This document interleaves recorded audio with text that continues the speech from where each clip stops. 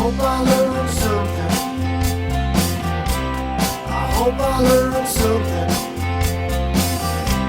I hope I learned something from the stories seen, from the brightest days, from the darkest nights, from the sunny days.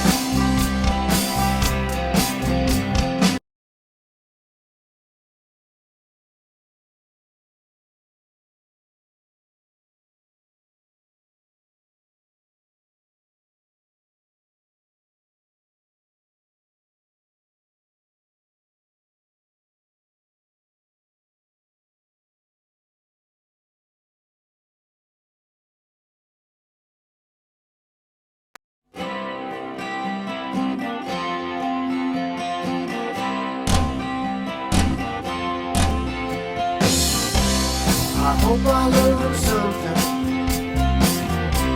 I hope I learned something. I hope I learned something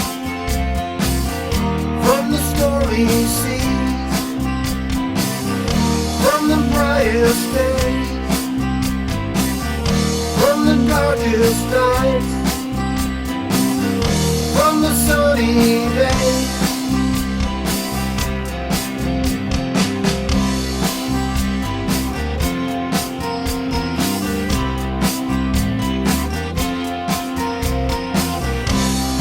I hope you learned something. I hope you learned something. I hope you learned something from the stormy seas, from the brightest days, from the darkest nights, from the sunny days.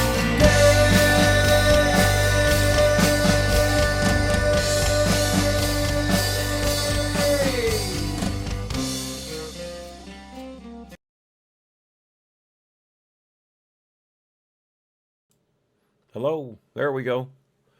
Let's bring the microphone into a more intimate setting here. And good morning, everyone. It is 10 a.m. and that means, well, it's actually 5 after because OBS decided not to play well with others this morning. But I got it going finally. It's getting to the point where the troubleshooting is a little easier every time. But anyway, this is AHNC All Hat No Cattle. I am Hat. And we'll be here together for the next few hours reading the transcript of one Jonathan Moffa. Jonathan Moffa appeared before the Executive Session Committee on the Judiciary, joint with the Committee on Government Reform and Oversight, of course, in front of the U.S. House, and that was August 24th last year in beautiful Washington, D.C., and the proceedings commenced at 10:04. It's 10:05 right now. It'll be 10:06 shortly. So we obviously have a small amount of catching up to do. But first off, who is Jonathan Moffa? Well, he's someone who I couldn't find a picture of to save my life. I checked images over and over again, and I kept getting these random shots of people, mainly Jim Comey. If you type in FBI images in with anything else, you're going to get 100 Jim Comeys. Drives me crazy. Excuse me.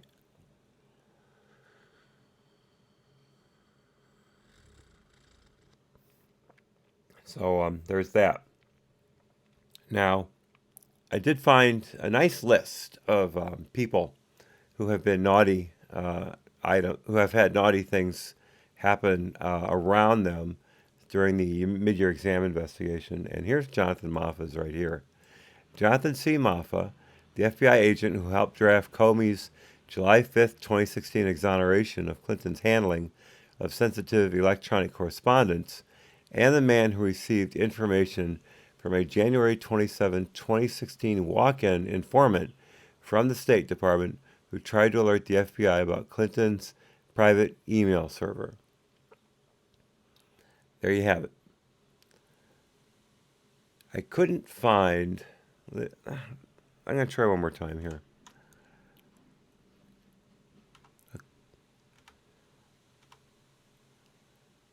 Yeah, see, here's the other thing I was looking at, trying to find if Moffa was still working for the FBI.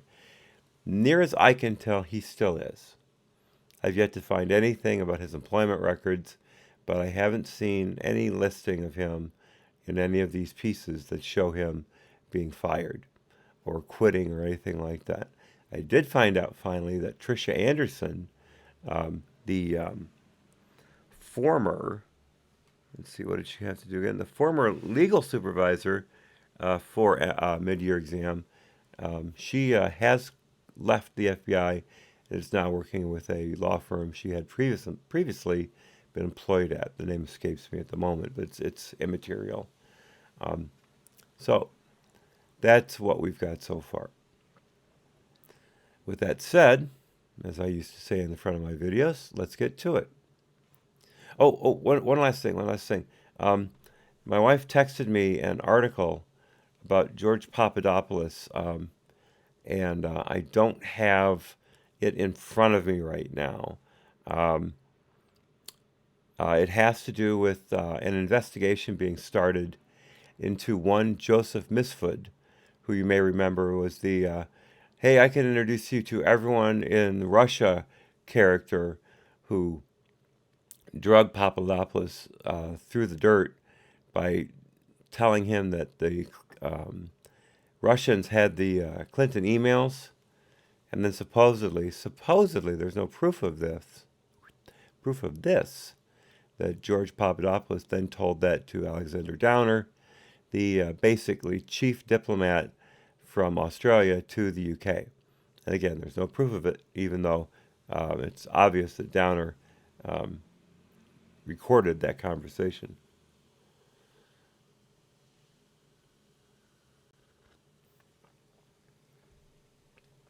So Misfud was characterized as being a member of Russian intelligence. Turns out he's very, very closely associated with the FBI and a Western intelligence spy school called the Link Campus, located in Rome.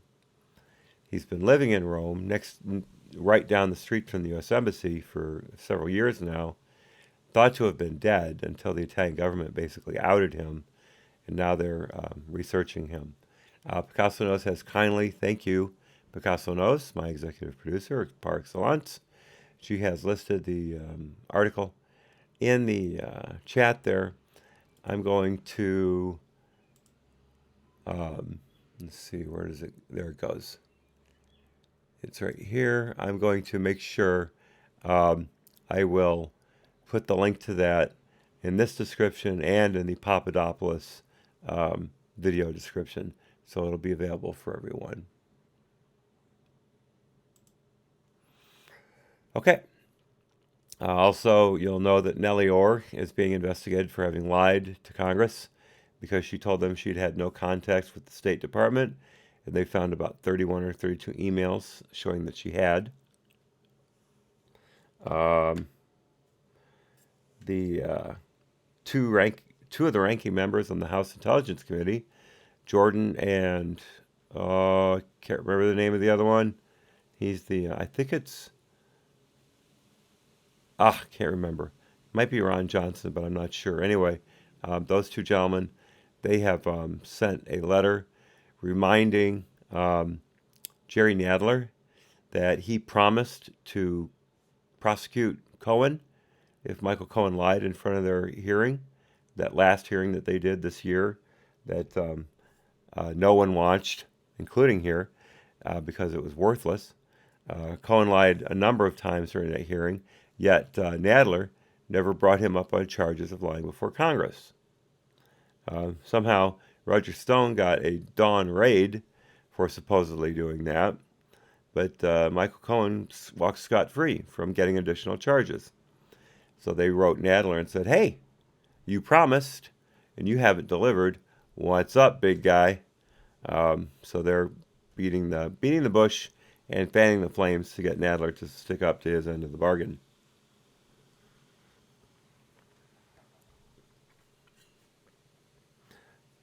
We found out that Bruce Orr has gotten tens of thousands of dollars in bonuses since he was discovered to have been involved in the FBI back channel information scandal with Orr, Christopher Steele in the FBI, and his wife Nellie Orr. He managed to get demoted and make, I think, something like $42,000 extra that first year. Nice work if you can get it. And there's been a couple other developments that I can't think of off the top of my head, but I'm sure they'll come up in due time, and we'll get into those as well. So speaking of getting into things, let's start off with our interview of Jonathan Moffa. We're 8 minutes late right now, but I'm sure we'll make it up. Okay, Summers, Mr. Summers, to you. Good morning. This is a transcribed interview of Jonathan Moffa.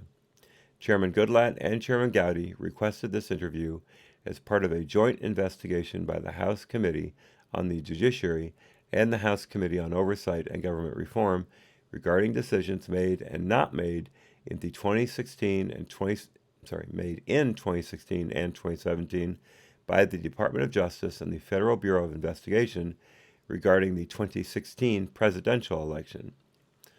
Will the witness please state his name and position at the Federal Bureau of Investigation for the record? My name is Jonathan Moffa. I am a Deputy Assistant Director at the Federal Bureau of Investigation. Summers, on behalf of the Chairman, I want to thank you for appearing today. We appreciate your willingness to appear voluntarily. My name is Zachary Summers, and I am the Majority General Counsel for the House Judiciary Committee. I will now ask everyone else who is here in the room to introduce themselves for the record, starting to my right with Art Baker. Arthur Baker, Investigative Counsel, Majority Staff. Robert Parmenter, Chief Counsel, Crime and Terrorism Subcommittee, Majority Staff. Steve Castor, with the Committee on Oversight and Government Reform, Majority Staff. 2 FBI General Counsel lawyers, a Ms. Redacted and a Mr. Redacted, and then a third, I just turned the page, Redacted FBI Office of the General Counsel. Now, mind you, this is after the IG report on mid-year exam had come out. So are these redactions in part of the IG report on FISA? I don't know. I've not been able to figure that out, but we have redactions here nonetheless. Ms. Kim, Janet Kim, House Committee on Oversight and Government Reform, Minority Staff, and a complete waste of time. Ms. Shen, Valerie Shen, Oversight and Government Reform, Minority Staff, again, same thing. Matt Morgan, House Judiciary Committee, Minority Staff, don't know him. Arya Hariharan, Ms. H from now on, folks, Judiciary Committee, Minority Staff, also a waste of time. Mr. Redacted, FBI Congressional Affairs, lots of redacted people from the FBI. Anudeep Buttaraju, Oversight and Government Reform, Minority Staff. Chris Ventura, House Judiciary Committee, Majority Staff. Summers. Okay, and this is all the boilerplate that we talk about. The questioning will proceed in rounds. They'll go for an hour at a time. And again, I'll pause on these so you can pause your video and read them if you like. But I've read these dozens of times previously, and it's just not worth it. So we ask here that you give to Moffa, you give verbal responses to all questions. Do you understand that? I do. More on the reporter, transcribers. Consult freely with counsel. And here's the counsel for Moffa, Cecilia Bessie, Acting Deputy Counsel of the Litigation Branch. Robert Sinton, Unit Chief, Counterintelligence Law Unit. Sam Hedricks, Assistant General Counsel, FBI OGC. So these are different people than the redacteds. I wonder, because these are all FBI people. Interesting. No idea. Because they weren't introduced in the initial round, so why are they open now? Okay, let's see. So Sam Hendricks is Assistant General Counsel, FBI OGC. More boilerplate. Moffa, you're required by law to answer questions from Congress truthfully. Do you understand that? I do. This applies to questions posed by congressional staff in the interview. Do you understand this? I do. Witnesses who knowingly provide, it should say, false testimony, could be subject to criminal prosecution for perjury or for making false statements. Do you understand this? I do. More boilerplate.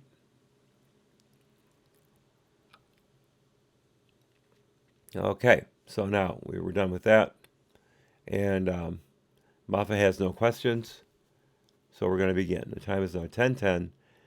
This is Summers, and we'll get started with our first round of questioning. And we start out with the inimitable Mr. Baker, one of my favorites. Mark Meadows. Thank you, Picasso knows. One of the people flogging Nadler for the criminal referral for Cohen, as Picasso knows put up, Mark Meadows.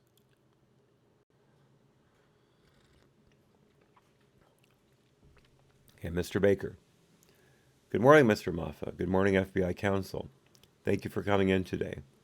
We'll just get through some basic questions at first. Again, feel free to ask for clarification on anything I ask you or anything any of the other counsels at the table today ask you. Again, just to underscore something Mr. Summers said, if we ask you a question that you don't know the answer to, just say you don't know and we'll rephrase it or otherwise work through it. Excuse me.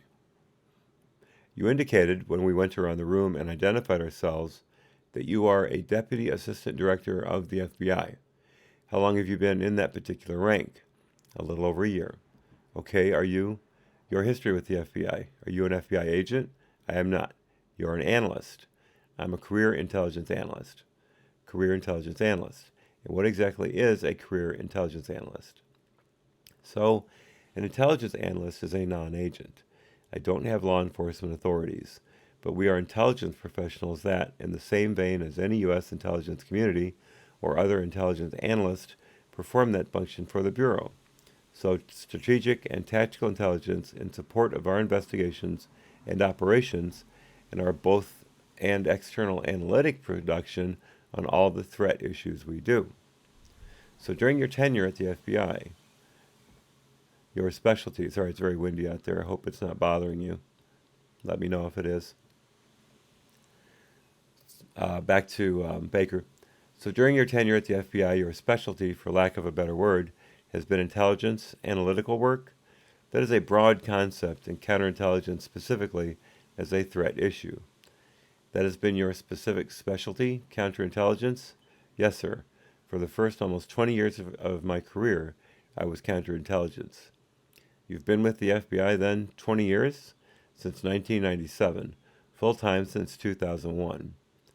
Where were you employed prior to the FBI? I actually started right out of school. I came in under a scholarship program from 97 to 2001, and then, immediately upon graduation, started at the Bureau. It's really the only place I've worked. Your academic credentials, are they related to intelligence? International relations. Did you review any documents today in preparation for your testimony? Some. I tried to review the Inspector General's report and a few other of those key documents, but overall, nothing in depth, because I know the questioning can be pretty broad. What were some of the other key documents that you looked at? The sort of final LHM for the Clinton investigation, letterhead memorandum, and the Russia joint ICA report. You referenced that you looked at an LHM, letterhead memorandum. What exactly is that? That's the final report document that was put together with the facts for the Clinton email investigation. Would that capture different investigative steps that happened during the course of the investigation? Yep, I didn't read it in detail. I skimmed it. Would there be an LHM for an opening of a case too? I think generally that would be my understanding, yep. Did you speak with anyone to prepare for today's interview? Just the OGC team. Did you speak with any witnesses that may have come before the committee? No, I did not. I should clarify. I don't know what witnesses have come before the committee. To my understanding, I did not. Okay? I would like to go back a little bit to your role as an intelligence analyst in general before we get into any specific role or responsibilities that you had at the cases we are looking at. The role of intelligence analyst, where does that actually fit into the FBI hierarchy? The general public, when they think of FBI, they think special agent. You indicated that the special agent is a position that has certain law enforcement powers. Sure. The analyst, you've indicated, does not. Where does the analyst fit into the overall hierarchy? What is their role in support of the overall FBI mission? Sure. The FBI is a conglomeration of different job functions, the special agent being one of them. Everyone has their different roles. Just like we have technologists who do highly technical work for the Bureau, intelligence analysts do intelligence analytic functions for the Bureau. So within different teams out in the field, or even different headquarters components here, you have a blend of agents and analysts who are looking at threat issues in the intelligence streams and other information coming in. All of that comes together to drive our investigations and operations forward.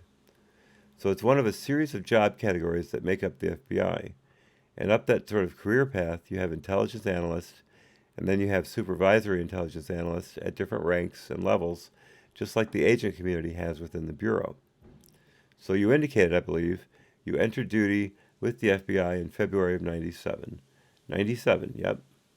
So you would have been there, I believe, for, correct me if I'm wrong, an FBI transformation that I believe was led by former Director Mueller, where the FBI transformed from being more of a criminal investigative agency following leads, doing historical stuff, to an intelligence-driven agency. Is that correct?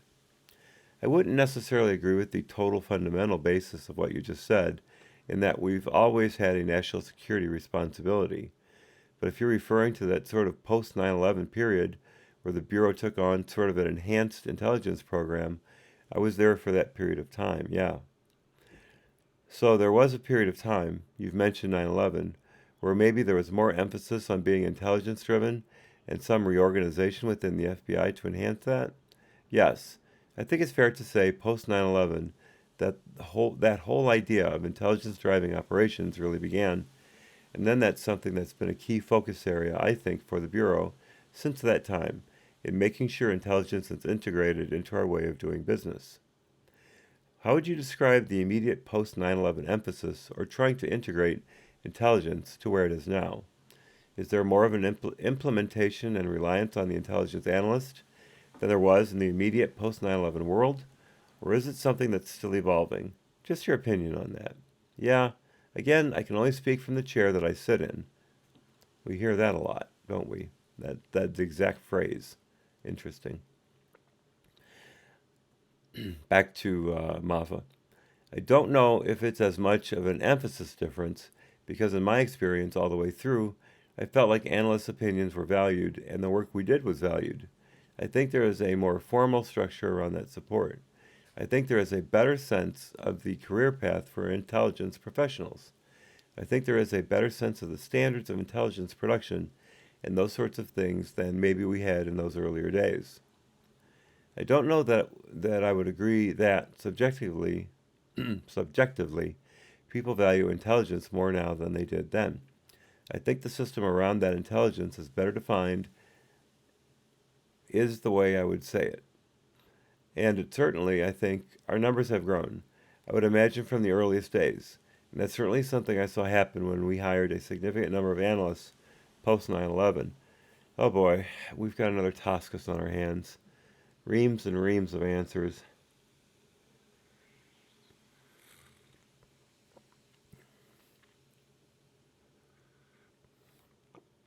This is going to take longer than usual with the answers this long. 236 pages. Oh, that's right. It's going to be a 2-dayer anyway. I scheduled him for 2 days, right? Yeah, today and tomorrow. So we'll probably go till page, say,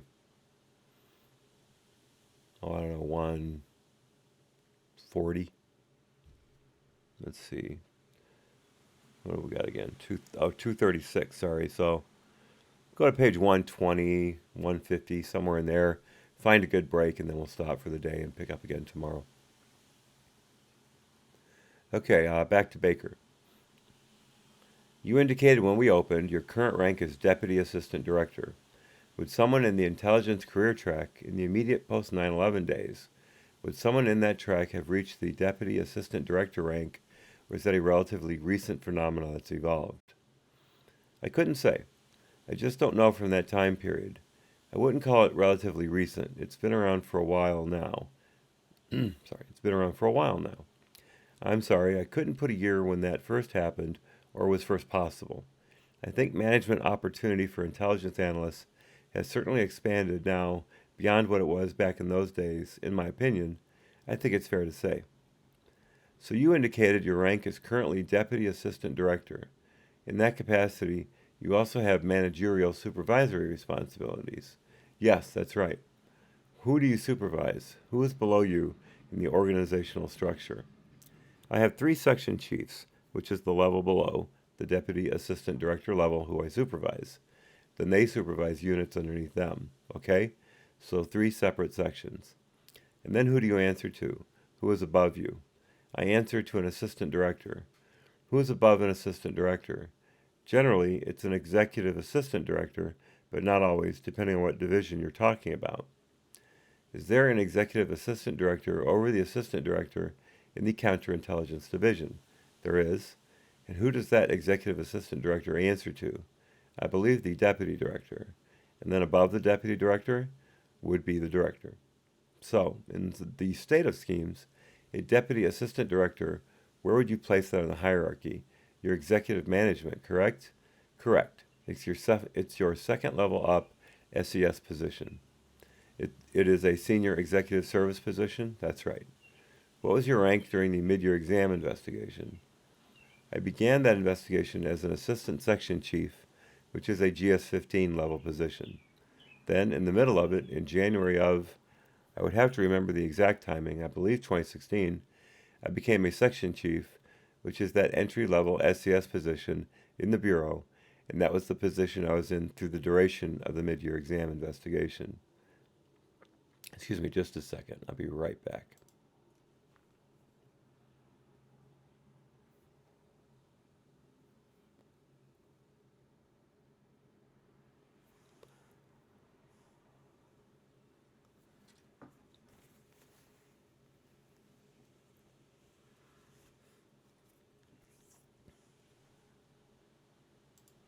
Okay, thank you. Okay, question. So when you occupied the assistant section chief, or maybe more importantly, the section chief position, what was your, I don't know what the Bureau parlance is on this, what was your functional job title? You were still an analyst of some sort?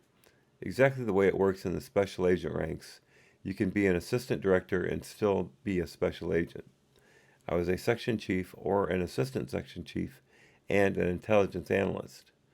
You indicated one of the documents and materials you reviewed for your appearance today was the Inspector General report, correct? Mm-hmm. In the Inspector General report, there is a reference to a lead intelligence analyst. Is that you? That's me. Okay, so the references in the IG report for lead intelligence analyst, that is referring to you, though not by name. That's right. I think it's lead analyst, actually. Lead analyst. Okay. What was your role? I guess, what was your role in mid-year? Let me maybe preface that with, how did you become involved in mid-year?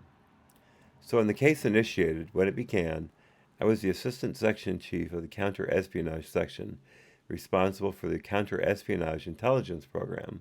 So, as a byproduct of that job, when the mid-year exam investigation began, and it was based in the counter-espionage section, they put me in charge of the analytic team associated with that investigation. And that's the role that I held at that level, and then also at the senior chief level later on throughout the investigation.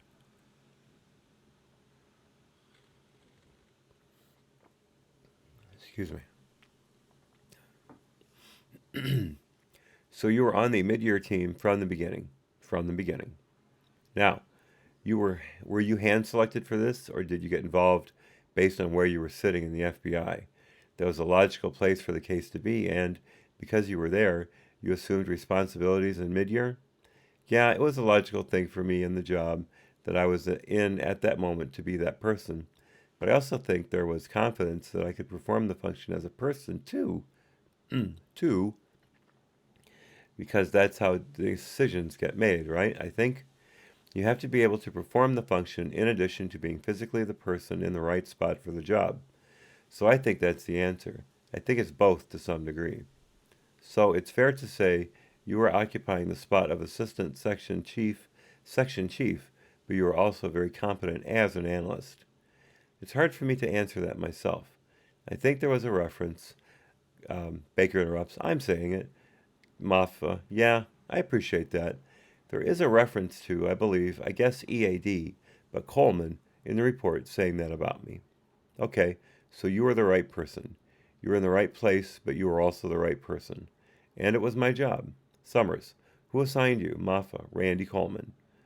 Okay, that holds with everything we heard from Toscas and Gia Colon, so that's good. Baker.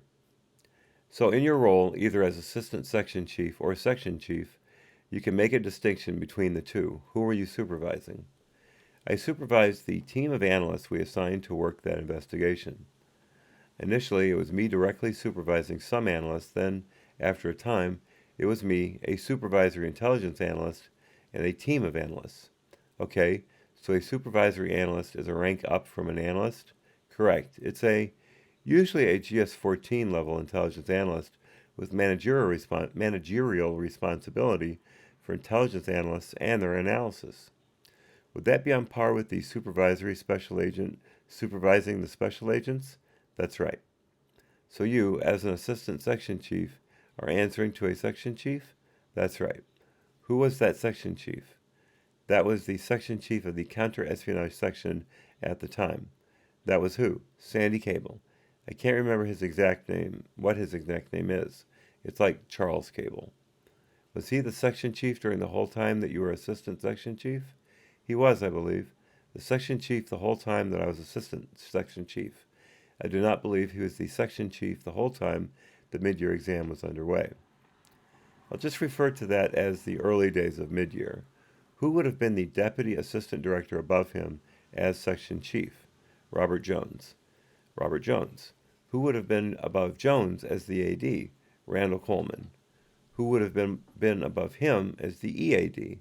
First and during that earlier time, it would have been John Giacolone. It says who have been the deputy director at that time. Suppose it would have been who would have been the deputy director at that time. Mark Giuliano at first, and then McCabe at some point, but I actually can't tell you when that changeover happened. Initially, I believe that was around late January, early February of 2016, if I recall correctly, just if I can throw that in there. Back to Baker. Initially, while you were still the assistant section chief, Mark Giuliano was the deputy director? That's correct. And then later, Mr. McCabe? That's right. Okay, when you're promoted to section chief, who above you has changed? I believe in very short order, that's when Randall Coleman leaves as an assistant director of the Counterintelligence Division, and Bill Priestap comes in, almost within weeks of me becoming section chief. And I don't remember when Giacolone left, but he left and then Steinbach came in, and I don't remember the timing of when that occurred. Mr. Priestap coming in as the AD, he remained there during the entire time and is still there in that position now, it's my understanding. That's correct. Who is the deputy assistant director while you're the section chief? I believe of the case itself, the deputy assistant director was Bob Jones I don't know if I can say the duration, but a large portion of it. I actually don't remember the timing of the transition after that. Okay? But for a good piece still, I believe he was the deputy assistant director. Who eventually replaces him? I can't remember if there was someone in between Bob and Pete Strzok, but eventually Pete Strzok became the deputy assistant director there. How he is there for how long? I don't remember. He was there through the duration of the mid-year investigation. Through the duration of mid-year? Yep. Excuse me just a moment. There we go. Had to turn up my headphones more. Baker, excuse me. Moffa, yep, Baker. In the course of your duties as either assistant section chief or section chief, and when mid-year started, you were an assistant section chief? I was the assistant section chief in counter and espionage section. That's right. In the course of your duties, either as assistant section chief or section chief, did you have occasion at all to interact with, attend meetings, consult any of the employees or lawyers from the general counsel's office? Sure, frequently. Who would they have been? Ms. Bessie. So we're going to instruct him not to name anyone who is at the GS or GS level employees. Baker. I'm sorry, Moffa. I will name the above ones. Baker. Sure, go ahead. Again, the timing of this is the part that it's hard to remember exactly when. Certainly, Tricia Anderson, Jim Baker occasionally. I'm trying to think if there's anyone else at the STS level. I think that's basically it. And then frequent interaction with attorneys at the GS-15 level. So what was your actual role? I mean, I understand you occupy the assistant section chief or section chief rank. What were your actual duties in mid-year? In mid-year, it was to manage and direct the analytic team that was conducting the analysis of the materials collected during that case. I know that makes that sound very simple, but that's a challenging responsibility, and that was a challenging function for those analysts. But that was the duty, right? It was to ensure that the process we were running was effectively getting through that material and that we were doing that work well. And then I would say a secondary responsibility is to be able to effectively brief the output of that activity up our chain so that the information we were analyzing could be incorporated into the broader cases, moving forward, the strategy and its decision making. Excuse me.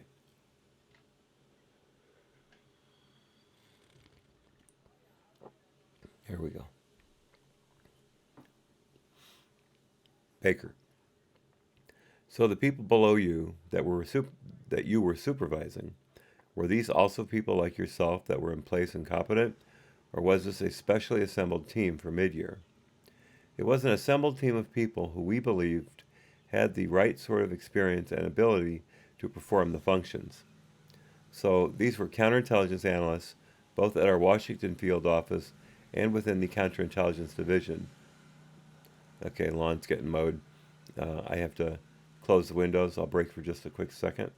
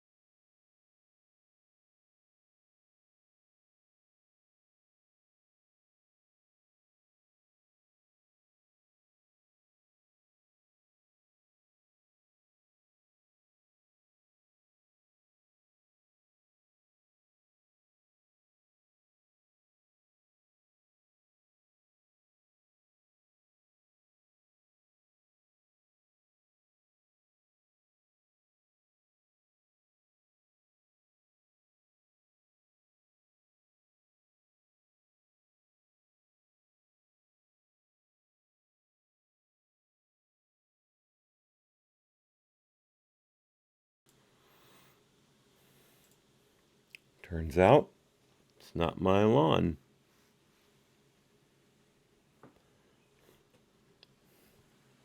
All that for nothing.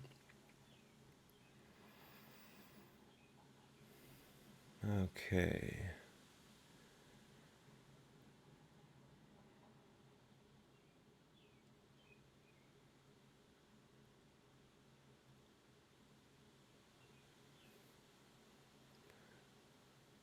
Lost my place. I believe I was here. Let me just start here and we'll go from there.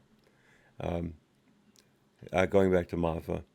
So these were counterintelligence analysts, both at our Washington field office and within the counterintelligence division, with some support at times throughout with other analysts from other operational divisions within the Bureau. So some of our colleagues in counterterrorism or criminal investigative division or weapons of mass destruction directorate, they were able to provide additional analyst support as we needed it. Sometimes that would be for a temporary period of time, and sometimes it was for a longer period of time. People with the right skills and ability, but we assembled them together as a team. We didn't take one natural unit of people and use them for that function. Good morning, Mr. Ray. I am happy to hear both of those things. Congratulations on getting that clean bill, and we're very happy to have you here. Enjoy, and you've met my dear Picasso knows before, so you guys can just settle right in and enjoy the show. Rage, so far, just what we've done is we're establishing Jonathan Moffa's bona fides. We're now getting into what he did during the mid-year exam, and he was basically the the manager of the analysts who were working under him and doing the counterintelligence and analysis on the mid-year exam investigation. Excuse me, I've got something in my eye. Now, as I read at the beginning, who is Jonathan Moffa over here in the left margin? Jonathan C. Moffa, the FBI agent who helped draft Comey's July 5, 2016 exoneration of Clinton's handling of sensitive electronic correspondence, and the man who received information from a January 27, 2016 walk-in informant from the State Department who tried to alert the FBI about Clinton's private email server. So that's who our Jonathan Moffa is. And it should be interesting once they get to that part about him helping write the exoneration letter, or draft it, I should say. Looking forward to how that goes. Okay, back to it.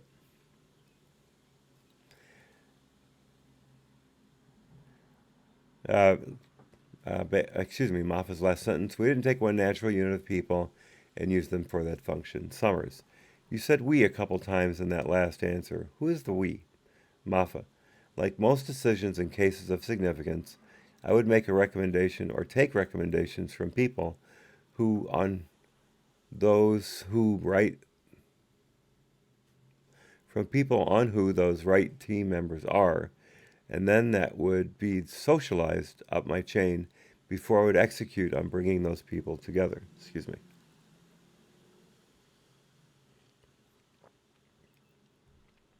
So I am talking to the section chief and the deputy assistant director at the AD. We would talk about what the right mix of people is, and then ultimately, that's who we brought together. Back to Baker. How did you bring these discussions together?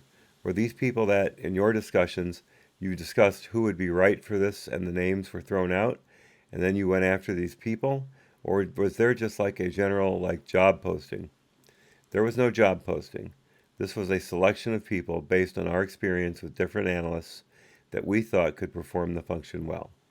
And some of it is the balance of what we are people doing on a day-to-day, on what are people doing on a day-to-day basis.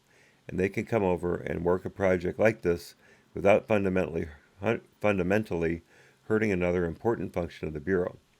It's that typical managerial balancing act of who you can get to do the job well and has the right skills and abilities, but is also available to do that work. And the end mix of that was the team we ended up using. You said some people came from the Washington field office. So once the decision was made by the assistant director and up the chain to bring in Washington field office personnel to support the case, and again, I don't remember the exact timing of post-initiation of when that happened, several analysts from the WFO came over as well and sort of joined the collective team. So there were some headquarters analysts and some WFO analysts working together. Were any analysts, agents, and any other human resources brought in from field divisions other than Washington field office? I think we had one or two others from different field offices, usually kind of specialty functions, some cyber expertise and other things brought in, but primarily Washington field office. In addition to cyber expertise, do you remember any of the other functions that somebody would have been brought in for? Like, for example, for financial analysis. There was a financial analyst that was brought in. I'm trying to think. A cart examiner. One of our forensic cart examiner was attached to the team to help us understand some of the technical aspects of what needed to happen. Both of those, if my memory serves right, are both from WFO, though. In your supervision of these analysts, and we'll get to, I am sure you know, what the term of some of the products that come out of this analytical work, I'm just curious, were what I believe you referred to as investigative leads, are investigative leads also derived from the analytical products? I can't recall specifically, but in a sense, right? The analysis should and did contribute to decisions about, for example, if a witness was going to be interviewed. The results of our analysis of communications, for example, would inform maybe what questions you asked that interviewee. I don't know that I can point to a specific instance where we reviewed something on the analytics side and that caused us to directly go and do another thing. That certainly can be said of kind of the forensic review of things, but it doesn't mean it didn't happen either. But that's a possibility, and I think this idea that analytic product feeds some of the operational decision making is absolutely right. That's the purpose of it. Ray Kimbrell chats, exonerate, is that a new get out of jail free card in Monopoly? Yes, and Uncle Moneybags has been replaced by William Barr.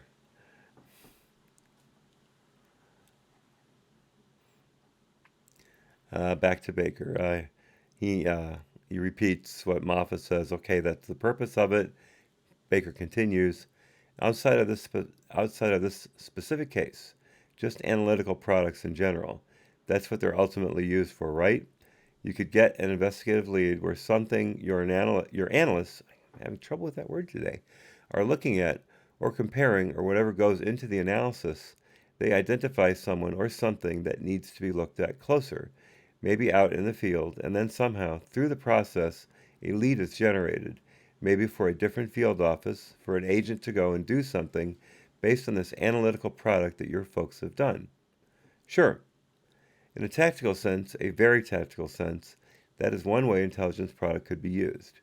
We also do analysis at the other end of that spectrum in the very strategic sense of saying we are understanding threats at a higher level. That doesn't necessarily result in a one-to-one investigative action. That's more to inform our understanding as an organization and as an intelligence community about how threats are manifesting and how we might need to oppose them.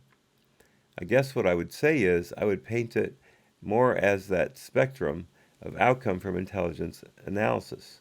Some of it could be as tactical as you've described, where we've now identified a person who needs to be interviewed, or we've identified a person that needs to be investigated, all the way up to we're contributing to the U.S. government's understanding of what a threat actor is trying to do and how they're trying to do it.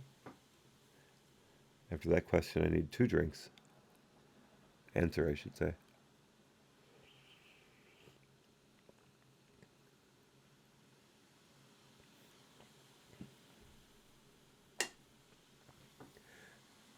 Baker. So that's the difference between tactical versus strategic? In a very rough sense, yeah. I think that's how I see it, at least.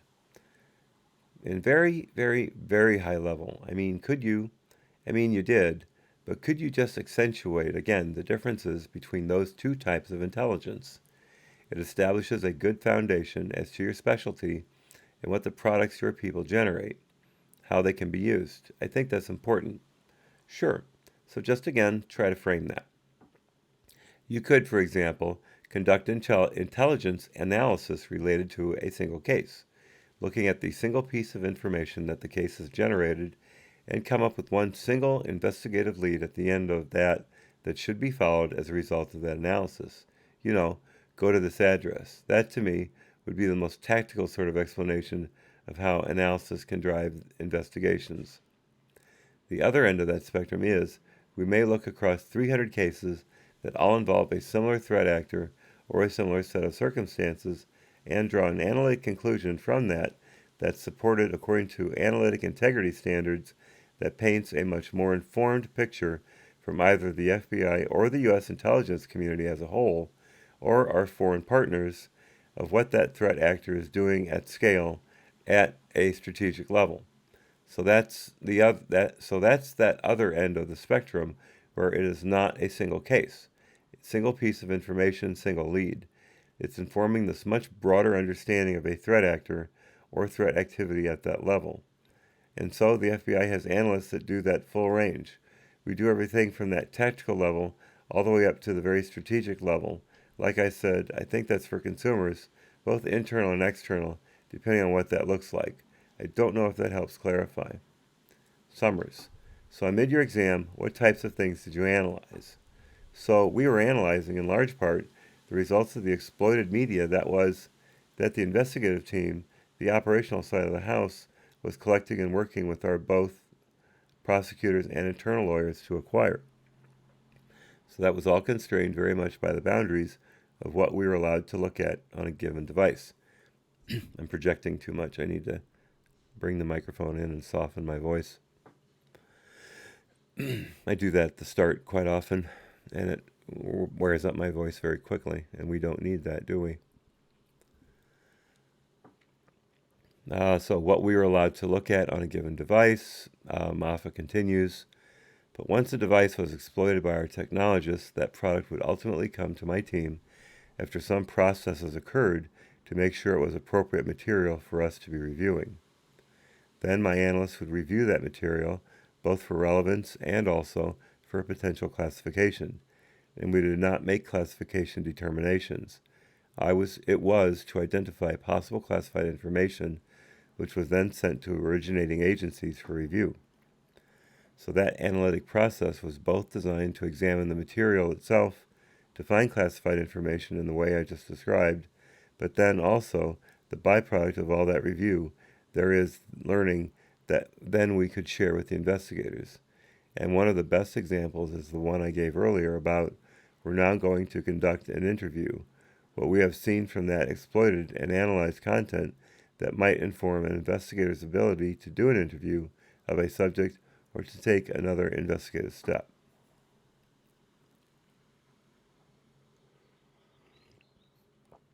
Excuse me. Summaries. Does your team review all 30,000 or so emails that were produced by the Clinton team? Moffa. So it's going to be, this is not me being evasive. It's impossible to really accurately talk through numbers, but I'll try to answer your question in a sort of the overall sense.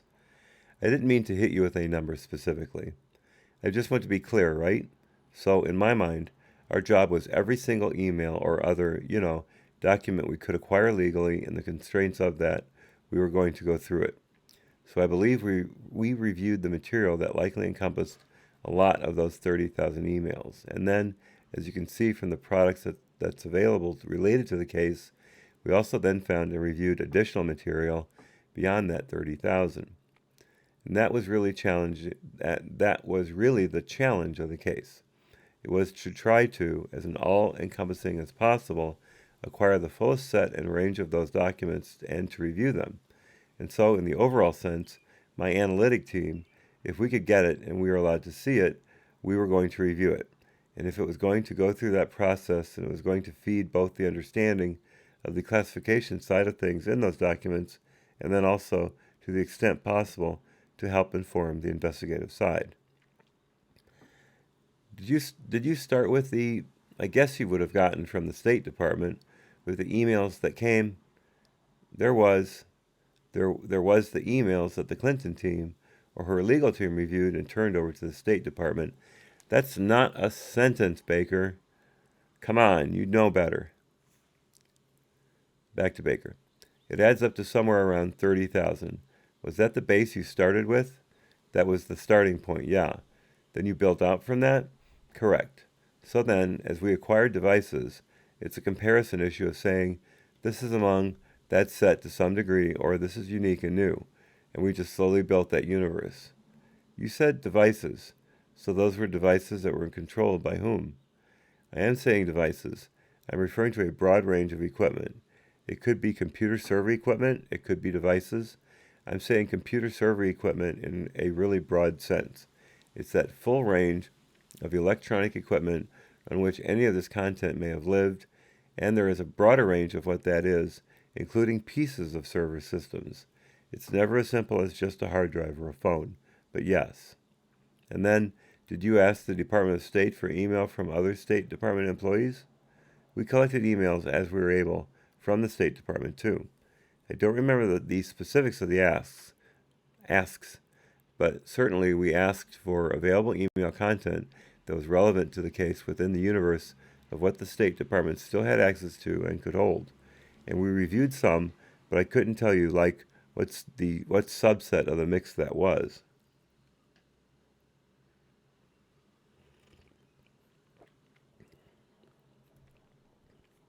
Excuse me.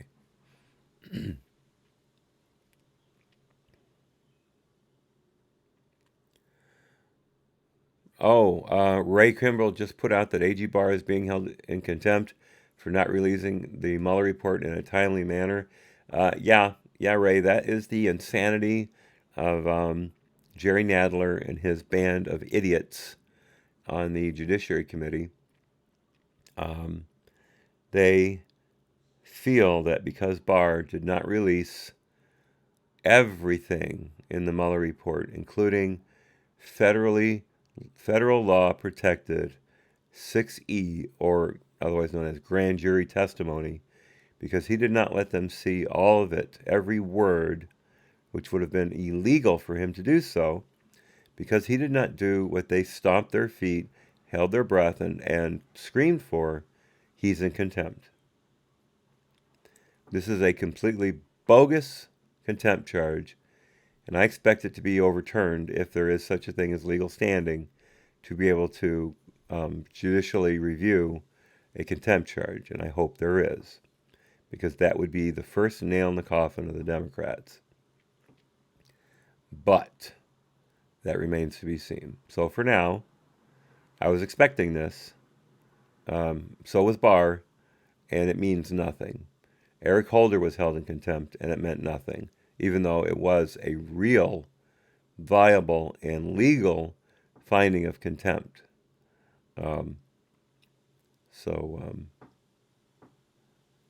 Yes, the vote is absolutely ridiculous. Picasso knows. This is what happens when Republicans allow their better angels, quote unquote, to make them vote for moderate, quote unquote, Democrats as opposed to the Republicans that were running their districts, turn the House over to the Democrats, and then unleash the insanity, the asylum that is Jerry Nadler, Adam Schiff, Elijah Cummings, Maxine Waters, etc., etc., etc. These people have no scruples, they have no morals, and they have no compunction to keep from doing the absolute wrong thing in almost every instance.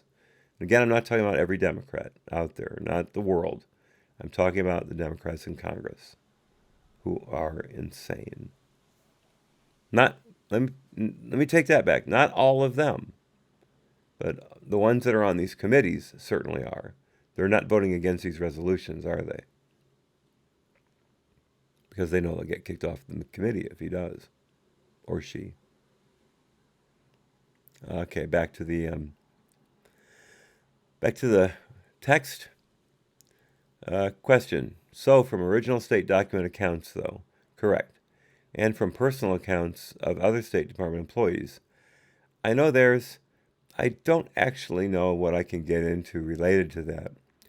I don't need to know the individuals. I just want to know if you've got Moffa interrupts. I know of at least one instance, and I don't know if there was more, where we acquired emails from a personal account of, I believe, a then former State Department employee.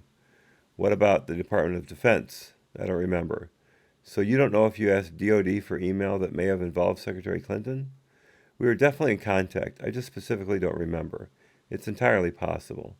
CIA? Again, entirely possible. White House? Entirely possible. In fact, probable. I just don't remember specifically. So you don't remember if your team asked, for instance, the Department of Defense for every email that Hillary Clinton was to, from, CC'd on.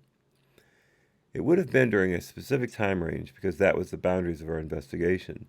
That sounds familiar to me. I do not remember it specifically. And again, make clear sort of the lanes in the road discussion, right? My team is responsible for reviewing the content once it's received. The investigative team, the operational side of our case, which is going out and actually doing the collection in concert with OGC and the prosecutors, is reaching out into the world to grab those things. I am bifurcating that a little bit, which is why for me, it's can we get it in the building, and then my team reviews it, right? Getting it in the building is the function that other half of our investigative team. Of that. And were you able to review? So we have the base set of 30,000 or so emails that came from the Clinton legal team to state. Did you get those from state? Again, it's been a couple of years now. I believe we got those not from state, but from the intelligence community inspector general. Because I believe state received them from because I believe state received them from the Clintons in a paper format, and we wanted to try to get them electronically. That's my recollection, is that we got that initial set, and it should be roughly the same set, but we got them from the IC Inspector General. Then you did find additional work-related emails that were not in that initial set? That's correct. You have any estimate of how many? Thousands? Hundreds? I would refer everyone back to the written documentation of those findings, because that's one thing I'm not going to be able to do accurately is reflect numbers. But yeah, I think that's fair to say there were thousands reviewed. That does not imply they were all classified, obviously, beyond what was in those 30,000. Excuse me.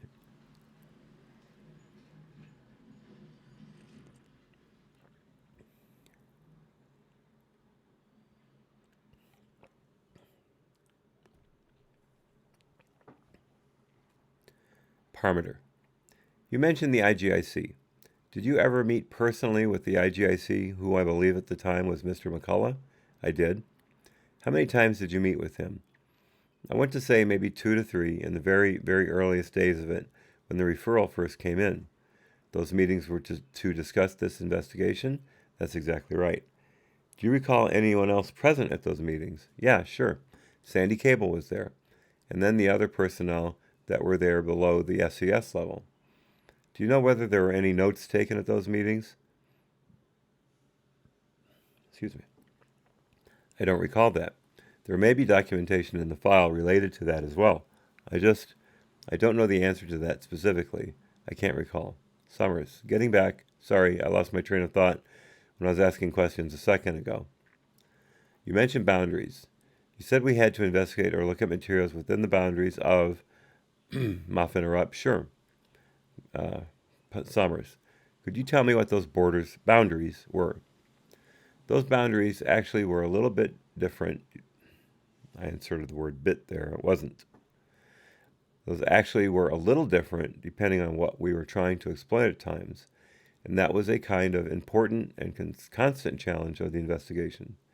So depending on how we may have acquired a device, for example, we would be bound by the terms of either the consent agreement, which allowed us to take possession of the device and then exploit it, or a legal process that we may have used to acquire the device. So in each of those circumstances, and it didn't matter whether it was legal process or consent, we had to follow the constraints of that agreement. And that could mean, in some cases, a pretty tight time boundary. Are we going to look at emails on this device in this data range because that corresponded to Secretary Clinton's time as Secretary of State in a time period where it would be reasonable to expect classified information could have been exchanged? It could constrain us to different containers or locations within a device where we could look for emails, people's accounts, different files.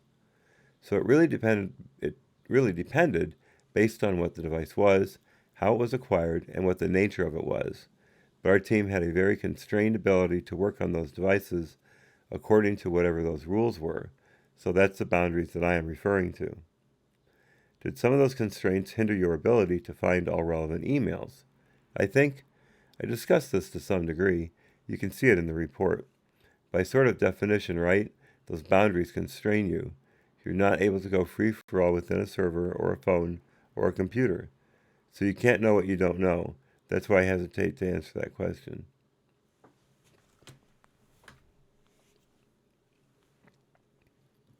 I believe we looked at and sufficiently looked at all of the material we could legally see, and that we were able to look at based on how we acquired that material. So in my mind, I can't answer the question fully because I will never know, to some degree, what else might have been on a device that was outside those legally permissible boundaries for us. And I would similarly say we were in a very, I believe, conservative and effective filter process, which is another type of boundary that was segregating information from my analysts and the investigative team before we even saw it for various privilege-related concerns. So there's also potentially material in there because it was privileged that my team never saw. So question, by privilege you mean attorney-client privileged? Several types of privilege, right. Attorney-client, spousal. I believe there was even others, and I'm not the right person to talk about the vagaries of privilege, but that was a well-established, again, set of procedures and rules that DOJ and our OGC attorneys agreed upon. Excuse me.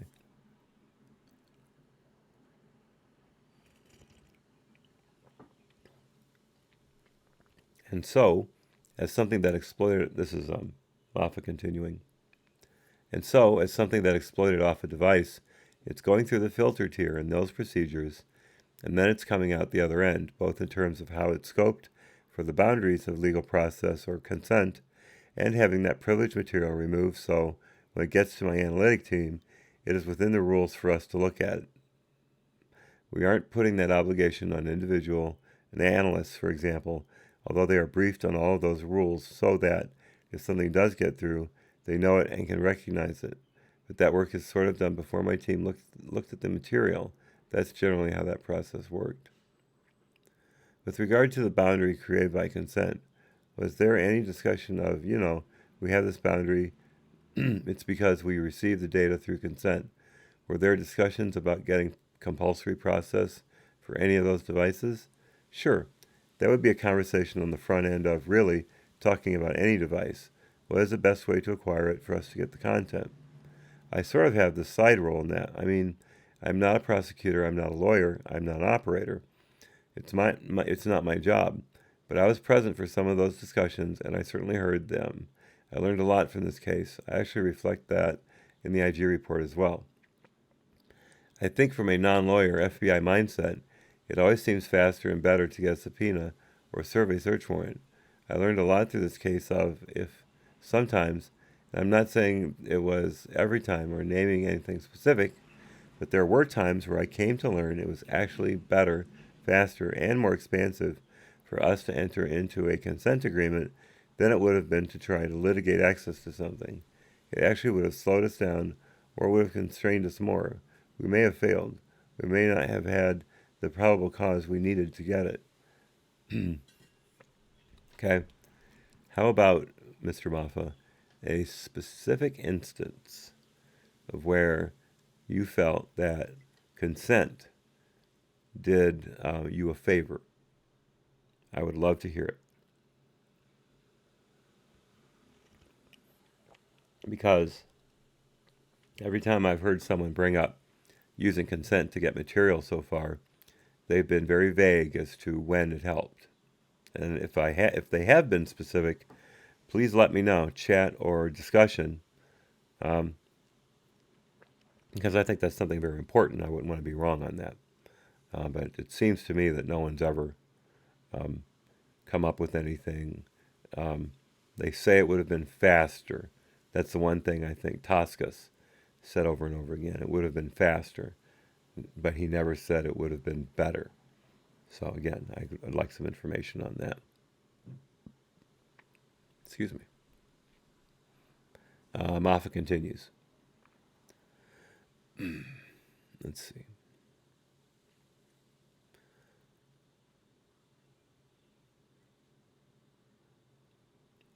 It actually would have slowed us down, or it would have constrained us more. We may have failed. We may not have had the probable cause we needed to get it. So I don't think you can make sort of these blanket statements that I've heard people make about consent is better or worse than legal process. And that's not, just being honest, that's not something I think I would have known before I sort of sat tangentially to a lot of the conversations around this that I understand now. And I know that on both sides, DOJ, our lawyers, and our operators, everyone really worked hard to figure out what is that best way to get it. And then that's what we did. So there were lots of those conversations, and I thought they were healthy debates, right? I think sometimes it's that learning curve of understanding what I just explained on both sides, right? Parmeter, just to be perfectly clear, you indicated that your role was not on the acquisition side, it was more on the analyzing information once acquired. Moffa interrupts him. That's right. Parmeter finishes side. That's my team's job, says Moffa. That doesn't mean I'm not present for conversations. That doesn't mean that I wouldn't render an opinion, right? That's not my job. That wasn't the role of the analyst. That's not the role of the analyst in the Bureau.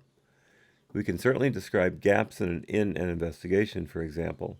We have a lack of understanding in this functional area that absolutely informs investigative decision making. I'm talking broadly here.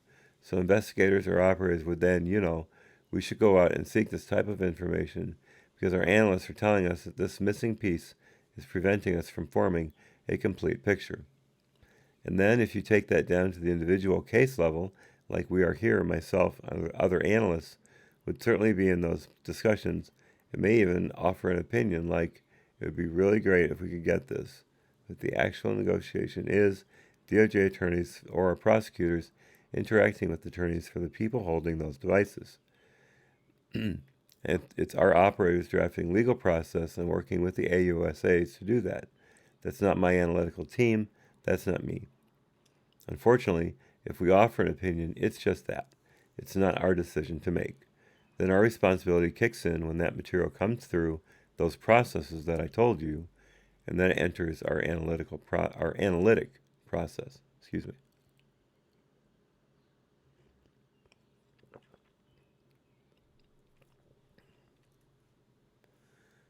Moffa continues. I hope that explains it. I don't want to give the impression, right, that I'm not physically present or my analysts aren't present in these conversations. It's more of a team environment. But it is important to understand, though, like how decision-making works and who actually has the authority and mandate. And I think that's what I'm trying to do right now in explaining those differences. Parmeter, right. I think the IG report goes into that a little bit. A little bit, yeah. You may have been present for purposes of the mid-year exam investigation. You may have been present for discussions about Moffa interrupts, correct, Parmeter continues, whether to use legal process and what sort of legal process, but at any point did you participate in negotiations over a consent agreement, review a search warrant, affidavit, do anything like that? So, I've never participated in negotiations, right? I'm not interacting with lawyers to talk about it. I would be a part, and I would venture to guess, though I can't think specifically, my analysts would be a part of looking at drafts of things like consent agreements or search warrants for the very specific purpose of saying, how is that going to constrain our ability to view material? So I would be often on these really long conference calls and not say anything until we get to the point where we're talking about what maybe that boundary setting aspect of a consent agreement or that boundary setting aspect of what of consent would be. Then I would offer an opinion like, if we phrase it that way, my guys are only going to be able to look at this piece, but if we phrase it this way, I think we can search for this and potentially look at more. So that's kind of like more technical aspect of what we're talking about that I would be involved in more directly or be rendering an opinion that's more directly applicable to the consent agreements. The rest of it is the lawyers and the operators really dealing with that idea of making a choice about which of these avenues, is best, and then doing that negotiation with attorneys for whoever might be holding the device or thing that we're looking at. Baker. Prior to mid-year, had you worked on any case doing analysis for a case involving similar facts where there was a mishandling of classified information? Yeah, I spent I want to say about 8-9 years specifically as a counter-espionage analyst. And so in that role, I worked many cases related to either mishandling of classified information, espionage allegations, certainly the concept of a whole, of somebody mishandling classified and Bureau trying to investigate and deal with. That was something that was very familiar to me, excuse me.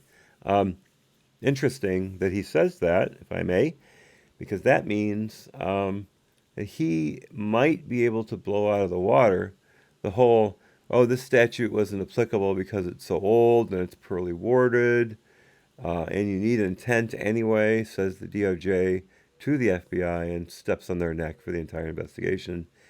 Seems to me what Moffa is saying is, and I could be wrong, it's early, but it seems to me what he was saying is, yeah, we investigated this kind of stuff all the time. Um, so does that mean there were prosecutions under it? We'll see. It'll be interesting to find out.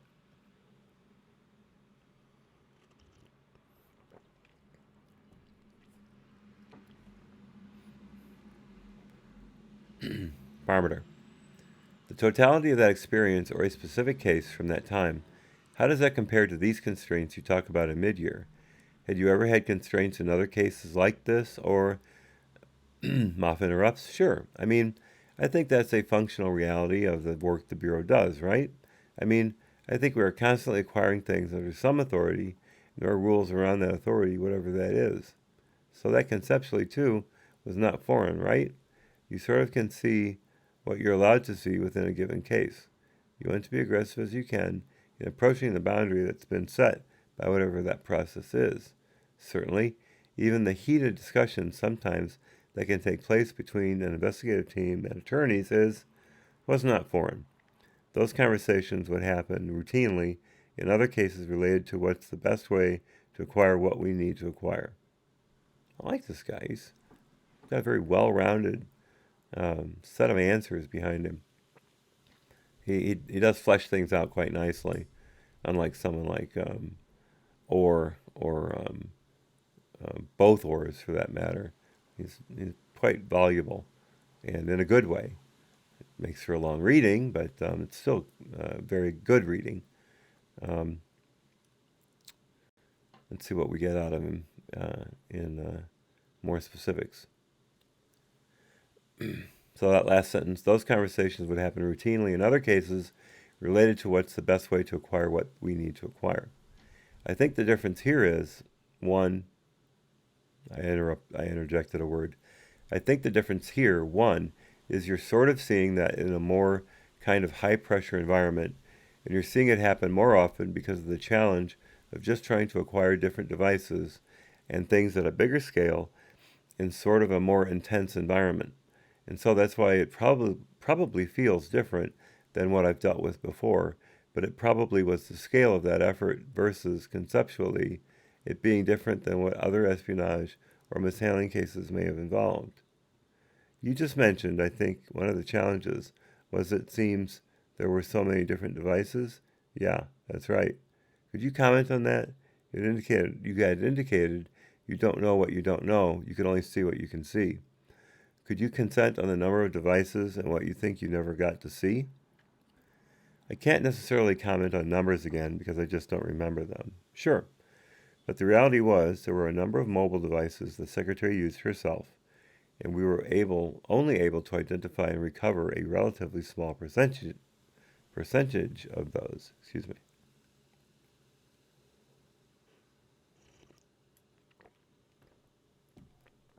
And then I think the challenge of any case like this, especially where classified information has sort of escaped into the wild, is now being transmitted electronically, that finding the end of that thread is a very difficult, when I say thread, meaning like where are all the places that classified information ended up. I think about how email forwards work and how that happens. It's hard to have confidence that you know of every device that may have ever received an email. So I think we did a very aggressive and thorough job of trying to identify the devices where we believe classified information may have gone because, one, we needed to be able to identify it with enough certainty to be able to even think about pursuing legal process or a consent agreement. But then you're asking people to find and recover devices after years of time. And I think what we ran into is some of that material. Obviously, some of those devices, for example, weren't available. So that's all. Like I said, the number of that are all tracked within the LHM of what we could find and what we couldn't. But that was a challenge throughout for the investigative team to actually lay hands on those devices. Yeah, Ray says, what was it? One device for convenience? That was specifically her BlackBerry, if I understand it, Ray. Um, but she also wanted the private server for convenience um, because reasons. So she had a number of other phones that were illegal to use via State Department policy. And I don't know what they had to do with the case per se. Those were the ones, of course, that were bashed up with a hammer, and the SIM cards were pulled, and then they were turned over. No obstruction of justice there whatsoever. Um, but yeah, the one device for convenience, there were obviously more than one device, but they were all one device according to Hillary. And they were all hacked into by at least China, and if not Russia and Iran and probably Egypt and all kinds of other places. Basically, wherever she sat down her butt in a foreign country, foreign intelligence scammed that BlackBerry, and then probably was able to set up a Trojan horse or a worm that allowed them to get CC'd on every email that came through that, and then that was injected into the server through that phone, and then they were able to CC every email that came and went through the server. But like you said, it's all for convenience. To conveniently allow every spy nation in the world to have access to our State Department secrets. But she didn't break the law because she's too stupid. Moffa continues. That's another good area, I think, to explain how analysis helps, as I'm using analysis more broadly now than even the intelligence analyst side. Analysis. I cannot say that word.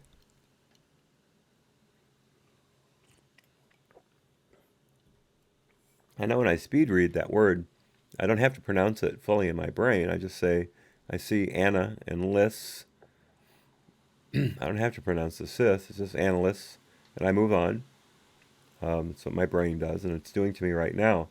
I'm trying very hard to read each word as carefully as possible, but I'm screwing up, and I apologize. But again, it's the speed reader in me. It's just very difficult to keep my brain moving at the same speed as my mouth. There's a joke there, and feel free to use it. Back to Moffa. The technical analysis side would sometimes give our investigative team an idea of a device that we think may have contained information we thought was classified, and then that would then spark some investigative activity to try to identify and find that device. Sometimes we were successful, and sometimes we weren't. So Moffa continues. So you're talking about mobile devices. You're talking about computer equipment.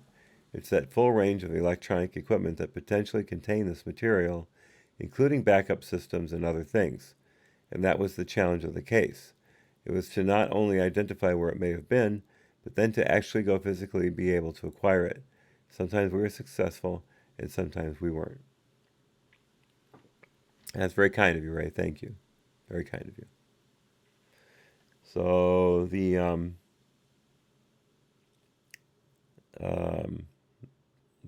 Republican side should be running out of time pretty soon. And we'll go to the excruciating Democratic Democratic side of the committee questioning. Although I do wonder what exactly they're going to hit on, because so far the Republicans haven't damaged Moffa's credibility or his career path.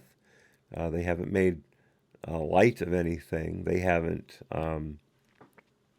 disputed any facts in the mid-year exam. In fact, they've even lauded him on occasion. So what have the Democrats got to go for as far as rehabilitating Moffa? I don't see that being an option right now.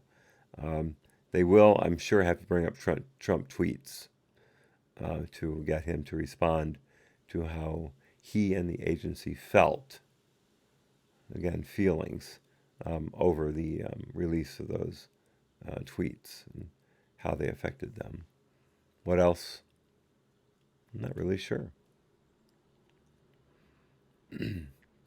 Oh, they will go over in detail his career path in the FBI. I forgot. They will do that. They'll hit every point that he made, that he did as he was climbing the ladder. Okay, Summers. I was going to say, so you will have all. You try and get the biggest universe that you can get of devices to get the biggest universe of email. That's right. Are you looking for, though, once you have your universe, or as you're gathering the universe, what are you looking for in those emails? Can't fix crazy. you're, you're right, Ray. You can't fix crazy Dems. You cannot vote for them in the first place. Idiots. Again, the Republican voters who abandoned their representatives in favor of moderate Democrats. You reap what you sow. I hope you're happy with what you've done to the country. So the question, what are you looking for in those emails? So the very rough cut of what we're looking for is, one, can we say if they are work-related emails? So think about what is the most basic thing we could say about a communication we're analyzing. Is it something a personal appointment? Is it something discussing a personal appointment, or is it a discussion of a substantive topic, something that even in the most remotest sense could be construed as a work-related email? So the analysts are kind of trying to bucketize things that way. These 20 have absolutely no possibility of having any relevance to work. They're just emails exchanged between people. So then, once you have your work-related set, they're looking at, is there any possibility that that's what's being discussed here could be classified? An example of, this is an absolutely generic example. Dude, we want a specific Hillary example. He continues, a work-related email that has no possibility of being classified is the car that would be around in front at 3 o'clock for us to go to the meeting. There is no classified information in that sentence, so we won't be looking at that for a possible transmission to an originating agency for classification review, but it is absolutely work-related. So hopefully that distinction makes some sense. Excuse me.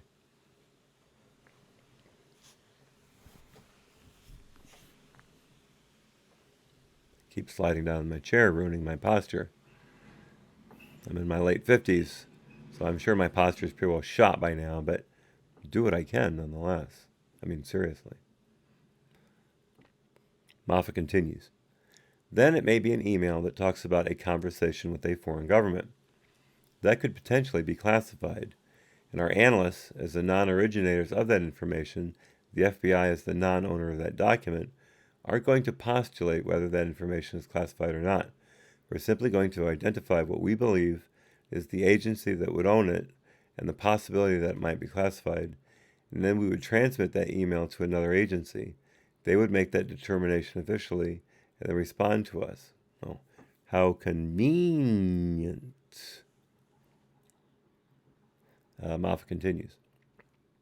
And so that's roughly how the process would work. We would be looking for what is the work-related aspect of it, and then there is a classified aspect of it. Every device, every system we get emails off of, that's what we're doing. Question. That's one element of it. I know motive is not an element of a crime, but were you looking at all? Were you looking at why it was that Hillary Clinton operated this private email server? That's a sentence I couldn't have sped right on a bet. Moffa. I think in a larger sense, we're building that picture investigatively. I don't think you can think about it purely as an analytic function, right? The interviews are telling us that the agents are conducting. We're certainly looking at the emails for what they say and helping to inform in interview preparation, for example. Excuse me.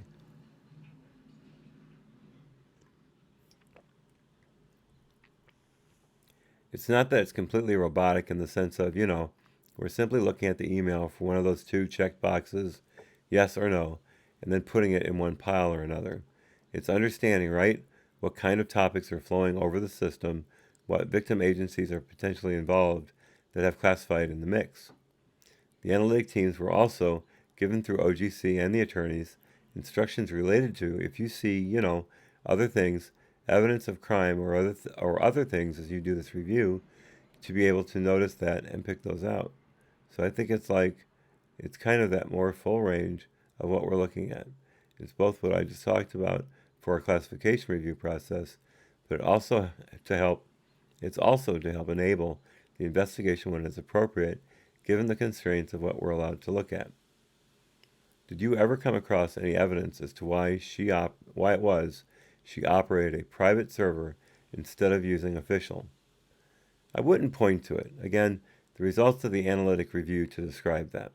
I would point you back to the results of the interviews of Secretary Clinton and her associates who were asked questions related to that and commented on it. The emails themselves, right, are not about that question. Okay, I didn't mean to put emphasis on that. There wasn't any. I'll just read it again. The emails themselves, right, are not about that question. Sorry about that. Let's look at something here. Talking about the interviews and the questions and the answers, comments.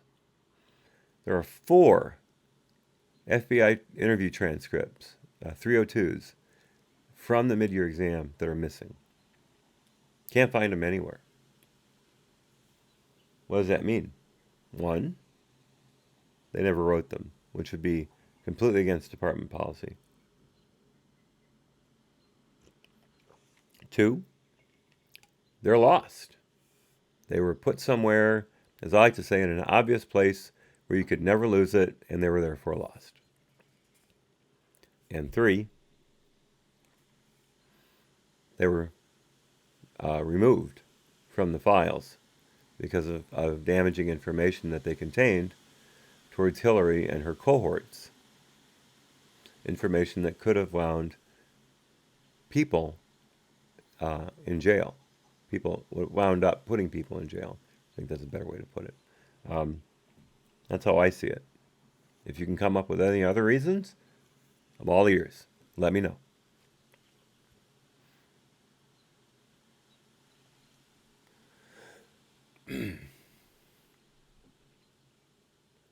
Let's see.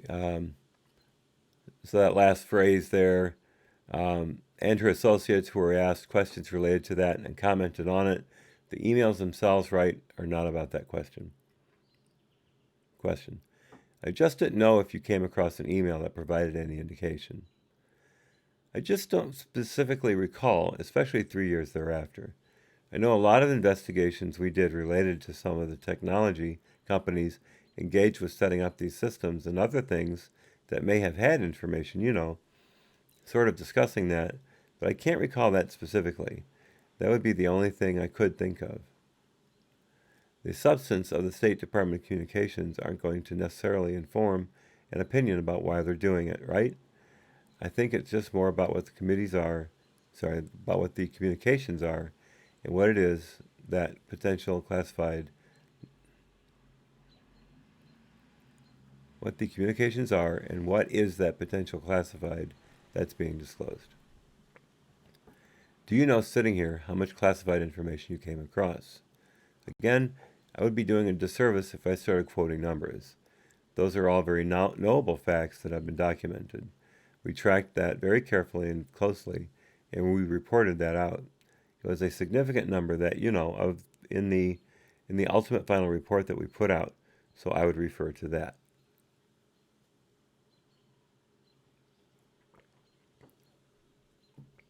Baker. Well, they're still going. You used a phrase a few minutes ago that I like. I like it a lot, and it related to the way the classified information travels.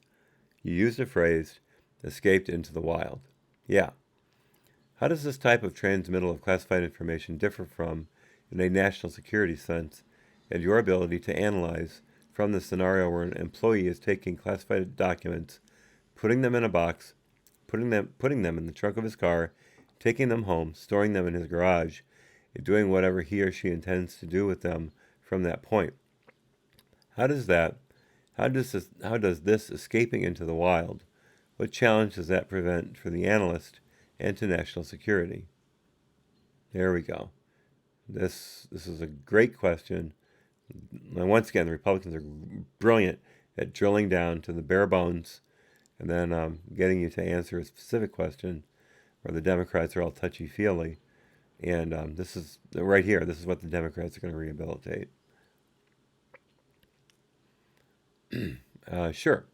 I think what you're encountering here is the way technology has changed the work of counterintelligence, specifically in counterespionage in these sorts of cases, where you might have had a subject decades ago who photocopied documents and brought them home.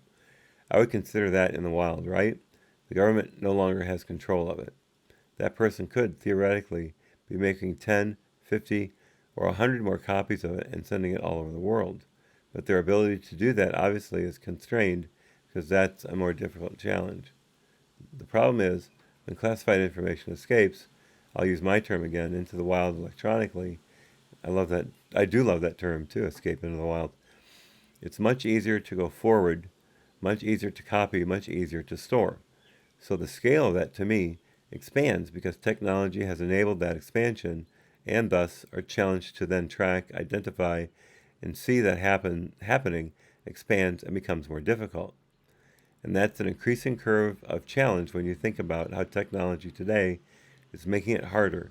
Even if you are able to know that it hit your device now, then you're into the challenges of the well-documented challenges of how the Bureau has to deal with that. Excuse me. Not a long answer requires a long drink.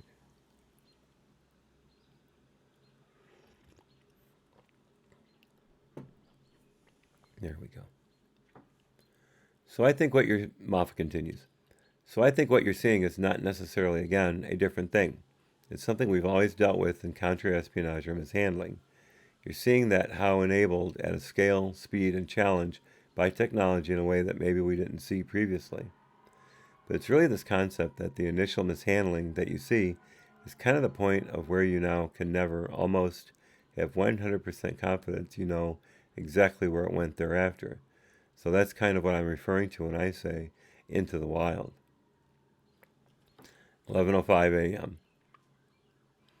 Yeah, I am significantly behind. Baker. So that in and of itself, I'm assuming, creates national security challenges because you never really can know? Certainly. That initial mishandling, starts that potential chain of where things go that my analysts, what we say, when we say we're doing this work, I start to read the sentence below. Again, phrases. You would have immense challenge trying to say definitively, all that places that material may have traveled. Sure. You had mentioned in passing, when you discussed the different boundaries that your team had to operate under, you had mentioned, I think, an investigative team, an analytical team, was there as a privileged team that looked at issues that relate to specific legal privileges? That's the filter team I was referring to earlier. So there was an absolutely segregated separate team that had a set of rules that were agreed upon by DOJ, the prosecutors, and our OGC attorneys, who were reviewing the material before we were reviewing it for privilege concerns and the other filter categories. And I'm not the right person to speak about what all of those were. This is an absolutely separate team. Excuse me. So when your team was to figure out what the constraints you had to operate under,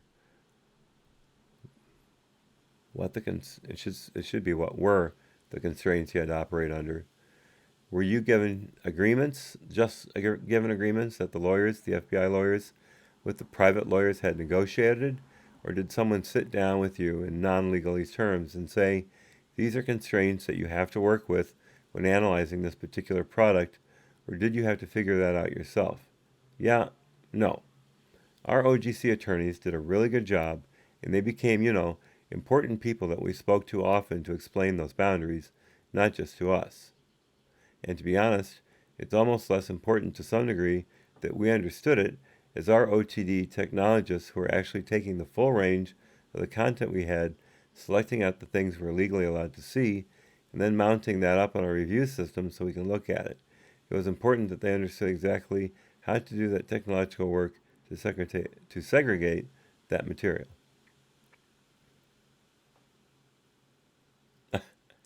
You're not slowing me down, Ray. In fact, the chat helps keep me sane because it breaks up the monotony of some of these answers. I mean, again, they're definitive answers, they're very well explained, and if I had to say so, I'm learning from these answers. I'm learning about, if anything, I'm learning about John Moffa and how he thinks. And that's a great advantage. But no, you're not slowing me down. Trust me. The chat is really my favorite part of doing these. So type as much as you want. Just know if you say something nice about me, I won't read it out loud. Do it if you want to, but I don't read compliments, and I don't think that's part of what I should be doing. But you type whatever you want as often as you want, Ray. Same goes for Picasso knows, and anyone else who comes into the server who wants to chat. They are absolutely more than welcome to. I enjoy it.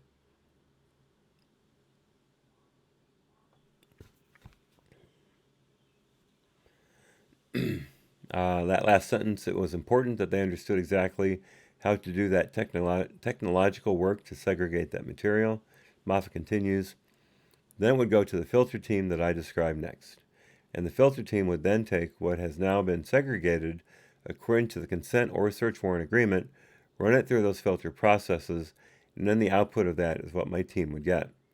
It doesn't mean what we weren't aware of what the constraints and boundaries were in any case, and were in case any part of that process had failed. My analyst knew I should not have seen that. This looks like it's out of scope. And then there was a process to address that through filter. So there's multiple layers that are hopefully governing what we're looking at and ensuring that it's consistent with the boundaries that, and we're using that word a lot, but the constraints of whatever that legal process or consent agreement was. Excuse me.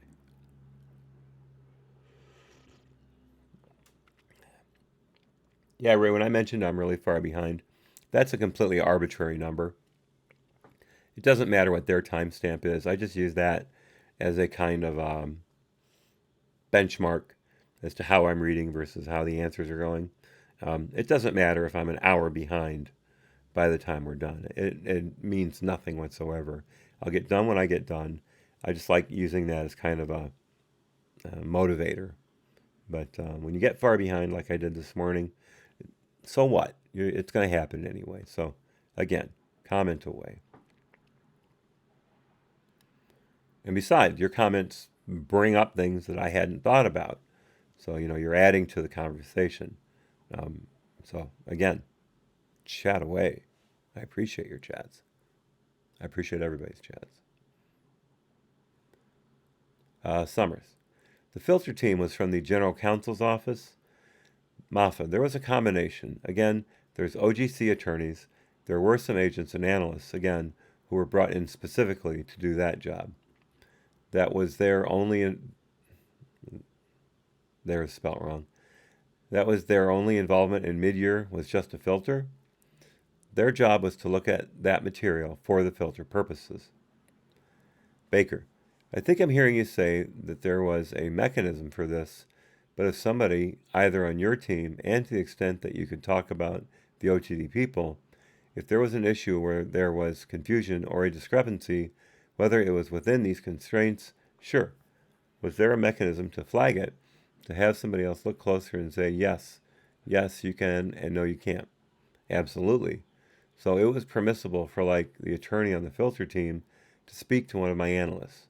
So if they saw something that they absolutely knew exactly who they could call or talk to sit down and look at that together and make a determination later, this is something filters should have caught or not caught.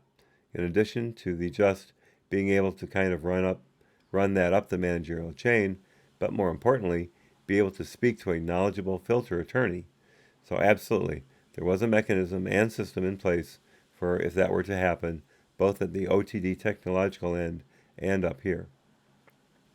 And in your opinion, that system mechanism worked? It worked really well.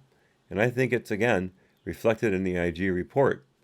I think the Bureau and the DOJ and the prosecutors were overly conservative, to be honest, in how we applied it. Overly is maybe the wrong word, but extremely conservative in how we applied those filter procedures because we didn't, in any way, want to be giving the impression, right, that it was a free-for-all, that we were just looking through material.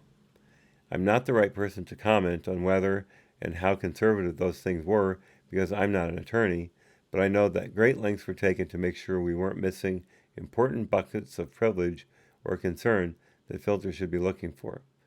And then filter worked extremely hard, that team worked extremely hard to kind of pre-process that material before my team looked at it. Baker, thank you.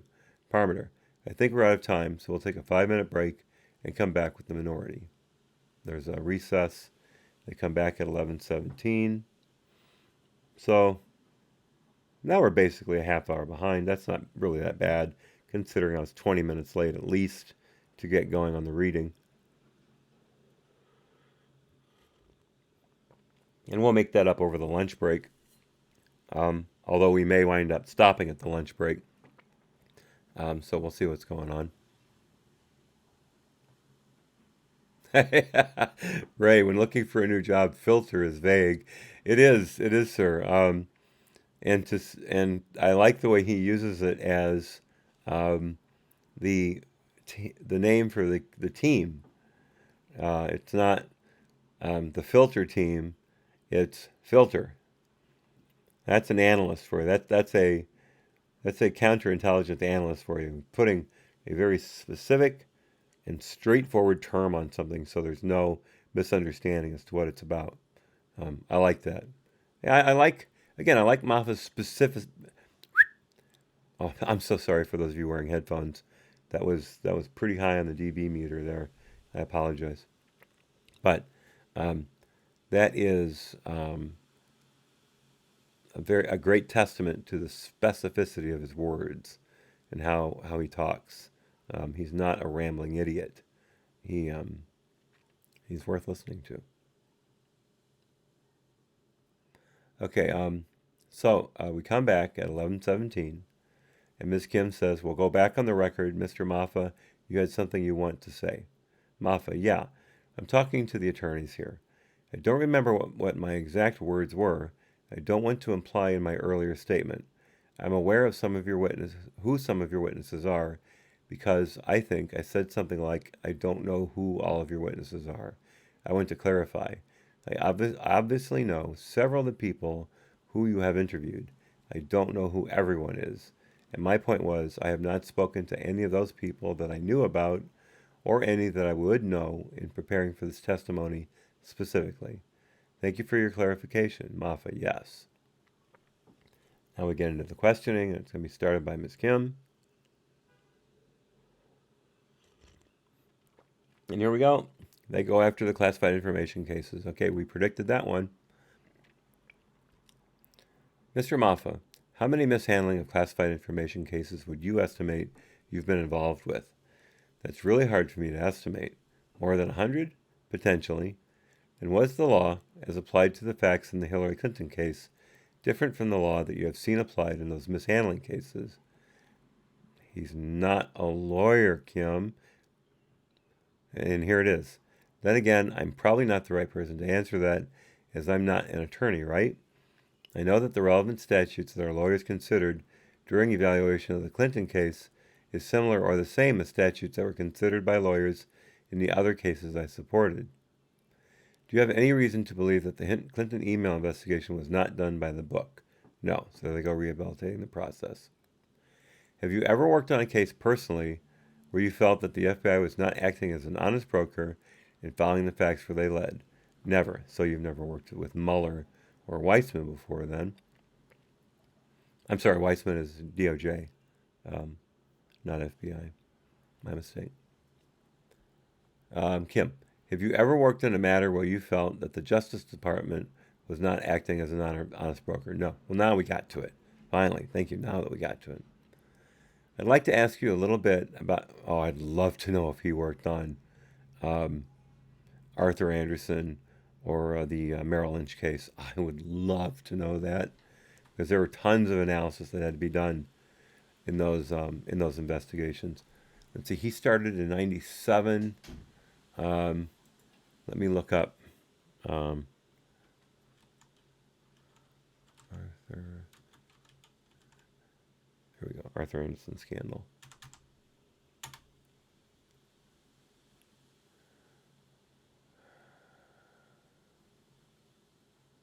Oh, it was 2002. Okay, so he would have been. Oh, he would have been with them. Yeah, because he started full time in um, 2001, I believe. So yeah, he could have easily been a part of that. Interesting. Very interesting.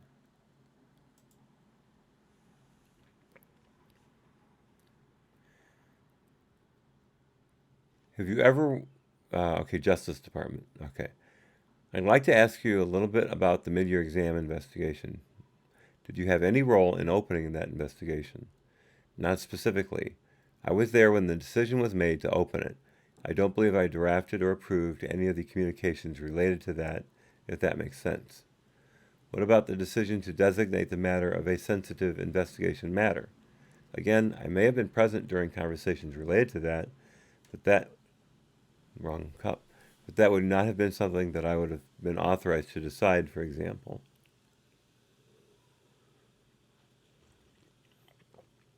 Yes, right, exactly. Why should facts get in the way? I mean, seriously. Never let a fact ruin a good narrative. Ever. Democrats have finally learned that lesson. Sensitive investigative matter, Moffa. Again, I may not have been present during conversations related to that, but that would not have been something that I would have been authorized to decide, for example. To your knowledge, did the SIM designation have any impact on the thoroughness of the investigation? Oh my God. I told you Kim was insufferable. What what does that now see now the Republicans have a counterpart to this. They finally stopped asking, do you know why it was called mid-year exam? Because the IG report, I'm pretty sure, covered that, which all it had to say was it was a randomly generated name. Um, but the Democrats are completely and utterly involved in the whole, did the special investigative matter designation have anything to do with it? Did they will try to rehabilitate the whole House special, saying even though it's not even in the FBI handbook, it's just a phrase, um, and they will completely rehabilitate anyone that worked on mid-year exam, like you just saw, Department of Justice and FBI. I can't wait to see what she says about the State Department. And here it is. What about the decision to designate it formally and informally as a headquarters special? Did you have any input in that? No, that was a decision that was made, I believe, at the deputy director level and then communicated down. So it wasn't a conversation about, did I think that was a good idea or not? Kim, and if I understand the headquarters special designation correctly, it is to staff it out of headquarters. Is that correct? I think that's one way you could define that, correct. The investigative team would be based out of headquarters. Was there any other way we should be interpreting that designation in this matter? No, I think there are. Sometimes that term could be, not in this matter, certainly. There are. The reason I'm hesitating, there are times where people would maybe use that phrase to describe a case as being operated out of a field office, but it's so exceptionally sensitive that it's considered a special, right? I think that's a flavor of that term that you could hear sometimes. That's not the flavor we're talking about here. Flavor, interesting choice of word.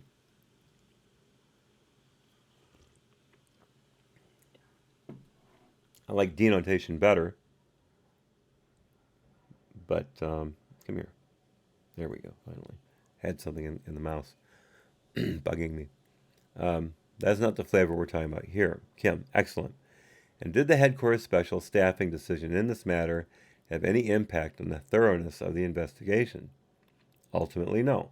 I think if we had not brought in sufficient investigative resources, that would have been the case, but ultimately, I believe the thoroughness was not impacted because the right investigative resources were brought to bear. She's also probably going to ask him about political staffing, if that happened or not. Wait for that. Kim, I'm aware from the Inspector General's report that this matter was opened with an unknown subject or with an unsub designation. Are you familiar with that? Yes. Did that designation have any impact on the thoroughness of the investigation? No. I think the fact that we had, in that kind of open and ended state in terms of the subject, allowed us to investigate across, not to have to focus on one individual in particular, for example. To your knowledge, did the unsub designation result from any political impulse? See, this is just inane ranting. Moffa, no, not to my knowledge. And again, I'm not the person who made that decision, right? About whether to do it that way. You stated that you reported to Sandy Cable at the beginning of the investigation. Is that correct? That's correct. You also stated that Randy Coleman was involved in the leadership. Yes, that's right. He was the assistant director at the time it opened. Did you or Mr. Coleman or Mr. Cable ever Did you or Mr. Coleman or Mr. Cable ever express to you that they hoped that you or the mid-year investigative team would, quote, get her being Hillary Clinton? No. When did that ever come up before? He's an analyst. He wouldn't even have heard that. They never expressed to you that you should pursue this investigation with a zeal, with the purpose of investigating Hillary Clinton? Rehabilitate. No, the only, impression that I got was that this is a very serious case and we need to handle it in a very serious manner, but not along the lines of what you just described. You stated that you handpicked the analysts who staffed this investigation. Is that correct? I did, in conjunction with others. What criteria did you use in choosing the analysts to staff this investigation? Here it comes. You know it's coming. Yeah, I think I was looking for a variety of different things, experience being one. Level-headedness, intelligence, all the things that you would expect for a team that's going to come together, have to deal with really challenging circumstances, work really long, hard hours, and how a team dynamic comes together. Are they able to get along with others? Do they interact effectively with investigative personnel? All these sort of considerations.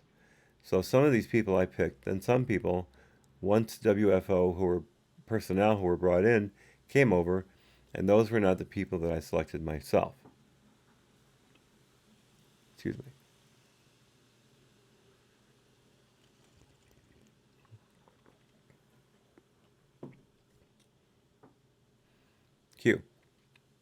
Kim. Same thing. I can show you an email from August 27, 2015. Okay? I'll mark it as Exhibit 1. Stinton. Did you say August 2017? Kim. August 2015. August 27, 2015. Moffa. Okay. Kim. I'd like to direct you to the second email on the page. You wrote that email? Yes. The first bullet down. Okay. You wrote, we will be, quote, we are using IAs. That's right. Not SOSs or MAAPAs for this review because there are some sophisticated decisions being made on each piece of information related to how it fits as evidence to the broader investigation into identifying classified information in USIC entities. That's right. What's an SOS? An SOS, I'm afraid I'm probably going to botch the title. It's like I don't know. Again, I'm not going to get this definition right, but it's something along the lines of a support operational specialist. Yeah, Ray. Not like Mueller, all Dems. No. That was... But you got to remember that Mueller is a Republican. So, he couldn't have done anything wrong because he's a Republican.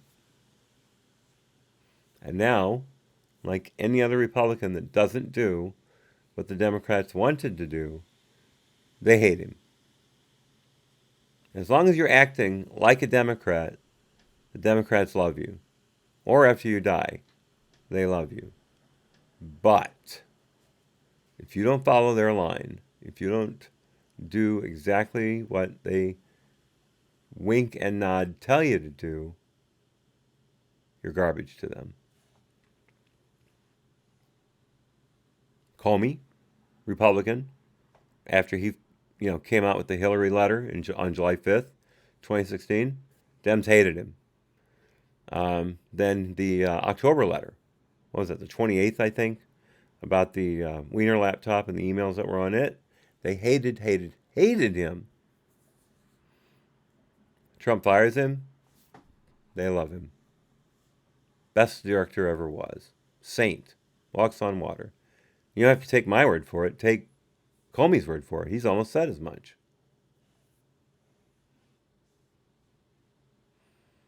That's the Dems for you. Question. What's an IA? Intelligence analyst. What's an MAPA? That's a management and program analyst. So how are IAs different from SOSs or MAPAs? So again, this is what I was kind of discussing at the onset about these different job classifications. So IAs undergo a certain set of training and standards, and they are responsible for drawing analytic conclusions along that range of tactical strategic that we talked about. SOSs are a different function, but they're not analytical in the sense that they're not making analytic conclusions, but they work directly with operational personnel to help sort of sometimes maybe condition data. So, a bunch of things come in, they organize that in spreadsheets, or they output that in simple charts. Excuse me.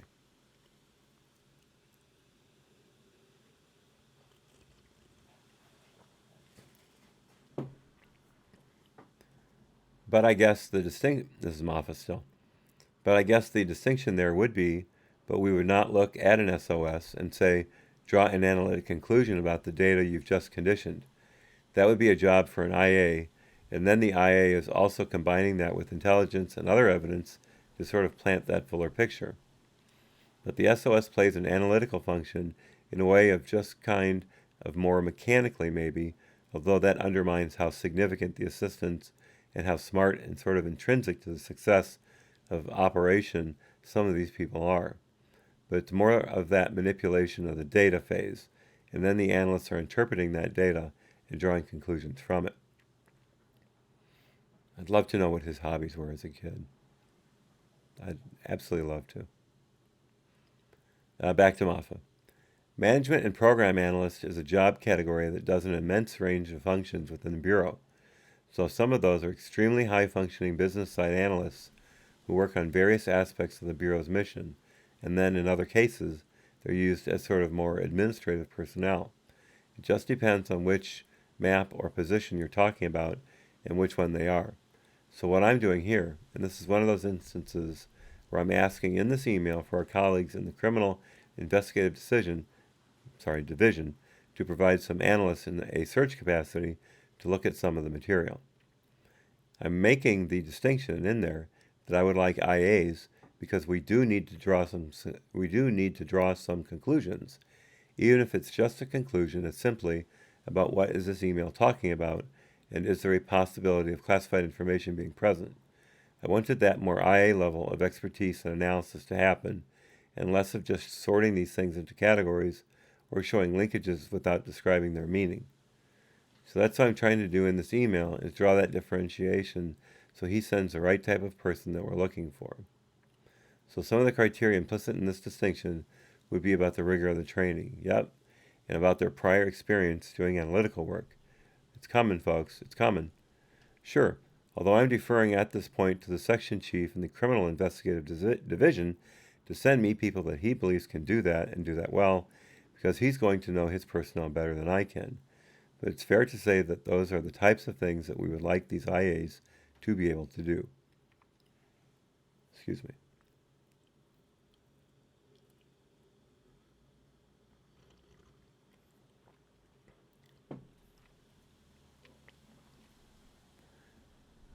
Kim, did you similarly request technologists with a high level of expertise when you're requesting technologists? So I wasn't responsible for requesting the technologists. So, for example, the WFO personnel that came over from field office, they brought a cart examiner with them. That was their decision about what to bring. I had some early meeting with OTD management, and I'm talking very early when we knew we were about to encounter this challenge, so they fully understood what we were trying to do, and they gave us some personnel to support our case, but I didn't select those people. So again, I think if you can look at what my part in any of that was, it was really carrying forward and expressing the seriousness and the importance of this case that was coming up in the highest levels, and imparting that to the managers in these other divisions, and they were very responsive, and I believe made good decisions in light of that importance with who they were selecting, even if I wasn't selecting them personally. Man, this guy can talk, folks. Kim, that makes sense. I'll try to ground this abstract discussion in a more specific set of facts. Okay? So we have members of this committee who have raised concerns that the FBI mid-year team may have ignored allegations from the Inspector General for the intelligence community about anomalies in the metadata from the Clinton server. As a threshold matter, do you know if the ICIG had possession of the Clinton server when it was reviewing the Clinton emails? They brought this up with either Gia Colon or Tosca. So I think Gia Colon. And he really couldn't respond to it because it wasn't in his department. This is a very specific question to a very specific skill set person, someone who would have known about this, or at least would have known if it was a problem. So that's an interesting question. That's actually a very good question, that she brought it up at the right time for a change. See how this happens. So, had possession of the Clinton server when it was reviewing the Clinton emails. Moffa, no, they would not have, to my knowledge.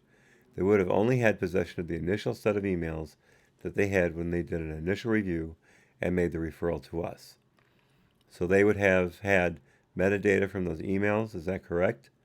Potentially there would have been metadata, and again, I can't speak to a specific recollection of this. They had electronic copies of those emails, and again, this is a distinction I raised earlier from what I believe the State Department had at the onset, which was paper copies. I believe ICIG had electronic copies of the emails, and I believe there was metadata associated with those on there. But they would not have had the full set of devices that the FBI came in possession of? That's right. Does the FBI have technologists on staff with expertise in conducting intrusion analyses? Absolutely. And do those personnel also have the ability to analyze metadata on devices and in emails?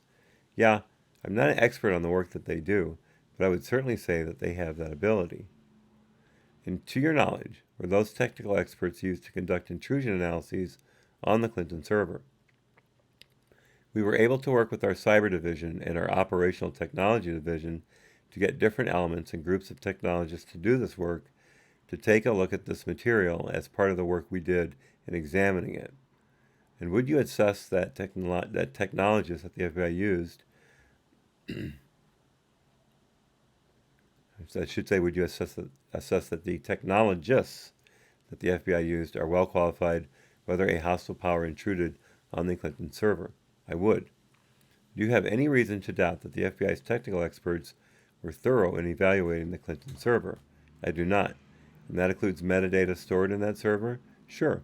If that's a part of the process, they would need to examine to be able to do that.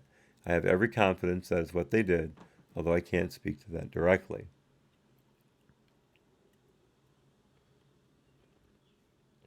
Excuse me. Okay, so that's an interesting point. So he doesn't know, it seems, about, is he saying he doesn't know what came out of the metadata? I think he's about to say no. Have you seen any evidence, this is Kim, that anyone at the FBI ignored pertinent leads generated by the ICIG? Absolutely not. Are you aware of any evidence that anyone on the FBI team ignored valid leads that would have been generated by these technologists? No. In your experience, was there any improper political interference with the Clinton investigation? No, there wasn't. Here we go. Here we go. I was waiting for this. She stuck in that question about metadata to throw me off. Question. Did any political appointees attempt to intervene in or actually intervene in the mid-year investigation? No. Did any political appointees at the DOJ intervene in, or attempt to give inappropriate instructions about the conduct of the mid-year investigation? No. Did any political appointees at the Justice Department ever attempt to interject improper considerations like political bias, into the Clinton investigation? Not to my knowledge. Okay, so what was that? 4 no's, 5 no's in a row. Absolutely not. No. No, there wasn't. No. And then she gets 2 political appointees at DOJ pushing on the FBI to do it wrong. I'm sorry, he answered no to that. Political appointees at Justice ever attempting to interject. And what is the difference between Justice and DOJ? Does anyone know the answer to that? I thought Justice and DOJ were the same. Like Main Justice refers to the Department of Justice, upper echelon, the Attorney General and her staff, as I understand it. Or is that just Main Justice to designate? Actually, I think that's to designate the DOJ from the FBI, calling it Main Justice, because the FBI is part of the Justice Department.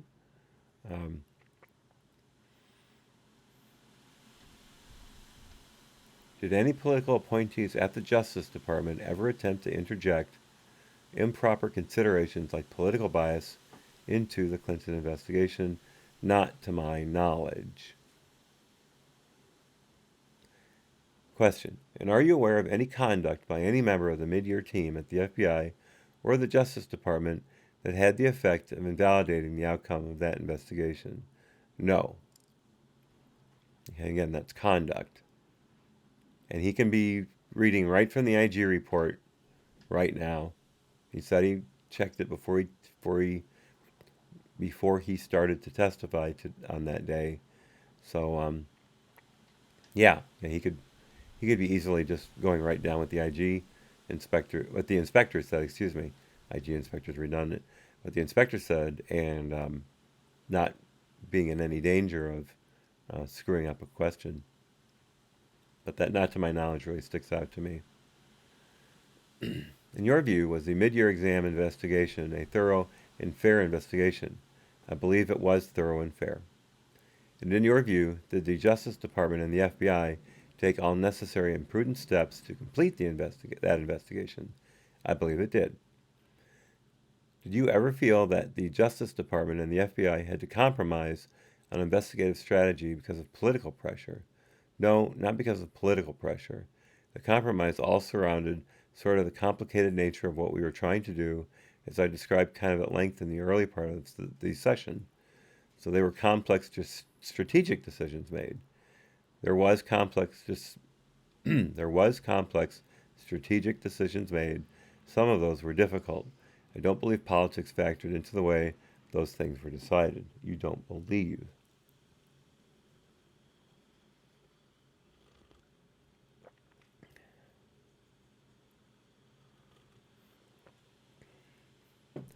Ray puts in tomato, lowercase tomato, totally different. Absolutely.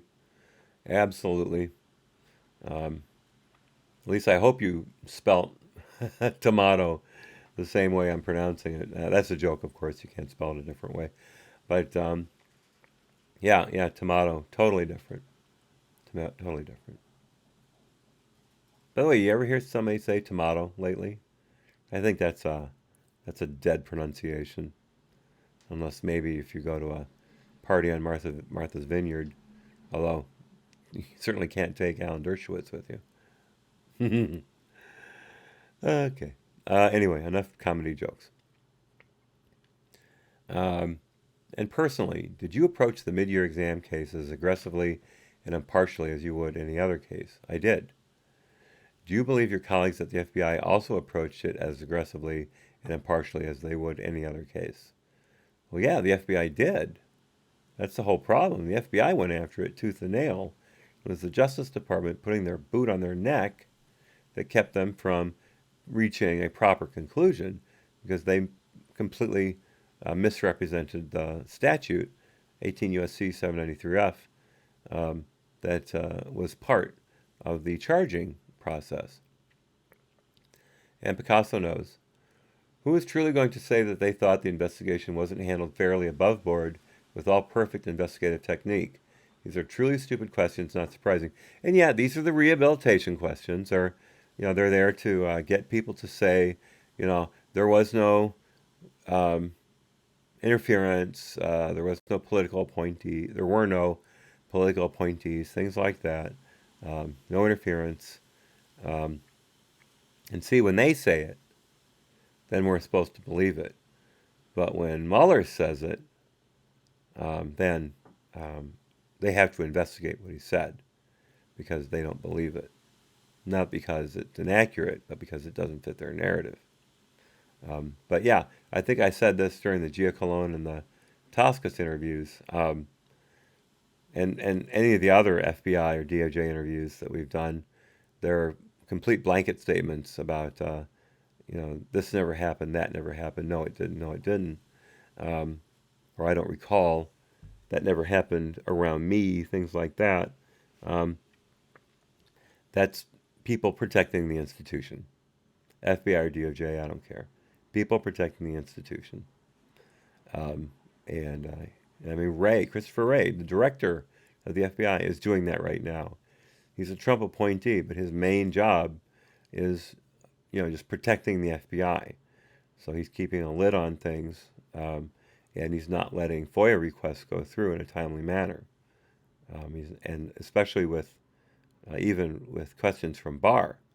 William Barr said in that CBS interview that he's not getting answers that jibe or I think he actually said jive, either way, but he's not getting answers that jibe with his questions or the facts that he already knows. So he's getting more and more bad information from the FBI and I believe the DOJ about what happened during mid-year and during Crossfire Hurricane than he can process at one time. Ray, why go the same direction when you can go down a one-way street? Yeah, I think you might have meant different direction, but either way, it still works. Yeah, absolutely. There's no reason to change your tactics because you think they're working, but it's obvious in these statements to these questions, just like Picasso has said. There's no there's no there. They're not raising any kind of substantive questions. They're just rehabilitating the witness and their departments. Back to the text, Kim, and did the Justice Department colleagues, that would be approach it aggressively and impartially.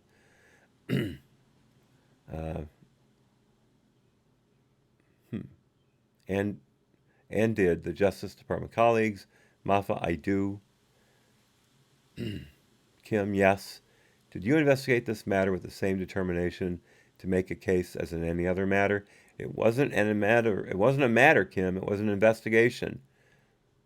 Yet last time they were really good about calling mid-year exam an investigation, but I guess they got slapped around for using the proper term, and now they've gone back to using the Loretta Lynch term, which is completely meaningless and has no foundation in anything in the FBI or the DOJ handbook. That was, I believe, told to us by Giacalone, and he would know. He's the top lawyer. He was the top lawyer on the case. Did you investigate this matter? Same determination, yada yada. Moffa, sure. I mean, I think the Bureau approached this exactly as it approaches investigations. It approached it as aggressively as it approaches any other mishandling of classified information investigation. I think aggressive. I think we have to sort of talk about what we're talking about here. Did we dedicate more resources maybe to this case than we would to a more run-of-the-mill mishandling case? Yes, we did. Does that change the seriousness with which we would consider any case involving mishandling? No, we approached it with that same level of seriousness. It does not mean it's the same level of resource allocation, if that makes sense. That makes sense. Kim interrupts, and Moffa finishes, or priority. Kim, at any point in this investigation, did you personally attempt to ignore or bury any probative relevant evidence? No. And he was never accused of that, Kim.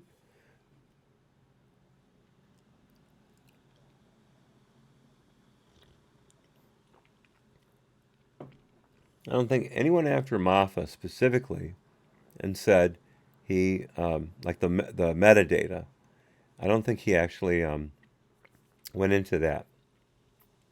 But I could be wrong. The IG report certainly exonerates Moffa. So what this question does is completely inappropriate. And Ray, how can you run for president if you're being investigated? Yes, exactly. It can't be an investigation. It has to be a matter. Otherwise, it would affect your run for the presidency. Nothing like James Comey coming out and saying, here's the laws that she broke, but we won't find her, we won't find a need to prosecute her because she's stupid. That really helped the campaign. That's one of the things that put FBI on the, or Comey on the Democrats' naughty list. There's another word for that I'm not going to use. But it's disturbing. It's just disturbing. Kim, to your knowledge, did anyone on the FBI team or the Justice Department team attempt to ignore or bury relevant probative experience of Secretary Clinton's guilt? Yes, they did. But again, that's to your knowledge. That wasn't a direct question. So she very nicely went around that. Kim, thank you. Thank you for answering that set of general questions. I'll try to hone in on more specific aspects of that investigation now. Sure. In most investigations, even before the last witness has been interviewed, do FBI personnel and prosecutors discuss whether there is enough evidence to support charging a case and where to look for additional evidence? Sure. I think, although you're not making definitive conclusions, I think there's an ongoing dialogue around what potential additional evidence would need to be acquired to make a prosecution possible. So you have to sort of evaluate where you are and what the case is, resulting in the moment to have these conversations, which are important to bring a case to prosecution. So it's not unusual for prosecutors and FBI investigators to discuss where a case is headed, even before the last witness is interviewed, and even before the last piece of evidence has been examined. Yeah, in my estimation, that wouldn't be unusual. Here we go with the May, what was that? May 2nd letter that Comey wrote, the exoneration letter. I don't remember the date exactly. It'll come up. In your experience, when in the life cycle of a case do these discussions start?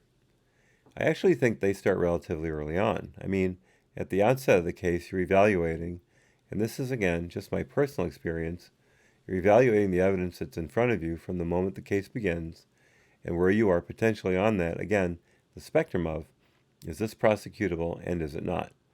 And that understanding in part is informing the things that you need to get further along that spectrum. So there is some initial conversation, even around, this is going to take, some additional work in these areas before we can contemplate prosecution, for example. So that's not devoid of some sort of assessment from the onset of where a case is in terms of that prosecutability.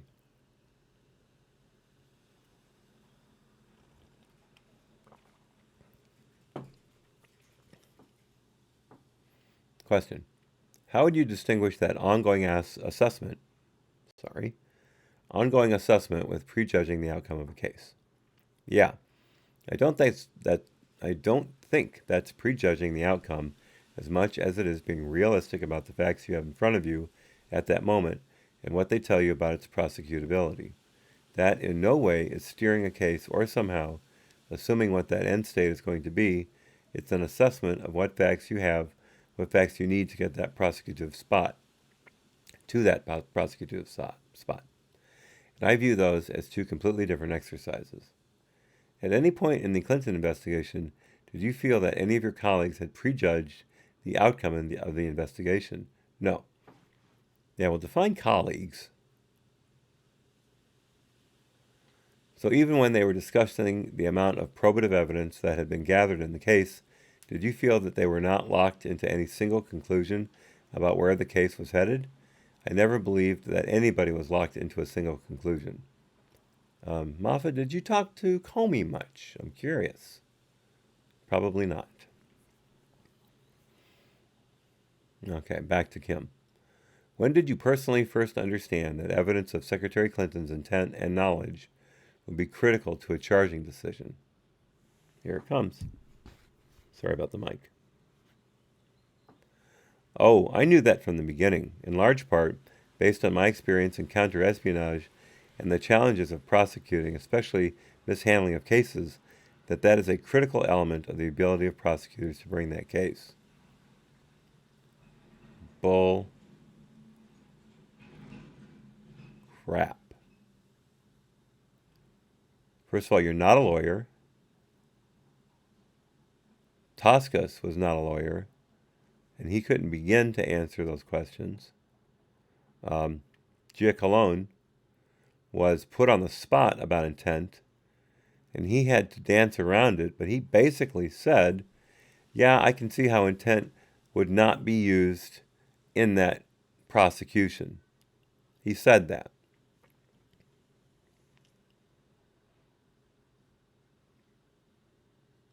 It just drive me crazy. Ooh, ooh.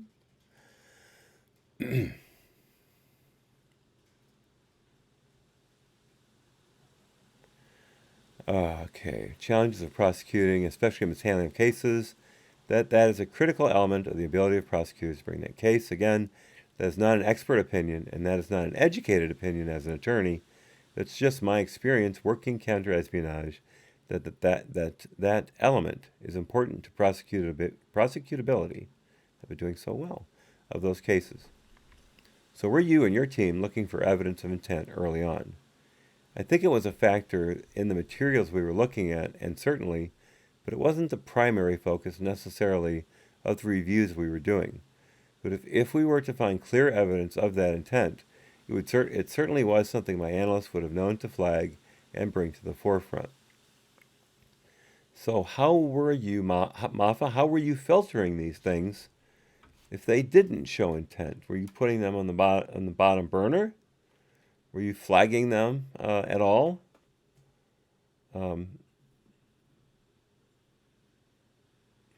He's looking for the wrong stuff. It's obvious they had him looking for the wrong stuff. And to your knowledge, did your analysts find any clear evidence of Secretary Clinton's knowledge or intent? I don't believe they did. I don't want to speak specifically because I don't know what every single analyst saw, but there was certainly, and I think the IG report even covers that, and I made some comments in there, we didn't have evidence, to my knowledge, showing sort of this willful criminal intent to use the system to transmit classified information. She was transmitting classified information on a private server. That is intent right there. Lucy, get off the keyboard. Sorry, the cat's climbing around. That's completely willful. She couldn't just flip a switch and have her State Department emails forwarded to that private server. That was a technological achievement to be able to do that. And I don't think they've ever determined exactly how she did it. If they have, put it in the comments or chat. Ray says there was no intent. It was unadulterated compliance. Oh, yes. Absolutely, Ray. It was, according to the Democrats, unadulterated compliance because she had no intent to do wrong. She was, as Comey put it, too stupid to form intent. Therefore, she was in the clear. And again, Lucy, come on, move. And again, intent was not part of the statute. 18 U.S.C. 793F does not cover intent. Grossly negligent, or gross negligence, is in that statute, not intent. Kim, were you generally aware of the investigators' review of the content of the emails and their interviews with the relevant people who have known about the emails? Yeah, I'm generally aware of. And to your knowledge, did those reviews or those interviews yield any smoking gun evidence of Secretary Clinton's knowledge or intent to willfully misplace classified information? What a stupid question. I'm not really comfortable commenting on it in those terms because, as a non-prosecutor, I'm not equipped to necessarily pick out what would be a smoking gun. I personally am not aware of any statement made in any of those interviews specific to the willful transmission of classified information using the systems. Whether or not other statements made would constitute what someone else would consider a smoking gun for prosecutive purposes, I don't feel like I'm equipped to really say, but to that last sentence I just sort of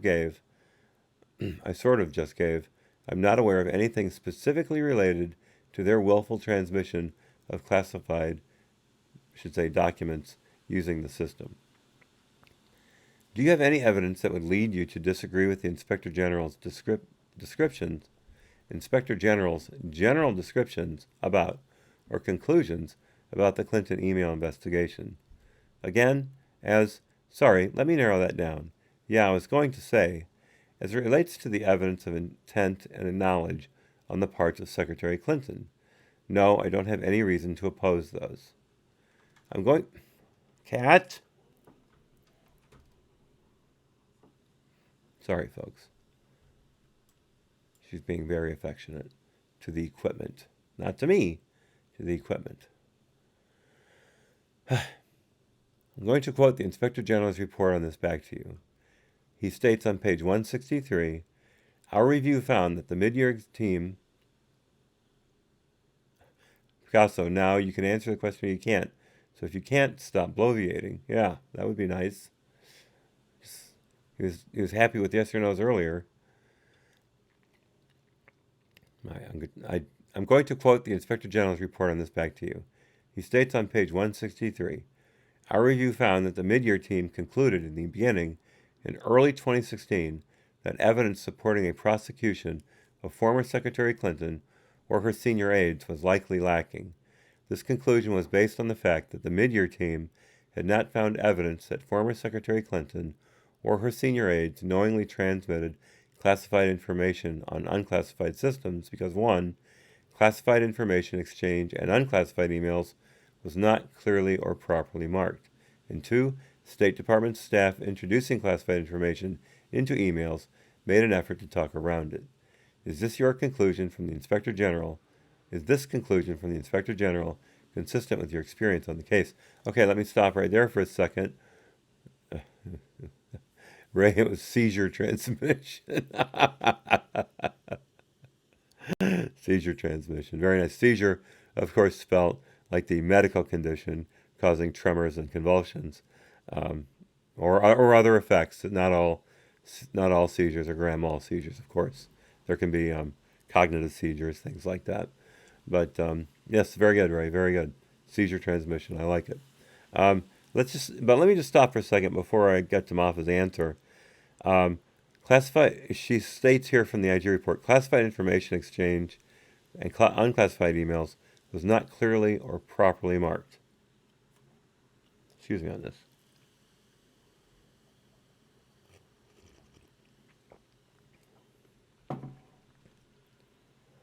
That's bull. And we know that's bull because it's been determined that the sheets that Clinton was looking at had the classification of whatever status they were, headers and footers removed, thereby deliberately going around the classification of those emails. deliberately. So there's intent. And we know that talking around was used on State Department systems, but why would it be allowed on a private system where someone could infer from that email after it was intercepted, which we know China basically intercepted all of them, after it was intercepted, that Clinton would not be charged because into the wild, as Moffa himself said, all those emails were released into the wild. I don't know how she's not going to get rung up for this. The IG missed the whole charging compromise with the intent thing. He completely missed it somehow. But at the end, he did say that I don't have the ability in my mandate to challenge a prosecutorial decision. But if you read between the lines, at least in my opinion, this was a year ago, but still, if you read between the lines, I understood it to mean he wouldn't have done it that way. He would not have given Clinton a pass. If I'm wrong about that, again, chat, comments. That's how I read the end of the IG report.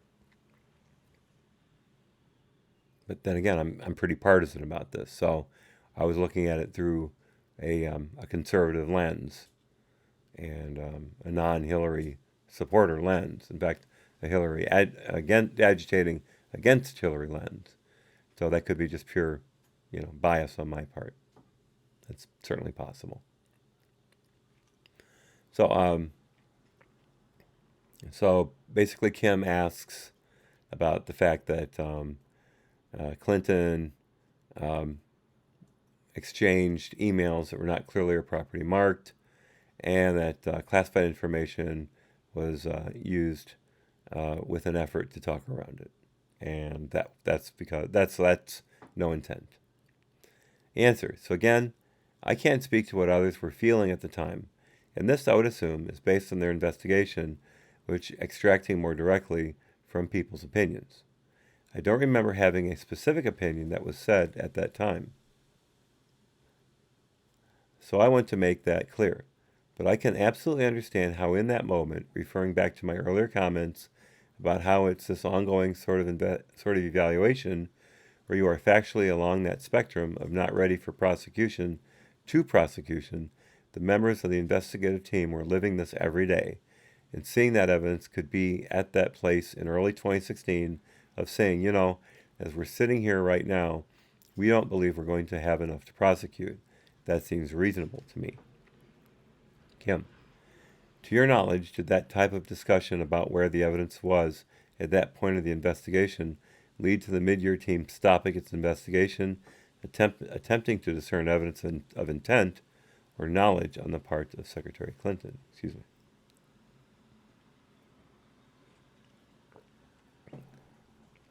No, I think it's the opposite. And I think you can see in the Inspector General's report toward the end of the case how aggressive the team was in trying to acquire some of those final key devices that could potentially contain emails or other communications we hadn't acquired before. All of that is because it wasn't just good enough to say, well, we don't have it, so let's give up.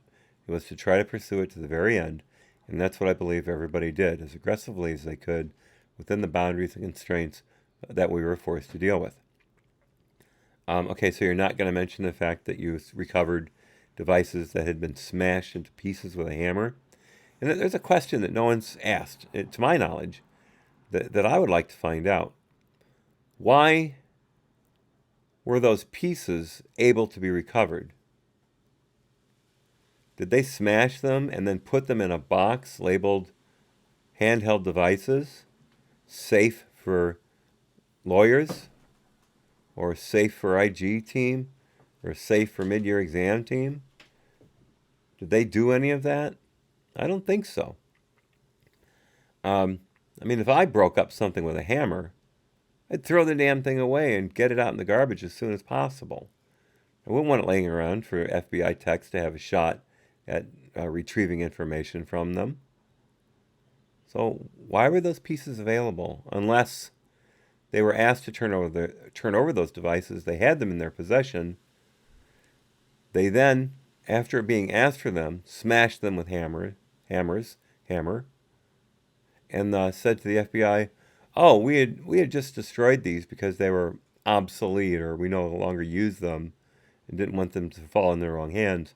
But we still have the pieces. Here you go." I think that second course, that latter course, makes a lot more sense.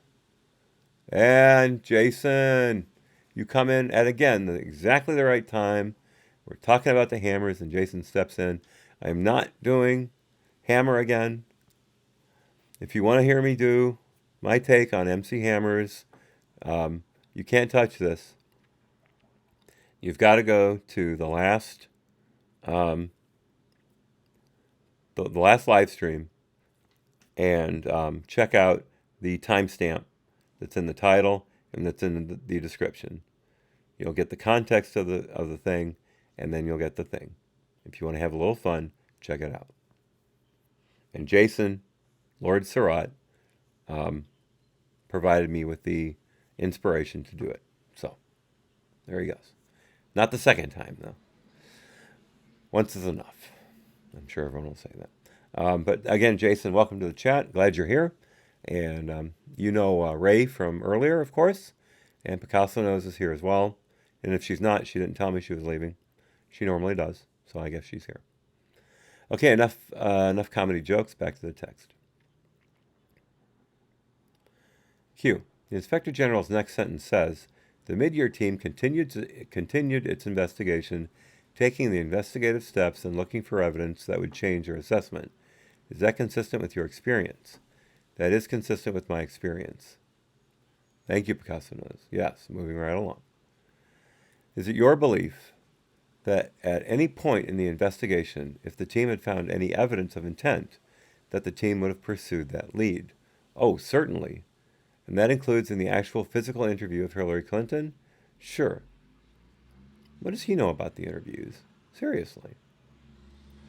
You referred repeatedly in this interview to the FBI and DOJ's disagreements on the use of compulsory process in this investigation. To your recollection, did Peter Strzok and Lisa Page generally advocate for or against the use of compulsory process? It's hard to make a sweeping statement like that because it really depended on the circumstance. There were times where Pete and or Lisa, and I can't always say they were on the same side of those conversations, would advocate for legal process in some circumstances or consent in others. I can't specifically tell you which ones were which, and it's increasingly hard to remember that 3 years after the fact. I would certainly say so. You got to give Moffa the benefit of the doubt on that.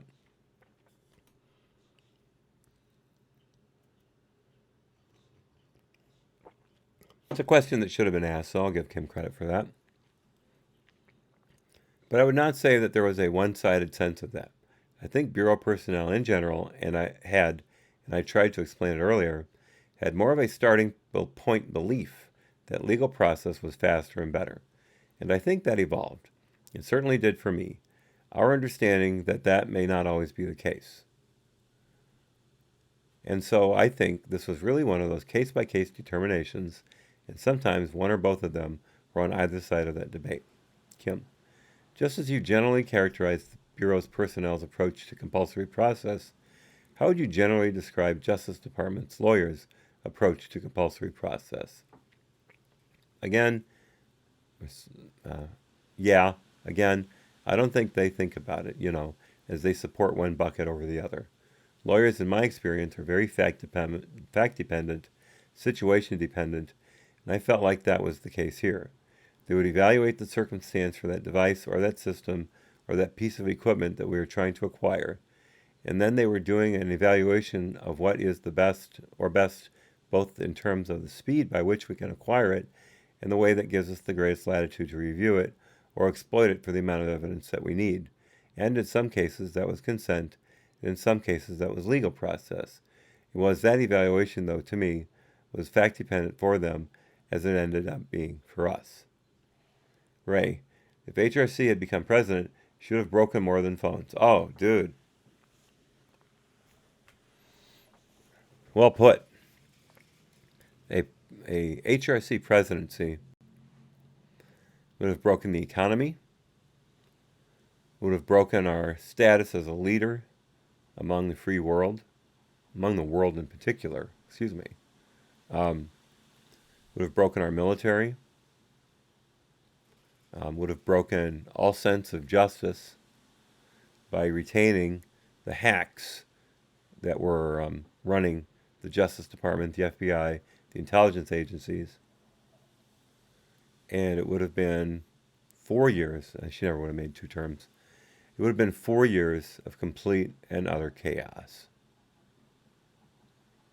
And the Clinton Foundation would have been right there in the middle of the White House the entire way, and she would have set up a private server for White House communication. She would have. Just this time, she would do her best not to get caught.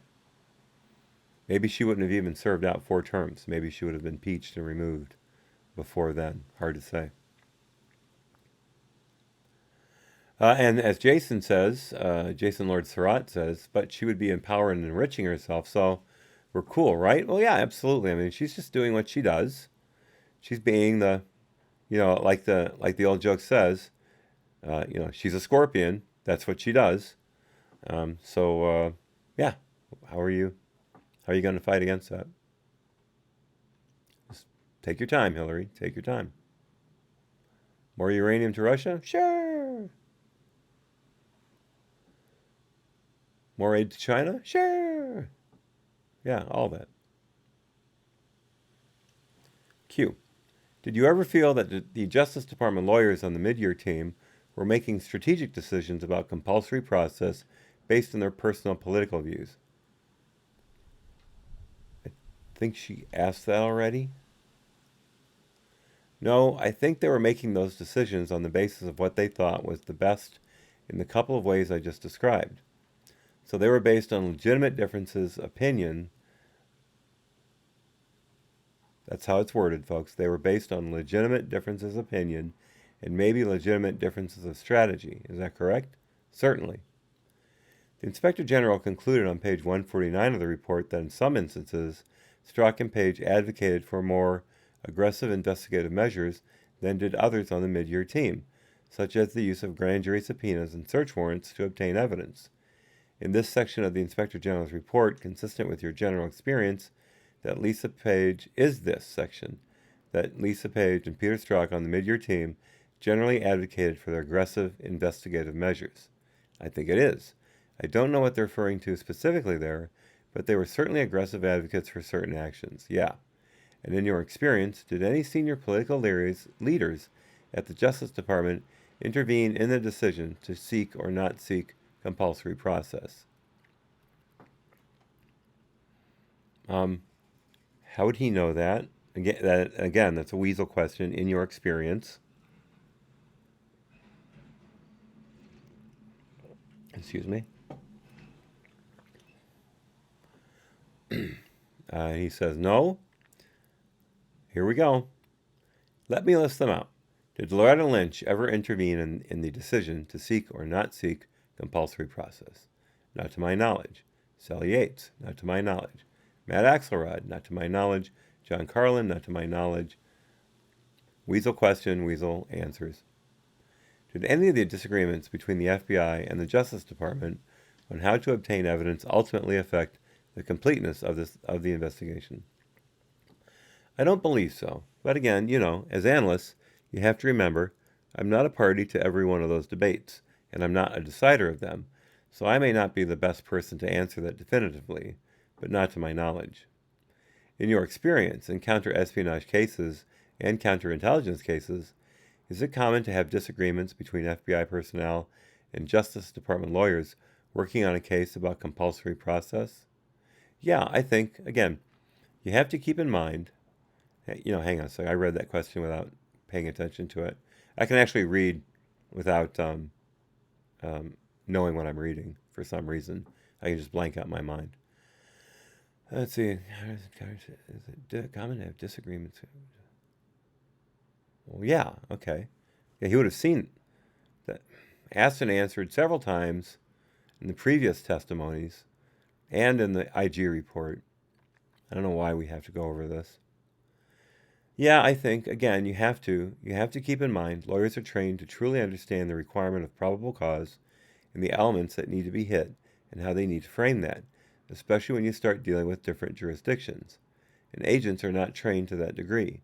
So you're going to encounter normal discussions where an agent may feel like their case is better prepared for legal process than an attorney believes in their more expert opinion. It doesn't mean the attorney is always right or the agent is always wrong, but you're going to have those disagreements occasionally. And some of it is just a simple fact of not understanding the reality of that situation at the same level. But it does not, to me, that's not a sign that there's like some broken relationship even. That, to me, is part of the healthy discussion that happen in investigations. I should say that happens. It does say happens. Somehow I missed that S in my brain entirely. That's weird. I don't usually do that. Wow. That happens in investigations, as it says. Kim, did you see any evidence of bad faith in the way that career prosecutors approach the strategic decision whether to use compulsory process? For mid-year exam? Yeah, for mid-year exam? No. Do you feel that the Justice Department and the FBI followed the facts in this investigation? Yes. And did those facts support a recommendation of prosecution for Hillary Clinton? Not his job. Not his job. Kim asks it anyway. Again, I have answer. Again, I have not, and I don't feel comfortable making that judgment. That's not, something that as an analyst I'm equipped to comment on. Kim, that makes sense. Thank you. There have been many allegations surrounding the process by which Director Comey drafted his July 5, 2016 statement, so I'd like to walk through that process in detail. Sure. Do you remember who drafted the initial statement?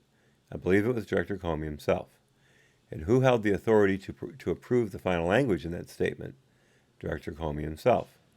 Did you personally have the authority to approve the final language of July 5, 2016 statement? He was the head of analysis. What would he have to do? Oh, my God. Did Peter Strzok? No. Lisa Page? No. Andrew McCabe? No. Did you personally ever make edits or suggestions to the statement with the purpose of helping Secretary Clinton or damaging the presidency candidacy of Donald Trump? No. Well, as it says over here, though, Jonathan Moffa helped draft the exoneration letter. So, are we going to get to that? Or are we going to get to all these personalies? Hey, War Kettle. Hello. How's the weather in Cyprus, good sir? I've reading, I didn't even mention the last time we talked, reading George Papadopoulos' book. He mentioned Cyprus quite a bit. And how that would have influenced U.S. foreign policy if he had been able to stay on as an advisor. Of course, he was cut out of the loop by the Democrats' machine against him and making him a pariah in politics, at least for then. I think he's coming back now. But that's great, sir. I'm glad you're having great weather. Welcome to the Mediterranean. Oh, I'm telling you, Kelly, you got to read that book. You've got to read that book. It's a quick read. You can do it if you have the time. You can do it in a day. Otherwise, you spread out over a couple days. It moves very quickly. It's really well edited, I think. I mean, there are some mechanical edits that I would have done better, but otherwise, it's really well put together. And he works the timeline really well, the way he comes back and forth a little bit between certain things. I'm not saying it's Tarantino quality, but it's good. It's good. Yeah, highly recommend you check it out. Okay, back to the text.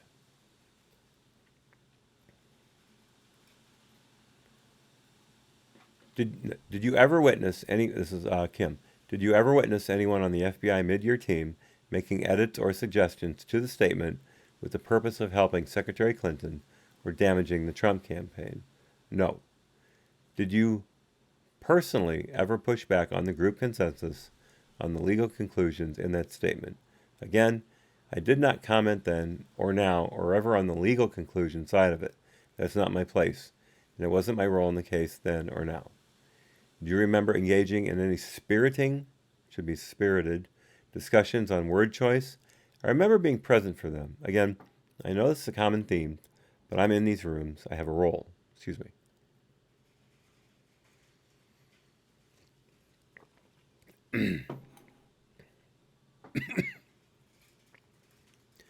And so, for example, I may, like if I'm commenting back on an email about the statement, when I'm commenting back on his word choice that I believe does not accurately reflect the reality as my analysts and my team have sort of determined it. What I am not doing is commenting on word choice to reflect some sort of legal conclusion or impression. But it doesn't mean that I'm not present, maybe, when those conversations are happening, but that's not something I'm doing. I really view my role very specifically as a fact-oriented role. If the director has decided to make a statement and has written a draft, if there are facts that I know from my chair as the head of the analytic team, that should be worded differently to more accurately reflect the reality of the situation. So I wasn't involved in the word choices that might relate to some of those other elements. He's dancing around the fact that he did have input into that draft. Kim, but you were present for some of those? I was absolutely present for some of those discussions. Sure. Do you remember Peter Strzok ever trying to push back on the group's consensus on legal conclusions in that statement? I don't remember that. Do you remember Lisa Page ever trying to buck the group consensus on legal conclusion? I don't remember that, but I certainly remember her being a party to some of those heated discussions that I was, again, following as kind of an outsider. We've heard that the culture of these meetings was to allow for very spirited and a very free discussion. Were members of the mid-year team free to express their concerns throughout the drafting process? Yeah, I believe so. And do you remember any member of the team expressing significant disagreements or reservations about the statement's final wording? I guess you'd have to define what you consider significant. There was a lot of back and forth around word choice or items of concern. You'd have to ask them about what they considered significant. The things that I suggested I thought were significant enough to tell the director about. But ultimately, it's his decision to make the statement, and he had formulated the central basis of it. It was about making it more accurate and reflective of reality in my mind than it was about sort of shaping it, if that makes sense. Do you remember anyone disagreeing with the decision to recommend against bringing criminal charges? I don't remember that. Why, to your knowledge, was this initial draft created before the FBI officially closed the Clinton investigation? I think the director is the best one to answer that because he's the one who triggered its creation. The impression I got, my personal impression, was that given the significance of the case, and ultimately, if he were to choose to make a statement like this, he wouldn't have wanted to be envisioning that statement at the last minute or in a hurried way. So I think my impression was, his idea was, he wanted to start with a healthy debate and discussion around that statement early so that it wasn't a last-minute decision. And yet somehow he decided to leave the I am going to charge her draft up to the final minute. How interesting. Monsters are such interesting people. Tell me where that came from. 500 cattle bucks if you can put that in the chat without going to Google or DuckDuckGo or whatever internet search engine you prefer. Picasso knows you're not eligible. I didn't take that in any way personally, as sort of, this is Moffa still. I didn't take that in any way personally, as a sort of command to signal that we had to decide the case in any one particular direction. It was so that that statement could be created in an untimed, constrained way. That there's enough time allowed for it to be accurate and sort of the merits of it to be discussed fully. That was my impression. He's really the only one, I think, who could answer the question of why he started the conversation about it when he did. To your recollection, did that statement's conclusion, which was to recommend against charges for Secretary Clinton, accurately reflect the set of facts that the FBI had before it? To the items that I feel like I had purview and knowledge over, it reflected those well. I couldn't speak again to the sort of legal analysis aspects of that. That's something that I think our attorneys would have to comment to you about, whether that truly reflected the right sort of legal analysis. Excuse me. Starting to click.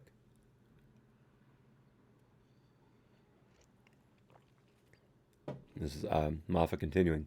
Again, my portion of it is just more kind of a factual part related to the review of the material, the type of things that me and my team were responsible for, and that I believe generally reflected what we had found. Okay, no one's coming up with the answer, so I'll tell you.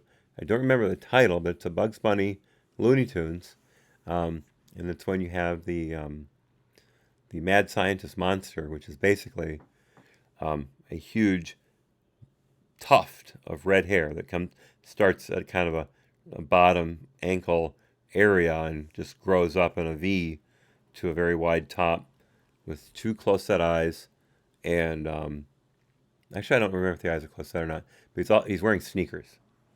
And the place that I'm talking about is when Bugs is pretending to be a hairstylist and is doing the monster's hair, and that's when he says he's pretending to do conversation with him because the monster can't talk, and Bugs says, as he's combing his hair in a V shape, doing a part, and he says, I think monsters are such interesting people, and then he winds up doing a lot of braids with dynamite, a stick of dynamite at the end of each of the braids.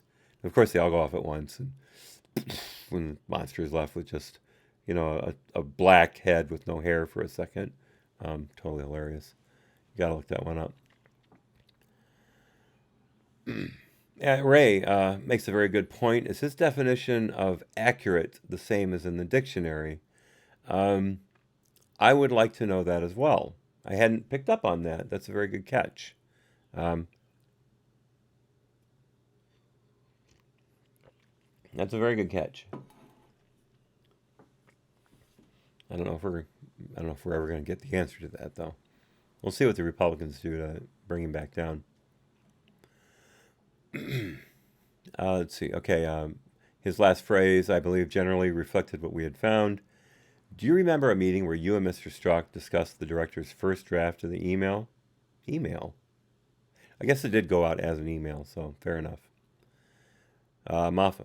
I remember a meeting, and I don't remember if it was the first draft or a subsequent draft, a meeting where it was me and Mr. Strzok and several others below the SES level who had been sort of tasked to take a look at the draft. I can't remember if it, again, since there are multiple drafts of it, if the meeting I'm specifically recalling, like when exactly that occurred and what draft it was of, but I was certainly part of a meeting where we talked about the draft. Were legal conclusions part of Mr. Strzok's tasking? No, not in my view. So I understand from the Inspector General's report that there is a significant amount of discussion about the phrase gross negligence in the director's draft. That's correct. Would Mr. Strzok's tasking have included assessing the validity of including or not including that phrase? I would say no, and you would be wrong. That's, of course, my interjection. Back to Moffa. And in my recollection, there was a conversation amongst attorneys, and Mr. Strzok was not although he may have rendered opinions, he had opinions, but really, those were lawyer-to-lawyer discussions on that specific point. Yeah, you're wrong. You are wrong, Moffa. That previous testimony has shown you're wrong. Q. And were you present for some of those lawyer-to-lawyer discussions? I was, although I can't recall specifically what that discussion entailed necessarily, like why one side versus the other, or what those salient points were. Again, because that wasn't my area of the responsibility. I'm just listening versus, actively participating or engaging in that conversation. I'm just there. To the best of... Man, this goes on forever. To the best of your recollection, was that discussion based on the law, the facts, and the precedent of the Justice Department? Yes. Well, he's not a lawyer, Kim, so he can't know what these facts and precedents really are. He was told to look for intent. The FBI was told they had to use intent, even though that was a lie. So what is he going to know about that? Seriously, come on. Q. Do you remember improper considerations like political bias ever coming into play? No. Did that discussion, to your recollection, ever involve trying to find a workaround in the law to help Hillary Clinton avoid criminal liability? I don't remember that. He told you why a second ago. There is a resolution, Q. There is a resolution entitled House Resolution 907 that was introduced by members of Congress. It was introduced on May 22nd, 2018, and it requested that the Attorney General appoint a second special counsel.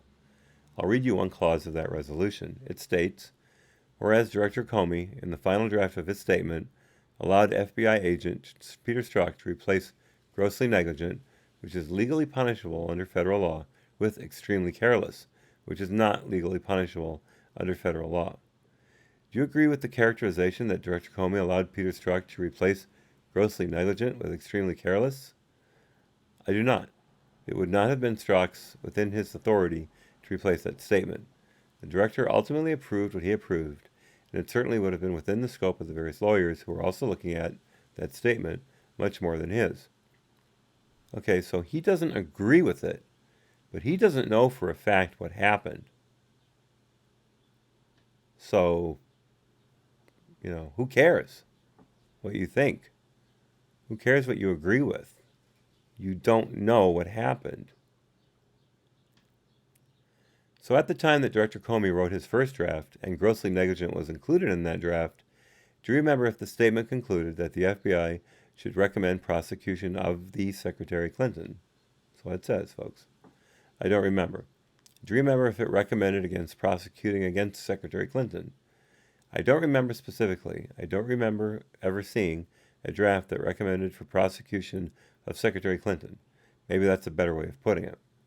The phrase grossly negligent was deleted by the final draft, and the line edit deleting that phrase was put into the statement during a June 6, 2016 meeting that the Inspector General says that you had with Lisa Page, Peter Strzok, and another attorney at Mr. Strzok's computer. Is that correct? That sounds right. Do you remember if Mr. Strzok was the one who suggested that change? My recollection is that there was a conversation between the two attorneys in the room, and I do not remember Mr. Strzok's involvement in that discussion. It doesn't mean that he didn't render an opinion or wasn't a part of it. I do not recall it. And am I correct in characterizing that you also remember broader discussions with more lawyers about that very specific phrase preceding that line edit? I have a recollection, and again, it's non-specific. I can't tell you when it happened. That was when my God. I gotta take a drink.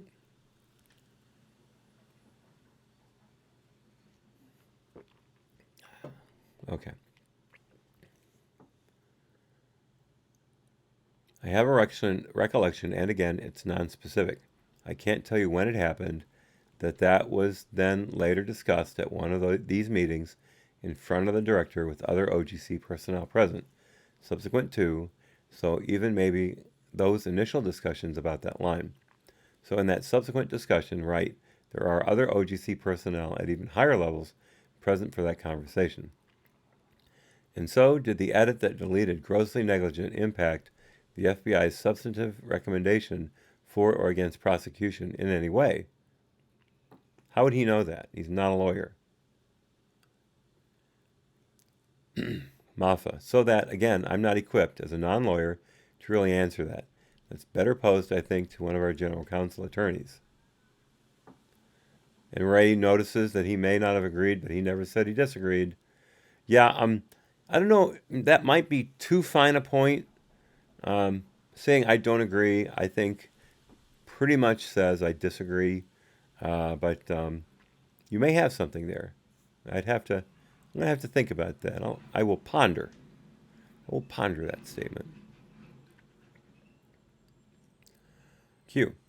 Another clause of the resolution that I referred to, Resolution 907, stated, whereas, according to transcripts obtained by the Senate Judiciary Committee, former Director Comey was prepared to exonerate Hillary Clinton as early as April or May of 2016 when he began to draft the statement announcing the end of his investigation before up to 17 key witnesses, including former Secretary Clinton and some of her closest aides, were interviewed. In your experience, is it accurate to say that Director Comey was prepared to exonerate Secretary Clinton as early as April or May of 2016? That's not the phrasing I would use. I think he was contemplating what a statement would look like at the end of the case in that time frame. But I do not believe at that point he's intending that to be a document that's preparing for exoneration, and I certainly didn't feel as a member of the team working on that case that was putting pressure on me to think that at that point. Well, you say you didn't feel that. Is that the same as I didn't think as a member of the team? That I didn't understand as a member of the team? I don't think so. I don't think so at all. Getting a little wind noise on the microphone, I think. It shouldn't be that bad, but if it does start to get horrible, or at least annoying, let me know and I'll close that window. I've got two, so. Q. So is it accurate to say that the initial draft statement by Director Comey did not lock in the FBI in any way to prosecute or not prosecute? I think it's fair to say that, at least personally, I did not view him creating a draft of that statement in that time period as obligating me or anyone on the team to decide or conclude anything for the investigation. Well, you personally, not the same as it being true. Q. Is it your belief that if the FBI had encountered new evidence, maybe in Secretary Clinton's interview, that supported prosecuting Secretary Clinton after Director Comey had drafted that statement, is it your belief that the FBI would have ignored that evidence and stuck with the existing draft statement? We would never have ignored that evidence, in my opinion. Did the FBI actually receive new evidence after Director Comey drafted that statement that supported prosecuting Hillary Clinton, in your experience? Thank you, Picasso knows. Feels or reels? Absolutely. Absolutely. I will say that because of the conservatives losing the culture war, that the word feel has become synonymous with the word think. But I'm not going to allow that. If you say feel, you're not using a cognitive process, you're using an emotional process. And I'm going to go with that.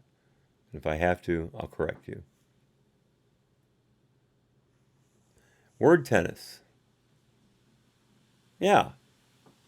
Word tennis. Knocking it back and forth. That's fair. Very fair. Thank you, Ray. Okay. Received new evidence that supported prosecuting Hillary Clinton. Again, I can't comment on whether the evidence supported prosecution or not. We absolutely acquired new evidence subsequent to that statement, but again, it's better posed to the lawyers as to whether any of what was collected post the drafting of that statement supported or didn't support a prosecution. Okay, so earlier you said that you weren't finding emails that supported intent. You agreed with the Inspector General's characterization of them as not having classified markings, or if they were classified, that they were being talked around, as if that matters on a private server. But now you're saying that you did see things that you thought were supportive, but you're not going to say because you're not a lawyer. That's pretty weaselly there, Moffa. I had some respect for him initially, I really did. But as it always happens, once the Democrats start questioning these people, they back away from everything they said during the Republicans because the Democrats give them that opportunity. And that's what they're doing now. Question. Did you ultimately disagree with Director Comey's recommendation that criminal charges not be brought against Hillary Clinton? Again, I just haven't or won't sort of make an informed opinion on that. I'm not a lawyer. I don't understand intricacies of the statutes enough to really give a qualified opinion on that. Okay, let me ask you then, Moffa.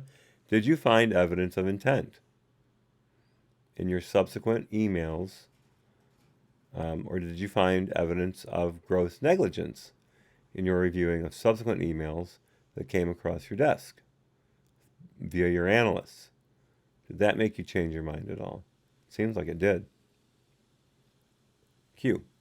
The Inspector General concluded on page 238, we found no evidence that Comey's public statement announcing the FBI's decision to close the investigation was the result of bias or an effort to influence the election. Instead, the documentary and testamentary evidence reviewed by the Office of the Inspector General reflected that Comey's decision was a result of his consideration of the evidence that the FBI had collected during the course of the investigation and his understanding of the proof required to pursue a prosecution under relevant statutes. And there it is, folks. There it is right there. Comey's decision was a result of his consideration of the evidence that the FBI collected and his understanding of the proof required to pursue a prosecution under the relevant statutes. That right there is the damning statement that I was referring to by the IG, because the IG knows that USC 18 793F does not ask for intent as part of the charging decision. It asks for grossly negligent behavior, or gross negligence, whatever you want, which Clinton demonstrated. If not that, then all of the obstruction of justice things she committed through her intermediaries, that was chargeable right there. So this statement says that Comey was duped, that the Department of Justice gave him the marching orders to find intent,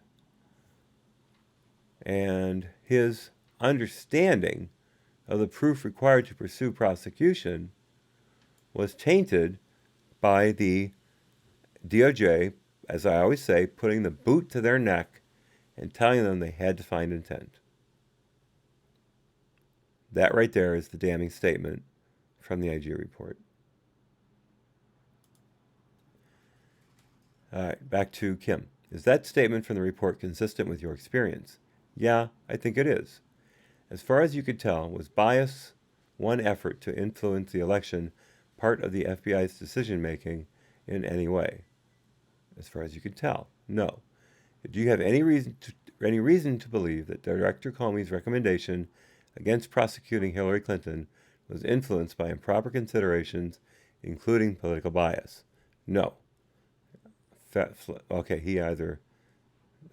he's an analyst. He's managing the analyst, so he wouldn't be involved in the intimate decisions of this. He wouldn't know Comey's brain, which I think is where he should have said, I'm not in Director Comey's head. I can't answer that question, because that would have been the appropriate answer, as opposed to any reason to believe, and he says no.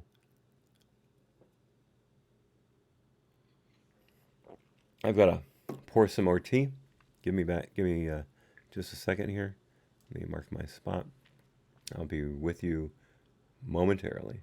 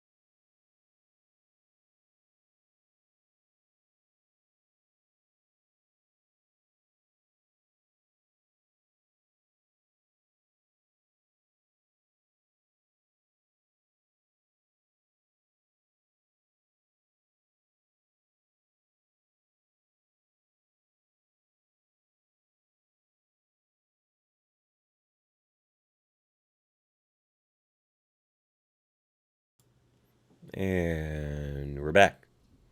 Thank you for your patience. By the way, you can't see it, and there's no way I can show it to you, but I got a new camera stand. Before, this is embarrassing, but I'm going to tell you right out, I was using CD cases and 2 boxes to raise the camera up to the level I decided I wanted it at. You might recall the camera start on your right. Actually, let's see, where is my hand? Your left, excuse. Yeah, your left. Start over here on the left side of your view, and then I moved it over to the center of the room, of the desk. That's why when I read, you see the text going up in a couple of sentences at a time, because I'm trying to read right above the camera, so I'm not looking up all the time and looking like an idiot. But it's incredibly stable. It's adjustable. It's a flexible gooseneck, so it's infinitely adjustable almost, and it fits the camera perfectly. So I'm happy with that. I'm very happy with that. So new technology, folks. Yay, new technology. Okay. Question.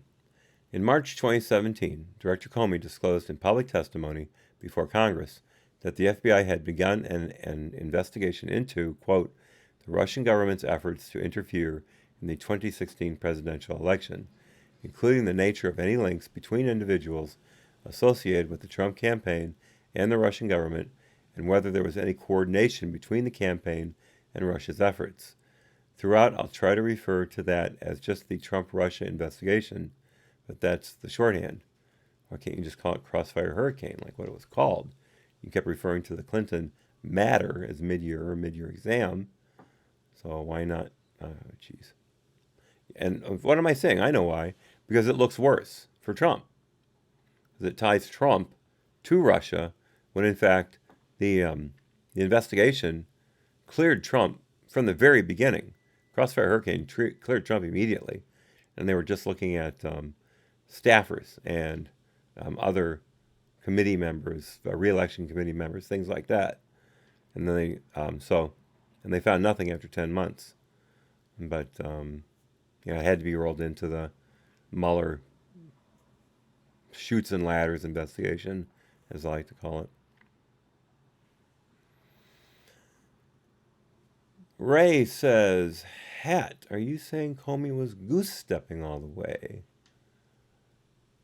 Goose-stepping. I don't recall exactly what I said in that context. Feel free to remind me, because that's pretty good, but I don't think I'm that smart, so it would have had to have come from you. But that is a goose-stepping. I don't know. Yeah, again, give me some more context to that. We'll see what I can come up with.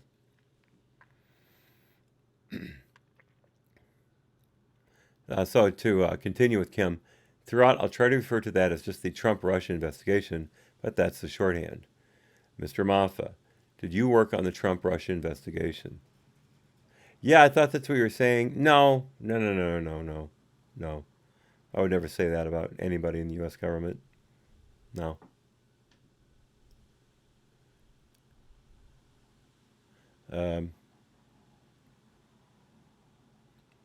Okay, Mr. Moffa, did you work on the Trump-Russia investigation? I was the section chief over counterintelligence analysis during the period of the election, and as a result, I had analysts who reported to me who supported the full range of the FBI's counterintelligence investigations and counter-espionage investigations during that period.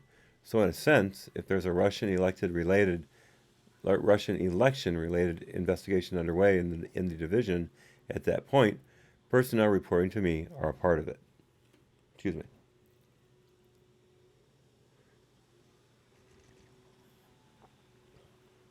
A lot of tea in that, or a lot of honey in that. See how it works. I may have to cut it.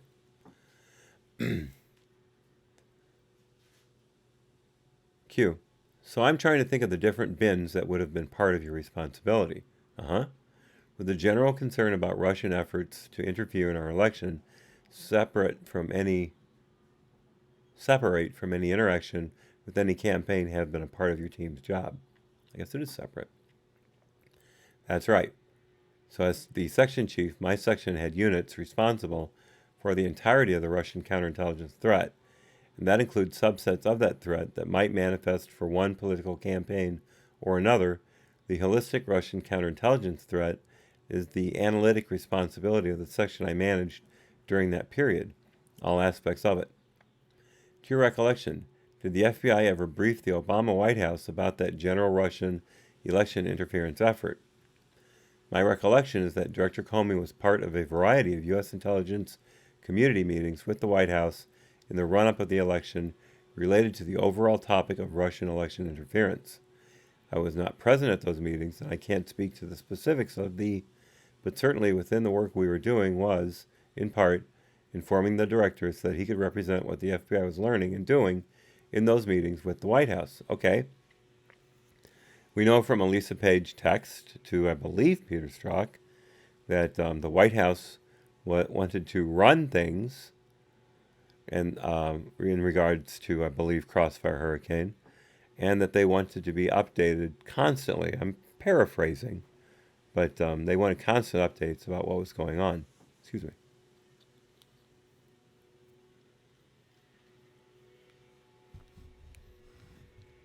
Had an eyelash broken off, and it was sticking in my front of my eye. No. Yeah, that never happened. Of course, the Dems are dead set against the fact that Obama ran Crossfire Hurricane because he wanted to nail Clinton. I'm sorry. He didn't like Clinton, we know that, but he wanted to nail Trump. And, gosh, there was one other thing about that. I just had it in my mind. Let's see, he wanted to... Oh, yeah. The Russian election interference. That was brought to his attention as well. And what did he do? Nothing. Absolutely nothing. Zero, goose egg, nada, nunca, zilch. So, but it's Trump's fault that Russians were trying to hack the election. It's Trump's fault because, even though it happened, ATE, after Trump's election, he's responsible for it. Q. To your knowledge, did the Obama White House ever involve itself with substantive decisions regarding the specific investigation into contacts between the Russian government and agents of the Russian government on the one hand, and individuals associated with the Trump campaign on the other hand? Stupid question. Designed to get an answer that doesn't involve anyone but makes it look like everyone didn't do anything wrong. Again, I can only speak from my personal knowledge, not to my... Again, I can only speak from my personal knowledge, not to my personal knowledge. Fair. Okay, I got it. I'd like to ask you a series of general questions about the FBI's investigative techniques. On May 18, President Trump tweeted, I told you they do Trump tweets. Thumbs up to you, Ray. President Trump tweeted, apparently the DOJ put a spy in the Trump campaign.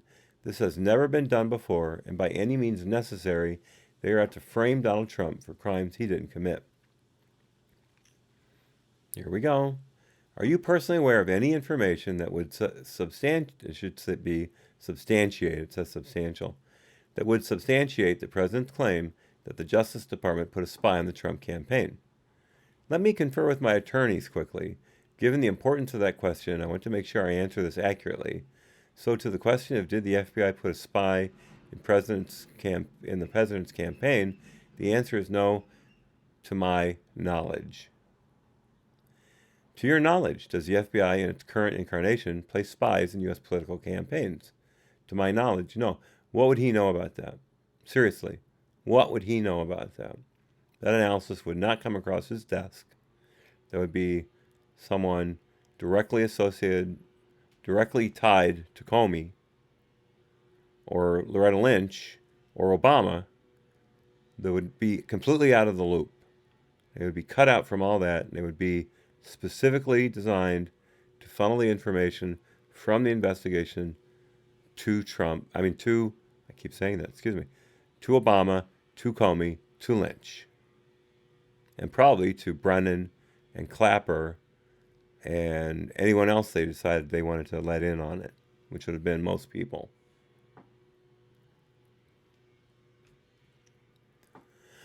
Okay, question. Are you personally aware of any information that would substantiate the claim that the Justice Department is out to frame Donald Trump? Again, personally aware. No. Have you personally been involved in any investigations where the FBI did not follow its established protocols in the use of human informants? No, not personally. See how this is going? Have you ever personally been involved in a Justice Department or FBI investigation conducted for a political purpose? The investigation was conducted for a political purpose is the question? No. So he doesn't even know. Have you ever been involved in an investigation that attempted to frame a U.S. citizen for a crime he or she did not commit? No. Well, then you never worked on the Whitey Bulger case, the Enron case, I should say the Arthur Anderson case, or the Merrill Lynch case with any of those, with Weissman or Mueller. Lucky you. Have you ever been a part of an investigation where FBI or the Justice Department used political biased, unverified sources in order to obtain a FISA warrant? What would he know about a FISA warrant? Jesus, Kim. Answer, no. And what I'll clarify is the FBI goes, and DOJ, work very carefully to make sure that sources referenced in FISA applications are characterized appropriately. Just you wait, Moffa. Just you wait until the IG on the FISA applications for Carter Page and probably George Papadopoulos come out. Hold on to your socks, good buddy.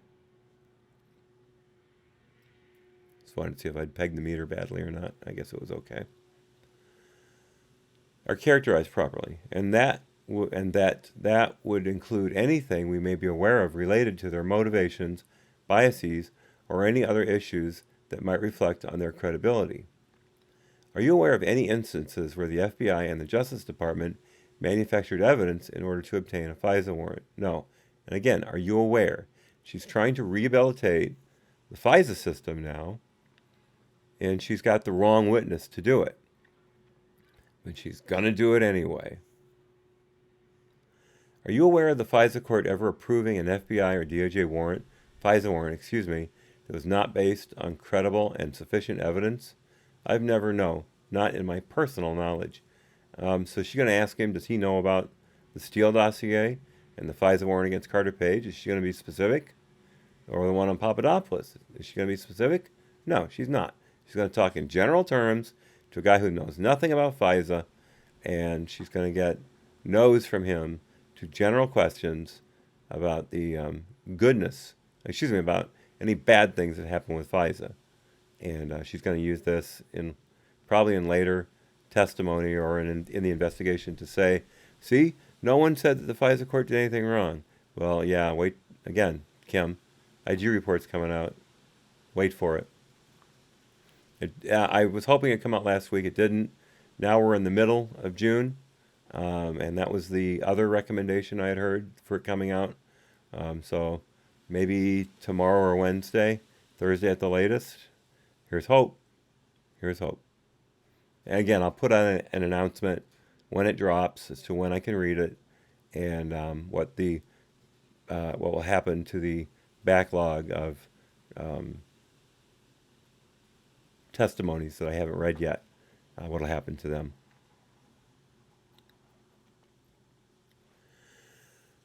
Okay. I've never known, not in my personal knowledge. Now let me go back to that question.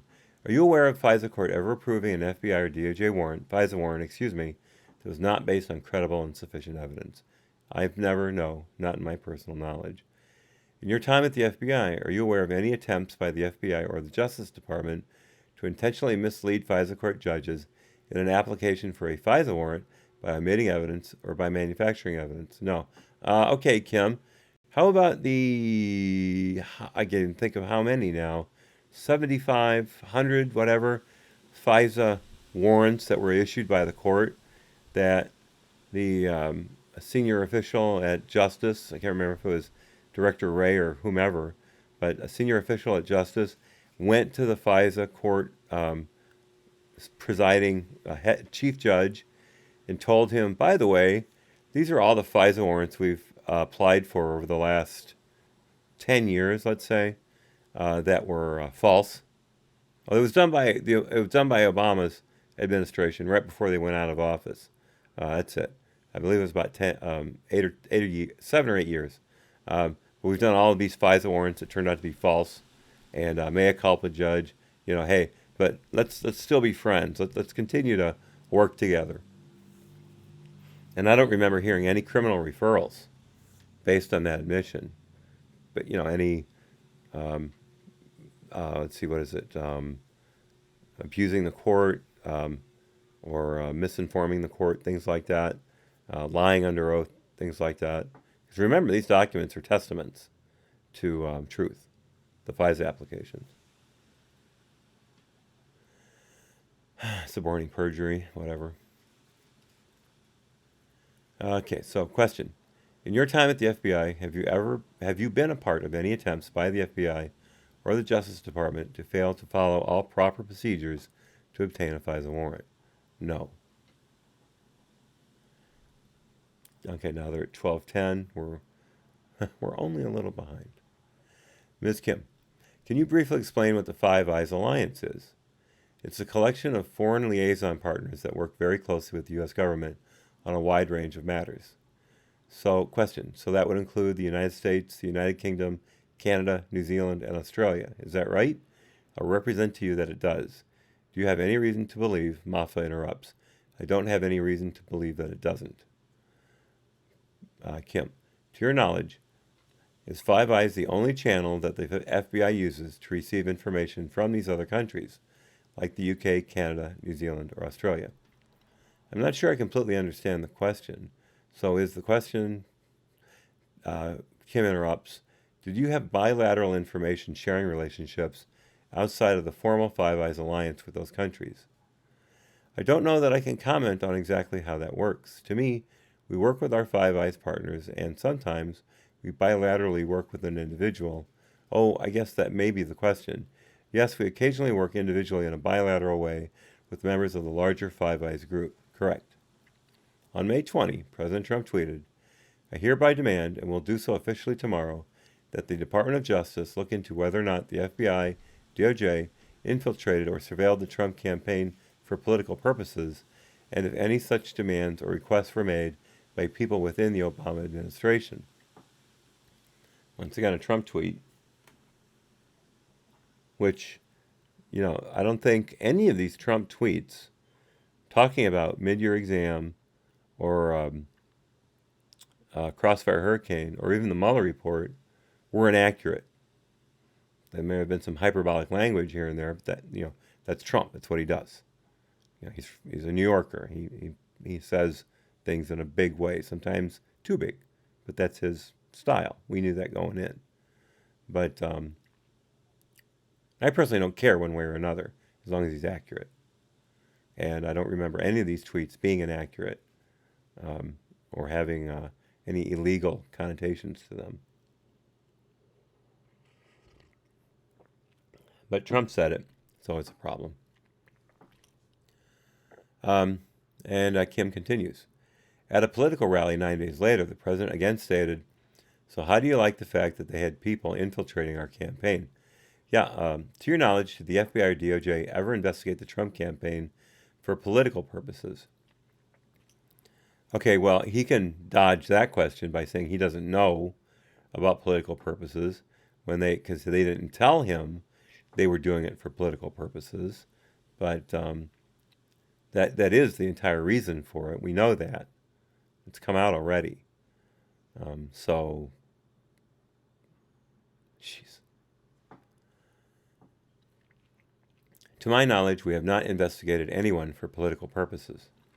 To your knowledge, did President Obama or anyone in his White House ever demand or request that the Justice Department infiltrate or surveil the Trump campaign for political purposes? Not to my knowledge. How can you ask them that question with a straight face? How can you possibly think that this has any value into the investigation whatsoever? Whatsoever. It's just whitewashing. No one who we interviewed said they knew any of this. Well, that's because the people who you asked wouldn't have known, and the people who would have known, you didn't ask.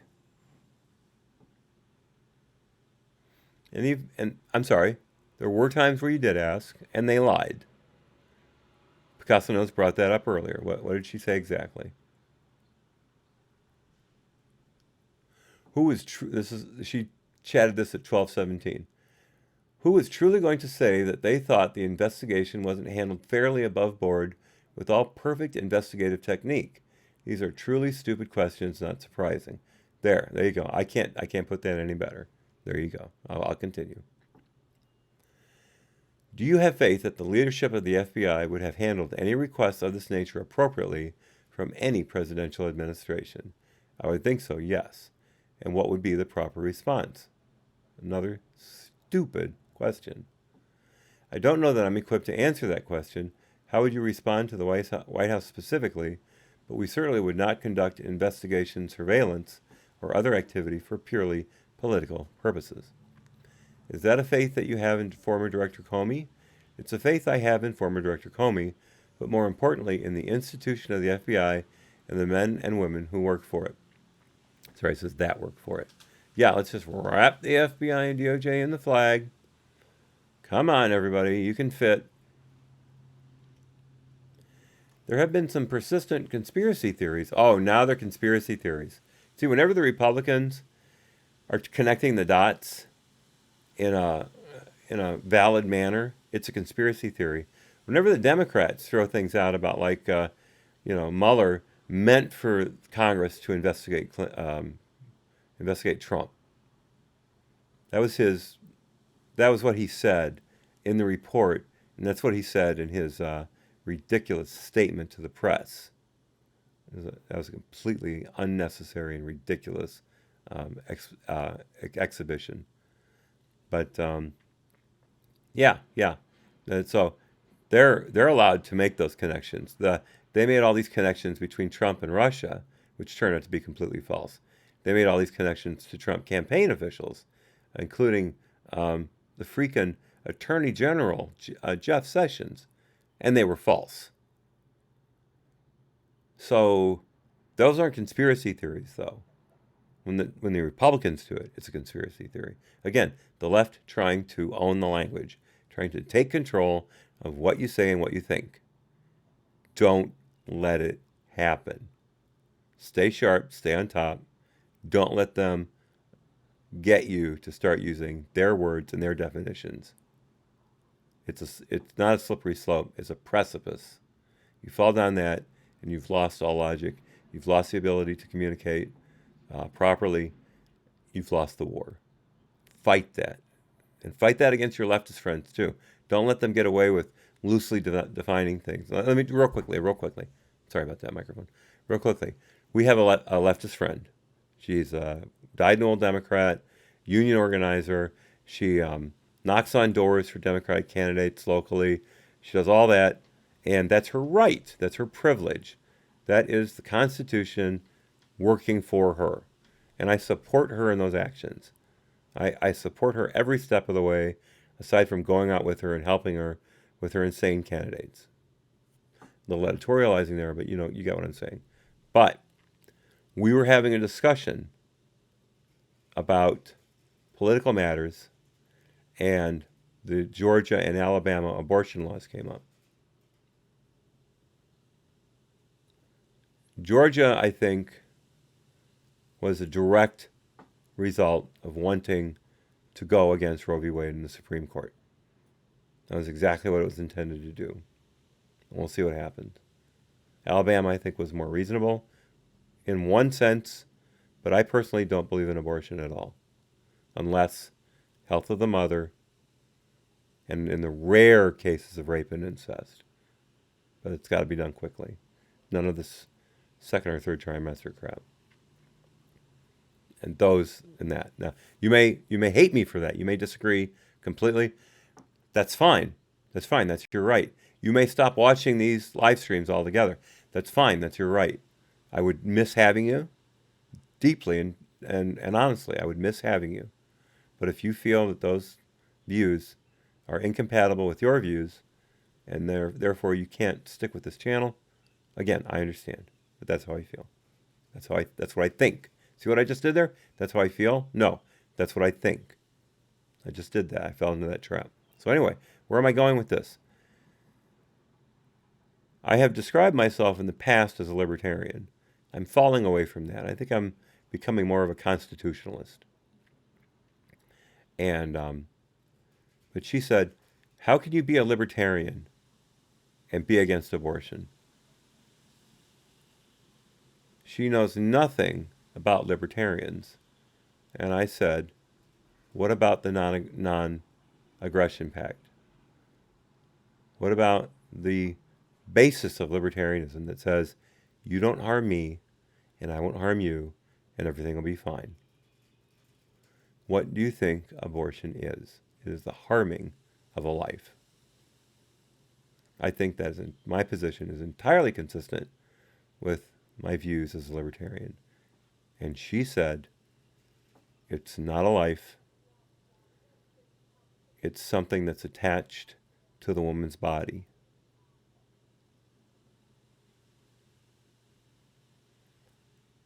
I lost a lot of respect for her that day, but we're very good friends. And she has the right to her opinion. And I will not deny her that right, but I cannot support in any way her opinion. I can in no way agree with that. In fact, I despise it. But I'm not going to let that ruin our relationship. I'm going to put that aside. She knows my opinion. I know her opinion. She's not coming down from hers, and I'm not coming down from mine. So why beat a dead horse? We're not going to find, as Crowder says, we're not going to find common ground. There's no common ground to be had when you're that far apart on such an issue. Okay, as Picasso knows is about to say, moving right along. So here we go.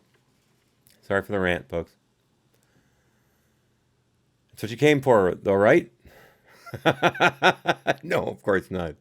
That's what you're skipping, is the rant.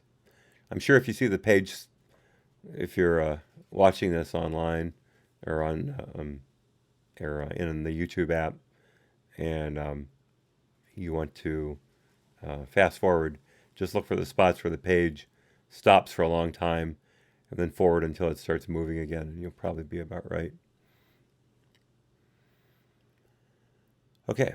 To your knowledge, here we go. Question. There has been some persistent conspiracy theories, that's what started all that, involves, Justice Department lawyer Bruce Orr. To your knowledge, did Mr. Orr have any role in drafting or reviewing the Carter Page FISA applications? Orr has testified that he didn't. And I believe him.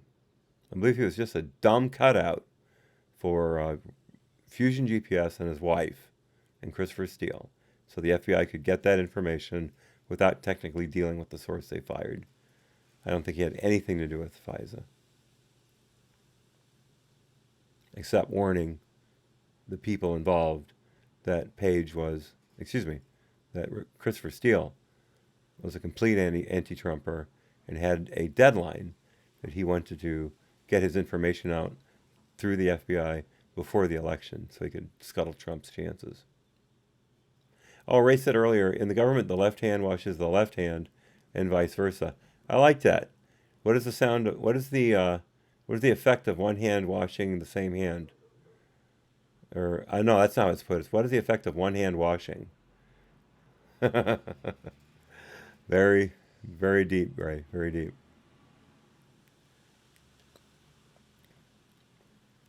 To your knowledge, was Mr. Orr part of the decision-making chain of command for the Page FISA application? Not to my knowledge, but again, I'm going to caveat here that the creation of FISA packages And that legal process fits that same sort of bifurcation of responsibility I described when we were discussing the Clinton matter, that myself and the analysts involved, while we may provide factual input that is ultimately placed into a FISA application, we don't play a role in writing, approving, or otherwise putting through the approval process these FISAs, right? That's the investigative side of our house. So not to my knowledge, but I can't speak to exactly how the approval for any individual FISA related to any of this worked. Bada boom! In your face, Kim. That just negated this entire line of questioning. I love it. Again, she's just wasting our time. She's just wasting our time. To your knowledge, was Mr. Orr part of the approval process for the Page FISA? Not to my knowledge. How would he know? To your knowledge, was Mr. Orr ever a decision maker for matters pertaining to the FBI's counterintelligence investigation into connections between the Russian government and individuals in the Trump campaign? Not to my knowledge. This whole Orr sidetrack is going to drive me insane. Was Mr. Orr, to your knowledge, involved in any way in the decision to initiate the counterintelligence operation relating to Russian contacts with individuals in the Trump campaign? Not to my knowledge. And the emphasis mine. So to your knowledge, he had no role whatsoever in the decision to open that counterintelligence operation. What would Orr have to do with it? To my knowledge, he had no role in that decision. Are you aware of any actions by Mr. Orr that inappropriately influenced or tainted the FBI's decision to initiate the Russia investigation? Again, not to my knowledge. Are you aware of any actions by Mr. Orr that caused you to doubt the legitimacy of Special Counsel Mueller's investigation? Not to my knowledge. Earlier this week, Special Counsel Mueller's team successfully prosecuted former Trump campaign manager Paul Manafort. And they successfully prosecuted him because they went after him specifically because he was the Trump campaign manager for about, a month and a half? 2 months? On charges that the DOJ had reviewed years previously and decided not to pursue. Suddenly, the FARA Act became all-encompassing, all-inclusive, and all-important to Robert Mueller, and he just had to string Manafort up by the necktie, and Manafort had nice neckties, by the necktie, in order to ruin him and try to ruin Trump. It was pure malicious prosecution, from raiding his home in a I think it was a dawn raid, frightening his family to death, with armed FBI agents, from doing that to putting him in freaking solitary confinement for supposedly, not proven, supposedly, at least if it's proven, let me know, because I never saw that. If it was proven, let me know. But supposedly trying to influence someone on the outside in regarding to his arrest. Put him in solitary confinement for the rest of his incarceration. They wouldn't even give him bail for a FARA violation and some tax fraud. Things that people normally pay with fines. Notice they never went after Tony Podesta, his partner in crime, literally. Tony Podesta shut down their group, the Podesta group, after Manafort got arrested and scattered his people to the winds, the four winds. But Tony didn't get arrested. I wonder why. And look how she's trying to portray Manafort as an absolute monster. Mr. Manafort is now a convicted felon. She's happy about that. She's probably smiling when she says that. He's been found, she continues, he's been found guilty on 8 counts of bank and tax fraud, and stealing tens of millions of dollars from U.S. taxpayers. Do you believe that any actions that the FBI or Justice Department took in initiating the Russia investigation call into question the legitimacy of Mr. Manafort's criminal conviction? And okay, now she's way outside the bounds. way outside the bounds. Here's counsel stepping in. Ms. Bessie. I love Ms. Bessie. She is the best. She went after it with, I believe it was either Kim or Shen. She went after it with them during the, oh gosh, it was before the string of, um, testimonies. Can't remember who it was. It was a female testifier. I know that. Might have been Nellie Orr. Might have been. I don't know for sure. But Bessie had it out with Democratic counsel about their line of questioning. Would not let them proceed until they stopped asking a particular set of questions because they were completely beyond the scope of what they had agreed to. And she tore into them until they finally let go. It was a beautiful thing. I'm not saying she's always a pit bull. She could be very polite, but you get her hackles up, and she's gonna come at you. Hold my earrings, that kind of stuff. Ms. Bessie. So to the extent you're asking the witness to comment on an ongoing criminal investigation that's under special counsel's authority, I will expect him not to answer. If you're asking based on something he's aware of in the news, Kim, I'm asking him based on what he's aware of in the news. Bessie, I will instruct him not to answer based on the fact that it's an ongoing criminal investigation. Ms. Kim, thank you. Let me try a more general tack. Do you believe that it is important that the special counsel be allowed to complete all aspects of investigation without interference? So what? What does his opinion mean? Yeah, my personal opinion is yes. Why? Because like any investigation we run, that has to be thorough and without any sort of political or otherwise, I'm not sure what the right word to use is, influence being exerted upon it. It should follow the facts, the truth, and the law, and that's what I would hope that the special counsel or any FBI investigation would do. Your hopes, Mr. Moffa, are dashed on the rocks of reality. I hope you're able to survive it. Kim, is that the standard to which you held the Clinton investigation? Yes. And that's the same standard to which you would hold the special counsel's investigation. It's the same standard I would hold to any investigation the FBI runs, to include that the special counsel is conducting. Kim, thank you. That will complete our round of questioning. The time is now 12:26. I'm sorry. I tried to give myself an extra 10 minutes. The time is now 12:16. We'll go off the record, and there's a recess. Let's see. It's a 7-minute recess. All right, I'm going to take advantage of this break right now. Got to see if I can get a quick bite in my belly. I only had a granola bar for breakfast. I know I was stupid. I know. But I'm going to just grab a very quick bite, literally, and take care of a couple other items of convenience. So if you will meet me back here at, let's just make it 10 after 2. Because we've got another, let's see here. Office 236 pages, so that's 118. So we've got at least another, let's see, 24 pages to go. And that means we'll probably have to wind up cutting up in the middle of the Republican questioning, which I hate to do, but it looks like that's going to happen. So, let's see, unless...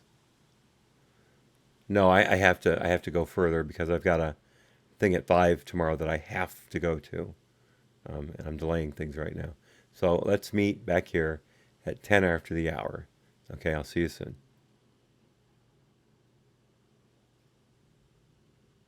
Yes, thank you, Picasso knows. I will keep going.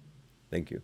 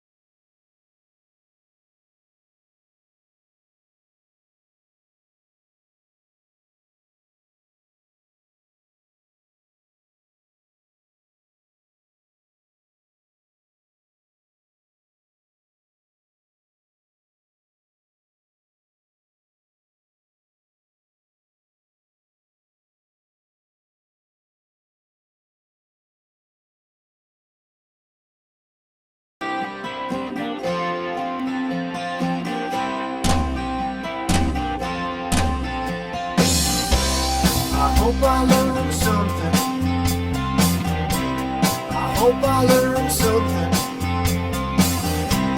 I hope I learned something from the stormy seas, from the brightest days, from the darkest nights, from the sunny days.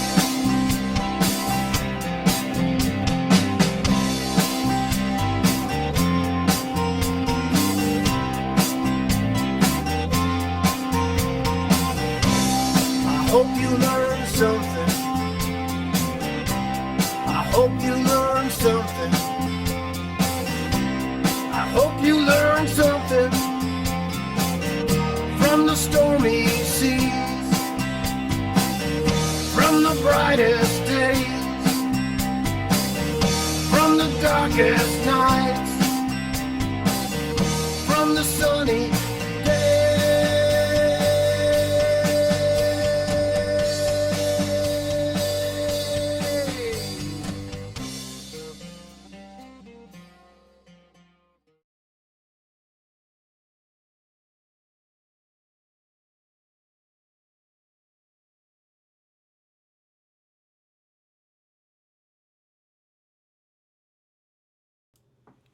Okay, we're back. That interlude, by the way, I started the stream with it. I'm not sure I'm going to use that for the end stream, if I'm going to use a different part of that song. That song is called Learning Curve. The link to the author and performer of that song is in the description. His name is Brian Dro, and he is a brother-in-law of mine, as a matter of fact. Immensely talented. He has played all over the world.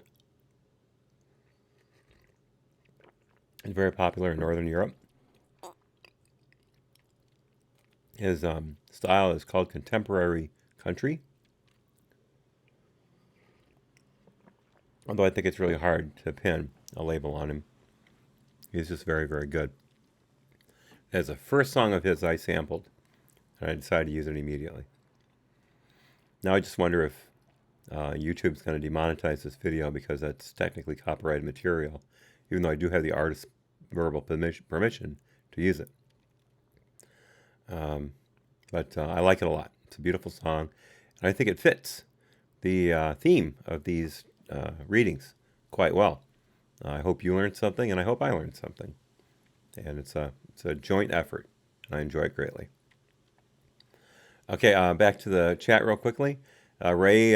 Ray notices quite quickly that all of this was Moffa's opinion about FISA and about the Mueller investigation, and he says it perfectly.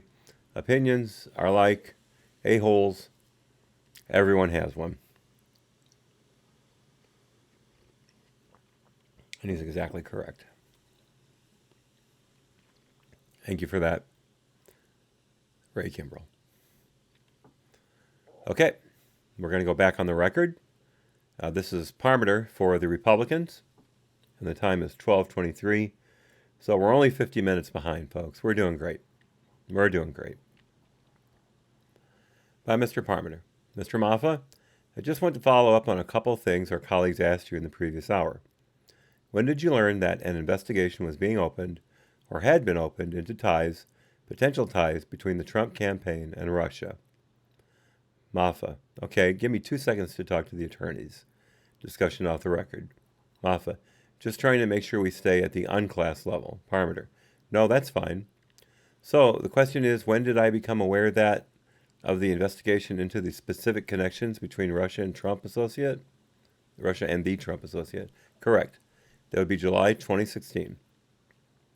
That's the party line. July 2016. And do you know who authorized the initiation of that investigation? I think, and again, I can't remember the specifics. I believe Peter Strzok would have been in the approval chain for that communication. I can't remember if that was just him and others up the chain from him in the counterintelligence division. Okay, and you said he would have been in the approval chain for this investigation or other try to read you fast. Slow down.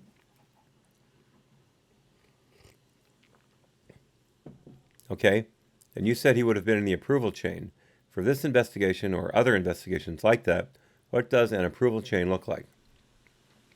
An approval chain can really start anywhere, depending on who's opening the investigation. It could start with an individual case agent. It could be the agent supervisor. It's really whoever drafts that initial opening communication for an investigation, and then it would go up, depending on what the required approval levels were, up through the chain of command for that investigation. So it could be a couple of levels up. It could be higher, depending on the nature of the investigation. Or it could be from Peter Strzok to James Comey, and then you're done. Right? That's asking Mr. Moffa for a conclusion that he could not make, but I think we all can make it. Kim, I'm sorry, Parmeter. We're talking with real people now. And are we speaking specifically in terms of levels within the FBI? Within the FBI, that's right. Okay? When an investigation is initiated, does DOJ have a role? DOJ is notified, and again, I'm not a lawyer, so there may be other circumstances I'm just not remembering where DOJ would have a role. I believe there are certain types of cases, potentially, that DOJ has to also approve. But for the vast majority of cases, it's a notification that the FBI has initiated investigation into the Department of Justice. That's my understanding. Okay? And in terms of types of cases, I think you talked a little bit about this in the last hour. A case like this one that, the FBI ultimately devoted a significant amount of resources to involve a high-level target. Involved, things like that. Would DOJ, come on. I hate when Parmeter does this. Obviously, I'm asking you about the ordinary course. Moffa interrupts. Sure. Parmeter continues, related to an extraordinary investigation. But would DOJ have a role in opening an investigation like that? Again, I don't know. And there are defined guidelines that I'm not an expert in because, again, analysts don't open cases. But there are defined guidelines around the certain types of investigations and what those approvals are, and I would refer you back to those and how those work. Certainly, DOJ would be notified in any of these situations of the opening, but unless it's this certain subset of cases, which I don't define personally, but is definable, they don't have to approve our opening of the case. The FBI can open the case independent of DOJ, saying you are allowed to open it, but those notification requirements are there. Okay, so in this case, do you know whether anyone at DOJ was notified or had to approve the opening? I don't know that personally. Okay, so come on. Let's not do this again. The Democrats just embarrass themselves with those questions. Okay, Parmeter is interrupted by Mr. Summers. So could Peter Strzok, was he high enough in the chain to have approved the opening, or would he have had to seek someone else's approval? I don't know specifically for this case what happened. A DAD level? No, I just mean in general. In general, a DAD level operation manager, I believe, would be high enough to open certain types of cases, yes. By Mr. Parmeter. At the beginning of this case, that's the role that he held, Deputy Assistant Director. My recollection fits again with the timeline of promotions and other things.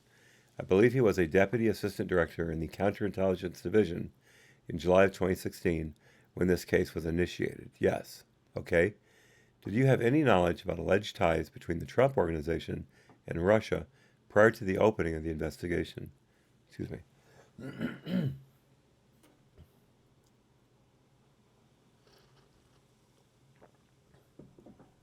Okay, hopefully that went away. Answer. That wasn't something that I was knowledgeable of tracking prior. It doesn't mean that individual analysts who work for me, I'm saying I thought that said work for men, who worked for me were deeply involved in, like the Russia target, wouldn't have some sort of indication. I'm saying me personally, I wasn't following that sort of line until this July 2016 timeframe. Okay, so once the investigation had been opened, were you assigned to it immediately? By nature, and this is absolutely by nature of the job I was in as chief of the counterintelligence analysis section, my analysts had to support the investigation, so I was part of it by default and immediately thereafter. Okay, so what was your role? Similar to the description we went through for mid-year investigation, my job was at this point, the executive level manager of the analytic team, broadly working the Russian counterintelligence threat.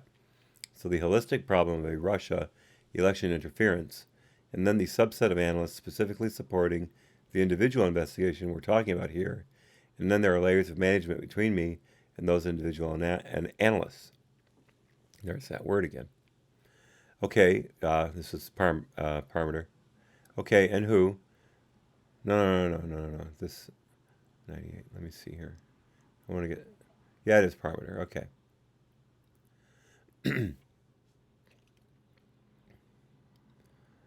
Ray Kimbrell says the government only hires the best. You know? Very good, sir. Very good. Well played. Yeah, there were a lot of you-knows in that paragraph. A lot of them. I like Parmenter. He does a good job, but sometimes he breaks up his train of thought into little bitty pieces, and it gets very difficult to follow. So Parmenter. Okay, and who? So that's your supervisory role, sort of supervising your subordinates. Who did you report to? Excuse me. So I reported, and again, this bifurcates a little bit, and I know this is complicated. So for the bigger sort of Russian investigation, I had a reporting chain more directly up to AD Bill Priestap, and then up the chain from there. For the bigger Russian effort, I had a deputy assistant director because I was the section chief at that point. I had a deputy assistant director over me who I reported to, and then up through Bill Priestap for the bigger question of Russian election interference and the things we were doing associated with that, if that makes sense. For this very specific case, it was a much more direct line to Bill Priestap. For that bigger, more holistic effort, which was happening simultaneously, it's up through my normal deputy assistant director over counterintelligence analysis of the intelligence program at CD. And was that Mr. Strzok? No, it was the deputy assistant director, Diana Corsi. Diana Corsi, okay. Never heard of Diana Corsi. Let's look her up.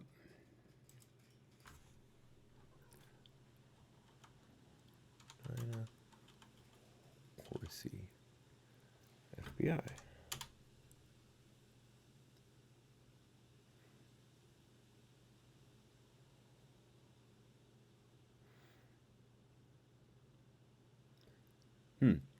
Did FBI agent Diana Corsi commit obstruction of justice and thereby abet the 9/11 attack? In August 2001, Agent Diana Corsi of the FBI headquarters withheld the lead from the FBI criminal investigation team that was investigating the USS Cole bombing. It goes on from there. I won't read all that. Yeah,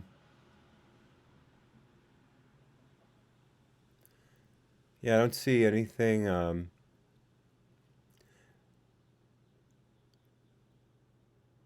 Yeah, it seems like her main claim to fame was possibly screwing up the 9/11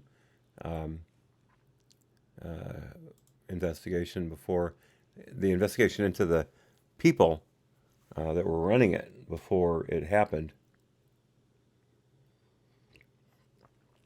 Didn't show anything about her current involvement with the FBI. And that was Mr. Strzok. No, it was the Deputy Assistant Director, Diana Corsi. Diana Corsi, okay.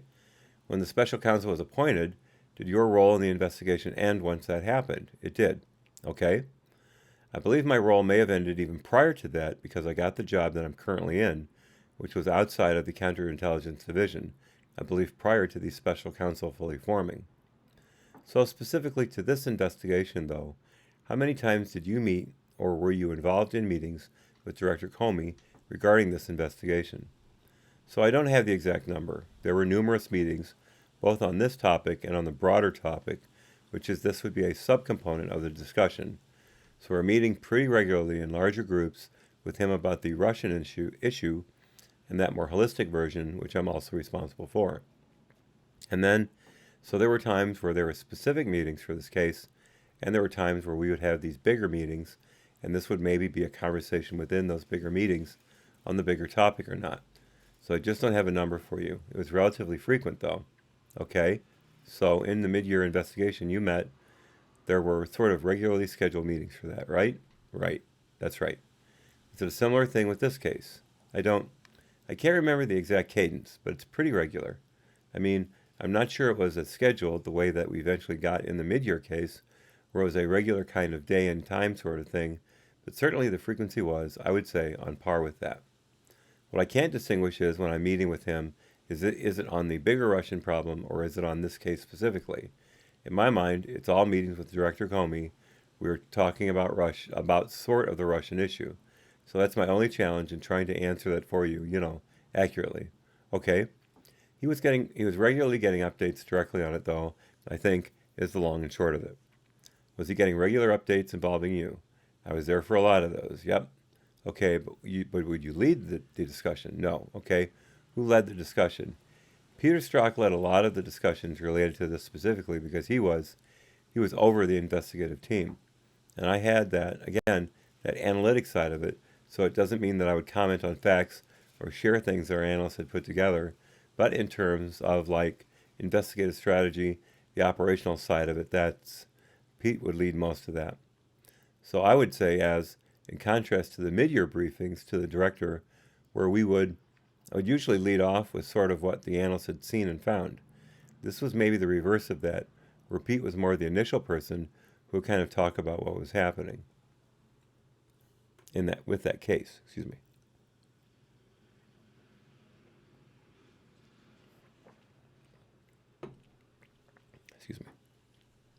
If we were having a broader meeting about Russia election interference, that might not be the case, right? I might be more of the primary person starting off giving kinds of current threat picture for that. So hopefully that distinction makes sense. Yeah, it does. So we know that at the regular mid-year meetings, Moffa interrupts, right? Parmenter continues. There was a DOJ presence, is that correct? The mid-year meetings with the director? Yes, the regularly scheduled ones. No, Parmenter interrupts. DOJ did not attend those meetings. Moffa, not to my knowledge. We had regular meetings with DOJ on mid-year. That's not accurate in my understanding that DOJ would be present when we met with the director. Okay? But DOJ would have been present at, other meetings on mid-year that took place at the Bureau. Sure, we had lots of meetings, regular meetings with the prosecutors, for example, who were involved from Main Justice, and then even some higher-level DOJ officials pretty regularly. Yep. Okay? Was DOJ present at meetings with the director or at other regularly scheduled meetings on the Russia investigation? So we had regularly scheduled meetings at the more working level with the DOJ, so we would meet with several different DOJ officials. Now what I can't remember is exactly when along the curve of time of the Russia case, pre-election, post-election, when those began. But we did have regular meetings with DOJ at the working level. I do not recall being in meetings with the director and DOJ on Russia. Excuse me. On Russia, there were meetings that were FBI only, and there were meetings that were FBI DOJ. That's right. That's correct. Who was Parmenter? Who was in the FBI only meetings? Moffa, the FBI only meetings. It depends again what you're talking about. So Parmenter interrupts for Trump Russia. Moffa, for that, so we at some point began a meeting. It was a daily meeting on the broader concept of Russian election interference, jointly between the Counterintelligence Division and our Cyber Division. And a subcomponent of that meeting every day would be to cover some of the operational events occurring within that investigation, that Trump-Russia investigation. So you have, at the executive level, you have executives from both the Counterintelligence and the Cyber Division meeting internally on a daily basis to talk about the full range of what's happening on the Russia threat issue, and then a subset of that meeting would be some discussions related to that specific case. So it's both executives and then some at the lower, 15, 14 level. And we did that every day pretty religiously in the run-up to the election. And again, the exact dates of when that starts and stops, I can't tell you, but that was intentional to be able to deconflict and coordinate activity across our two divisions. So who were the executives in those meetings? It would change depending on the day sometimes, but generally there was I would be present, as would my counterpart, section chief in the division, who was in charge of Russia operations. You'd have several, if not multiples, of the DADs for counterintelligence there. 80 pre-step would be there. And then on the cyber side, a pretty similar mix. Section chiefs responsible for the different components of the cyber threat, and one or either of their DADs at the time, and their AD would be there sometimes. And it really, because it was a daily meeting, It depended on people's availability and other things until you get that mix of attendees. What about the director? The director was never at those deputy meetings. The deputy director, sorry, Parmenter interrupted. The deputy director, Moffa continues, that I'm talking about, no, not to my knowledge, ever.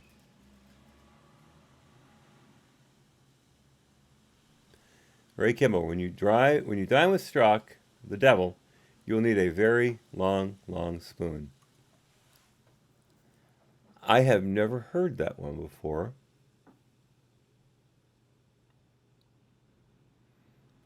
Huh. I'm guessing what it means is that the devil gets everything to himself and you have to reach for it. You get nothing on your own. And therefore, let's see, long, long spoon. So, kind of like a chain of events, a chain of decisions that will get you to that dinner, to the devil. Like the path to hell is paved with good intentions. Those series of good intentions. If I got that right even once, please let me know. I'm all over the place. I like it, but I need to understand it in order to use it, because I'm going to have to explain it to others as well. A quote from Batman. Oh, well, never mind. Never mind. That's perfect. Anything from DC Comics needs no explanation. Thank you.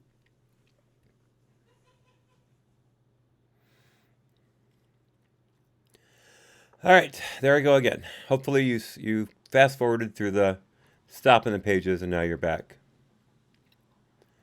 Okay, so Parmenter continues. And then I know just in terms of types of people that were analysts and agents there as well. That's right, same cyber division. Think about them as, they're another version of what I'm describing here. They have an analytics section. They have an intelligence program. They have the same responsibilities that I have to be drawing analytic conclusions about what they're seeing. And so when we would have those meetings, sometimes it would be me and my counterpart, section chief, kind of deconflicting, maybe a joint intelligence product we're putting together on the broader topic. And then we started this mentioning DOJ FBI meetings.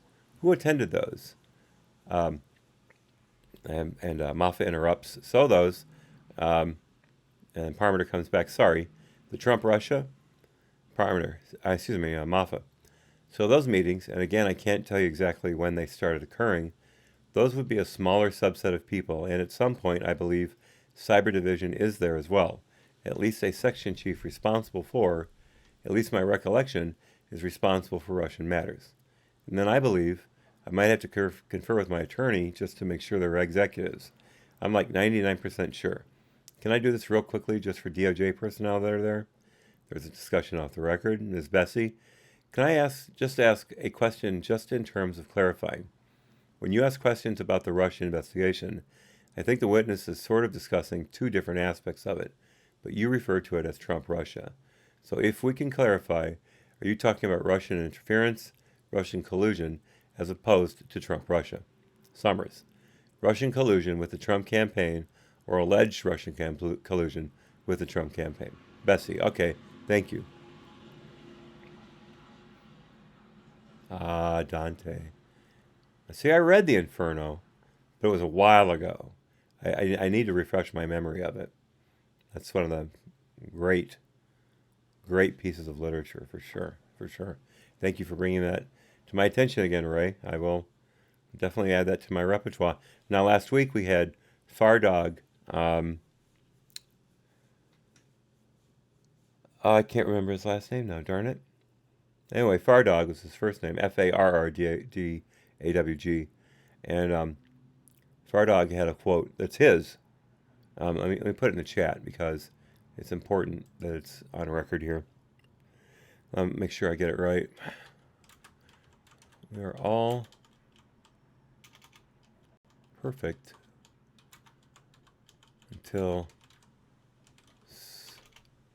someone catches us being ourselves.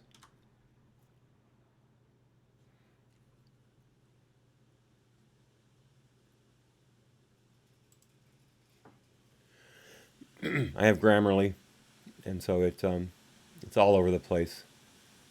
It corrects my punctuation and spelling and all that. But yes, we are all perfect until someone catches us being ourselves.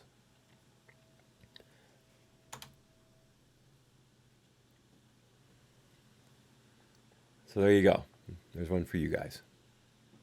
And again, that's by Fardog, one word. Can't remember his last nick off the top of my head. My mistake, of course. But it is his quote. It's published. But he said we're free to use it, so I'll run with it.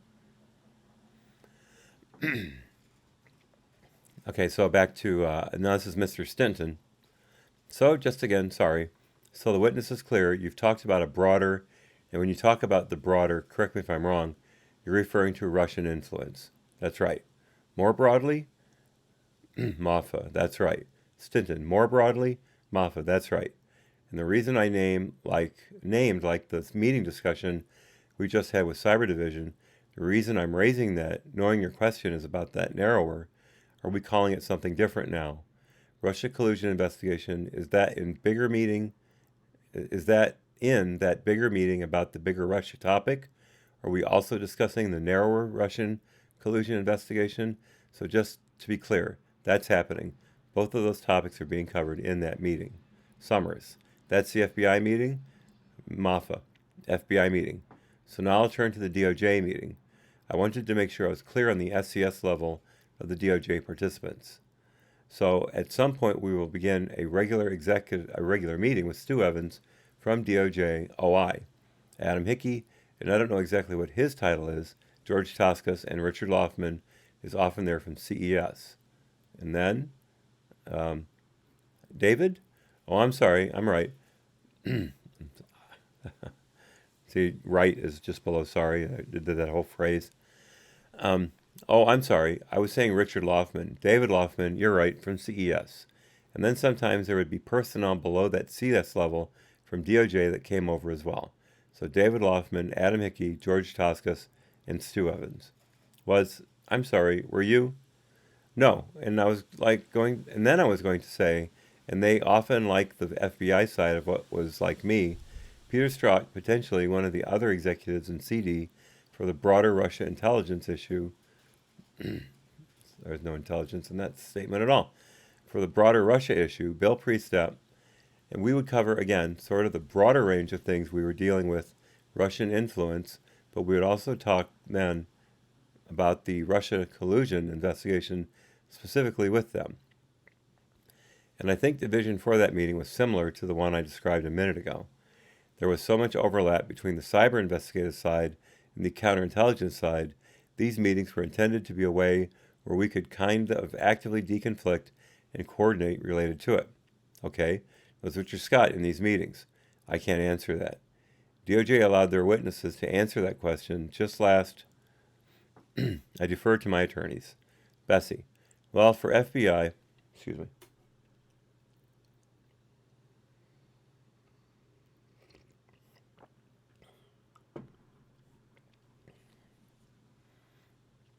Bessie. Well, for FBI, we're not going to confirm any person who is not at the SES level. Summers. Even though DOJ employees and DOJ attorneys have allowed their witnesses to testify to, Bessie, we will go at our direction from the FBI. Summers. Okay. And how often were these FBI DOJ meetings?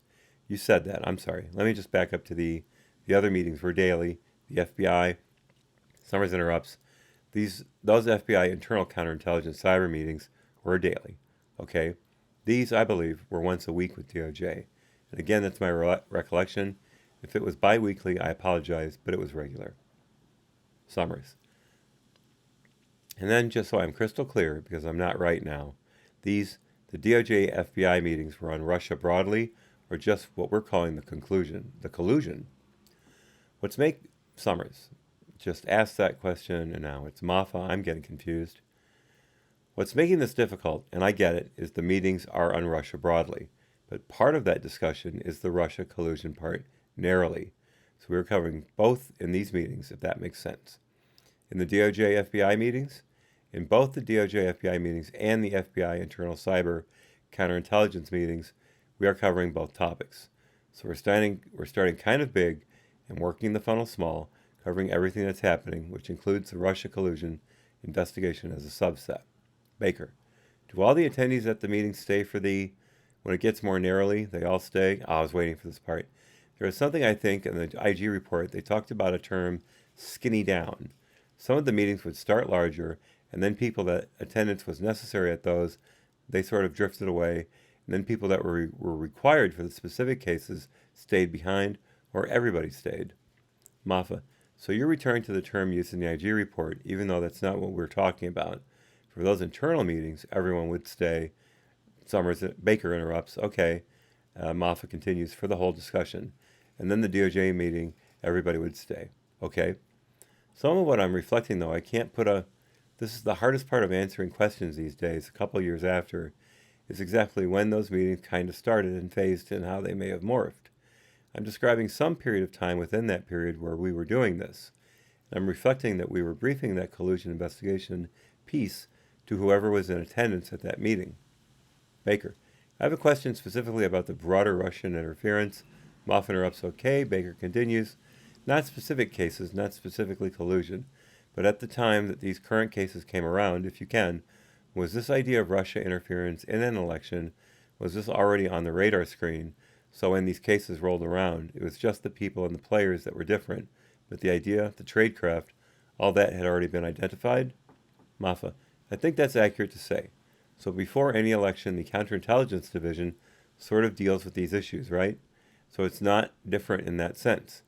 And there had already been some, work put into and thought put into, how are we going to do what we need to do to be aware of intelligence collecting, the right intelligence related to the election, maybe not, certainly for Russia. But, the range of analysis my section was responsible for is really the world, right? So I have more than just Russia, I guess, is what I'm trying to say. So okay, I'm going to stop for a second. Yeah, Ray, I don't like the way that question was worded at all. It did sound like people just drifted. In fact, he said people just drifted away. I think what he was trying to say is that as the meetings narrowed in scope, people would be cut loose. But that's not what he said at all. He said drifted away, and that your take on that is exactly correct. It sounds like he's saying people just, okay, I'm gonna go do something else. Bye-bye, everybody, and off I go. Yeah, that's the impression that I got from the question. But thankfully, from what we had with Gia Cologne and Toscas, we know what he really meant.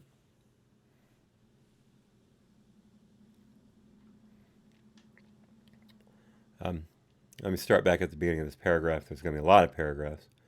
So we're aware of the election and its counterintelligence implications already. We're already thinking about those things. I think, like what the joint ICA report kind of reflects, is the best way I would describe it too. Certainly the scale, scope, intensity, some of the methodology is different this time, but it's not a different concept for counterintelligence and counterintelligence professionals, right? Intelligence services are going to take steps in advance of an election, and we're going to do the things we do to respond to those. That's not all invented in the moment of July. We're aware of those things and what's coming, certainly again, in terms of priority and scope and scale, and what we need to do to address it. That changes based on the facts.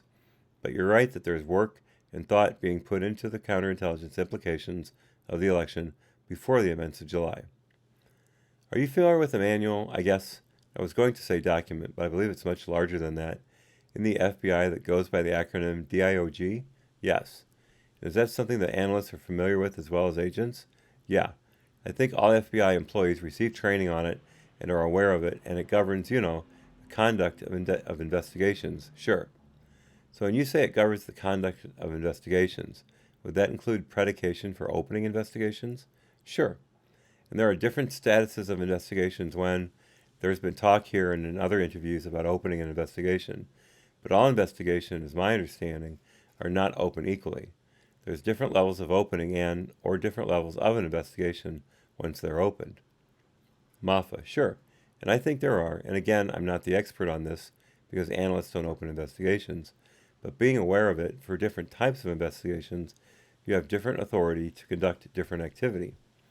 And so the standards and predication for opening those at different levels, which then permit more or less activity, are different. And all of that is prescribed by our regulations, which, OGC and others are sort of watching when we initiate a case. Question. So the authority to open a case, or what status a case would be opened under, would be governed by the DIOG as to what information the agent or whoever is opening it has as it's being opened. And then once it's opened, the status that it's opened under governs what investigative techniques can be pursued. I think that's right. God, I hope someone thinks something of it.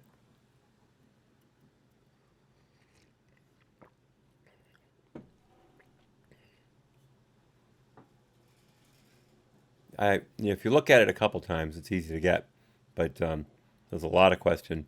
And of course, when I'm reading, it's hard for me to get the inflections right because I've never read any of this before, so I don't know where the sentence is going.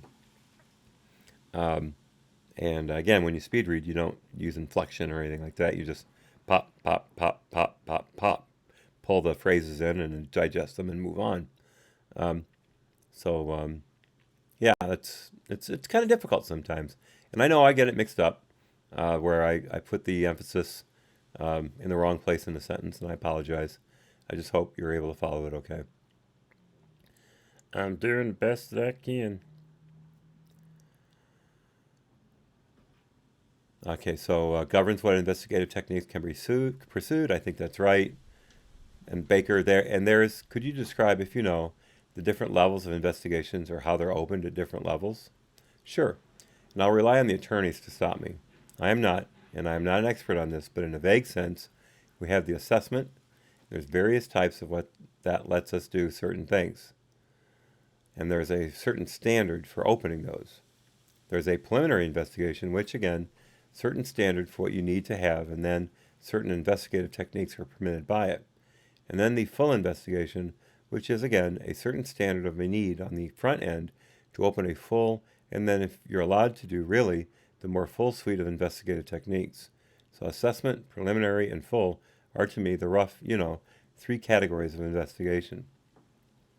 So assessment would be the lowest standard to open, full would be the highest level of not proof, but you would need more information to open it, and then along that continuum, there's different techniques you can and can't do based on how it's classified when it's opened? That's right. Are you familiar with the level that the collusion case was opened at initially? I'm not. I just don't recall it. I'm sorry, I don't remember. Okay, thank you. Baker finishes. Mr. Summers steps in. What level was it at when you became aware of it, of those three levels you just gave? I don't know that in my recollection, it's a full. I don't know if it was something before it was a full. No, yeah, I'm just asking. Everybody's interrupting each other here. Moffa continues. It's what I'm trying to say. So my recollection, sitting here today, if you ask me what do you believe it was, I believe it was a full. When you became aware of it, right. Mr. Baker continues. As a full, whether it converted from a preliminary to a full or initially opened as a full, there would have had to have been a strong basis to open it as a full if that's how it was opened. It would have to meet the standard, whatever that is. And again, I'm not the Baker interrupts. And then once opened as a full, that would mean there could be a lot of different investigative techniques used. Sure, it makes available the range of investigative techniques associated with a full. And again, I'm a little bit out of my depth, right? Baker interrupts. Sure. Moffa continues, because this isn't what I do, so I'm trying to reflect my best understanding, from being around it. Baker. Thank you.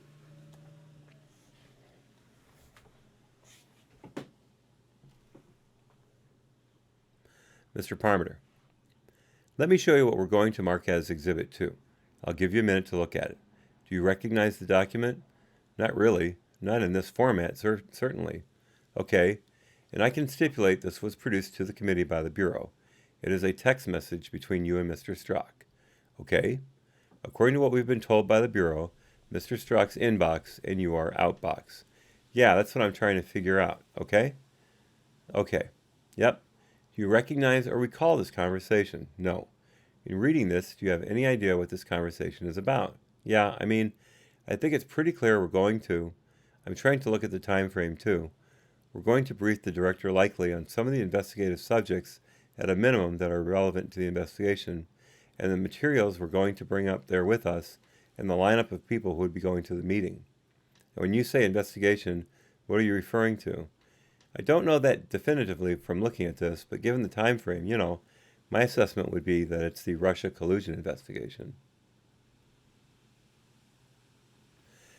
Yeah, Ray, that's the thing. Comprehension is key, and I'm not saying that I'm able to use it. Let me say this. I know I probably have given the impression that I speed read all the time, but actually it depends if I'm motivated or not. If I'm just relaxing and reading and not trying to get through it, I can go fairly much word by word. But if it's a deep document or book, if there's a lot to get through, then I will tend to speed read. So like the Papadopoulos book, I didn't speed read that. I didn't have to.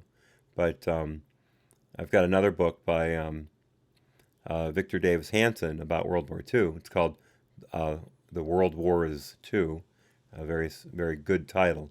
And it is very deep, very dense, and I can speed read it a bit, but there's a lot of detail that I have to slow down for. And then there are other books that are just made for speed reading. You can just chew right through them. So it's not a constant thing. I can't do it every time I read. These documents right here, I know that there's a lot to go through, and I kind of keep myself to the committee clock as best I can. Today it's all the way out the window, and I understand that. That's fine. Doesn't matter. But since it's dense, and the spacing of the words is fairly wide, the kerning is fairly wide, then I can speed read it real easily. I can just chop it up into chunks, and so that's what my brain wants to do. And it's difficult for me to slow down to word by word because I keep wanting to chunk it up. But yeah, if your comprehension leaves, then you gotta quit. You gotta quit. It's vital. But you know what? That's all with life. Sometimes things change. Caffeine and sugar no longer affect me. I can drink a monster or 2 monsters and fall asleep 10 minutes later. Thank you, Picasso Knows. Yes, moving right along. Thank you very much. My executive producer is keeping me on track. Thank you. And again, the page stopped for a long time, so you folks probably fast-forwarded through this. I'll move the page now so you know it's time to come back. When you... In reading this, do you have any idea what this conversation is about? Yeah, I mean, I think it's pretty clear we're going to... I'm trying to look at the time frame, too. We're going to brief the director likely on some of the investigative subjects at a minimum that are relevant to the investigation and the materials that we're going to bring up there with us and the lineup of people who would be going to the meeting. I already read that. And when you say investigation, what are you referring to? I don't know that definitively looking at this, but given the time frame, my assessment would be that's the Russia collusion investigation. I read that too. Sorry. This refers to a brief tomorrow at 3:30. Does that seem consistent with, regularly scheduled meetings on Russia? I don't know at this point what's regularly scheduled or what isn't, so I can't say. Okay? That first unredacted message from Mr. Strzok says, same personal lineup from us as with MYE. Yes. To your knowledge, did Director Comey ever express wanting the same team working on Russia as worked on mid-year? No. Did he ever express a certain level of comfort with the work that the mid-year team was doing? I think I got that sense from him that he was comfortable with the mid-year team. Okay? And who chose the team to investigate both the overarching Russia issue and, the alleged collusion issue? So again, I have to separate analytically and operationally, so let me talk about my side. In a very similar way, I selected the analysts within my division to support that case specifically, And then I had two functional Russian analytic units already, which then supported the bigger Russia event. So that wasn't a conscious choice as much as it was that's what we're built to do, and that's what we're going to do. None of the analysts I chose to support the collusion investigation, or that broader investigation really, although there may have been one or two, despite the natural state of the fact that they worked in one of those Russian units, overlapped with the mid-year team. They're different people entirely. The only person that I'm aware of that had done both is me. So the analytics side, those are different teams. They're not the same. On the operational side, I would really want to defer to Pete or somebody else about the selection. I don't know how he made those choices. I didn't have input into the investigative team that was selected to be a part of it. I don't even remember being part of the conversation about it really. Those people were selected. But to my knowledge, that those are different people too. These are not the same investigators as the mid-year team. And in terms of the analysts you selected, did you select different analysts on purpose, or was that just the way it happened? I selected analysts from my Russian program who are different analysts than the ones I used in mid-year. I also could see the sense of that because for no other reason, for example, than people are tired. You're coming off of what was a very difficult effort related to mid-year, and I wanted those analysts to get back to normal to the extent they could. Now this is the sign of a good manager. I'm very impressed with this. It was time to, Moffa continues, it was time to immediately pivot into this much bigger challenge, and so I thought it made good personnel sense to do that. But it also made good topical sense in that I want Russia analysts doing Russia, and so those are different teams. The second message, unredacted message in here, which I believe is repeated, says, I'll prep to get the 4 profiles tight in the morning. Yeah, what does that mean? So I am, without getting into specifics, the analytic team is pulling together background information on things relevant to that investigation, and so that's what I'm talking about, where I can't tell you what specifically these 4 were. I legitimately, I'm trying to read you fast, where I can't tell you what specifically these 4 were. I legitimately don't remember. What I would be referring to is whatever that documentation was that my team is working on. Getting them tight means like I will look at them and make sure that I think they meet the standards of going to the director, and we'll get that ready, and then it will be ready for the briefing. So that's what I'm telling him. When you say profiles generally, are you speaking about people or are you speaking about something else? I would generally be speaking about people, okay? And are you speaking about witnesses, or could it be, Moffa interrupts, yeah, that's what I can't tell you. And you have to remember too, in my world on this case, it's not all about U.S. citizens, right? We're very actively interested in working and responsible for analysis of Russia actors, for example. So I literally don't know what I'm talking about here, but I'm giving you kind of my best estimation of what I'm talking about. It would not be inappropriate at all for me to bring up and potentially, be referencing, right, these background documents, especially just given the time frame of this. It's relatively early on in our effort, and everyone is getting to know the topicality and the people involved.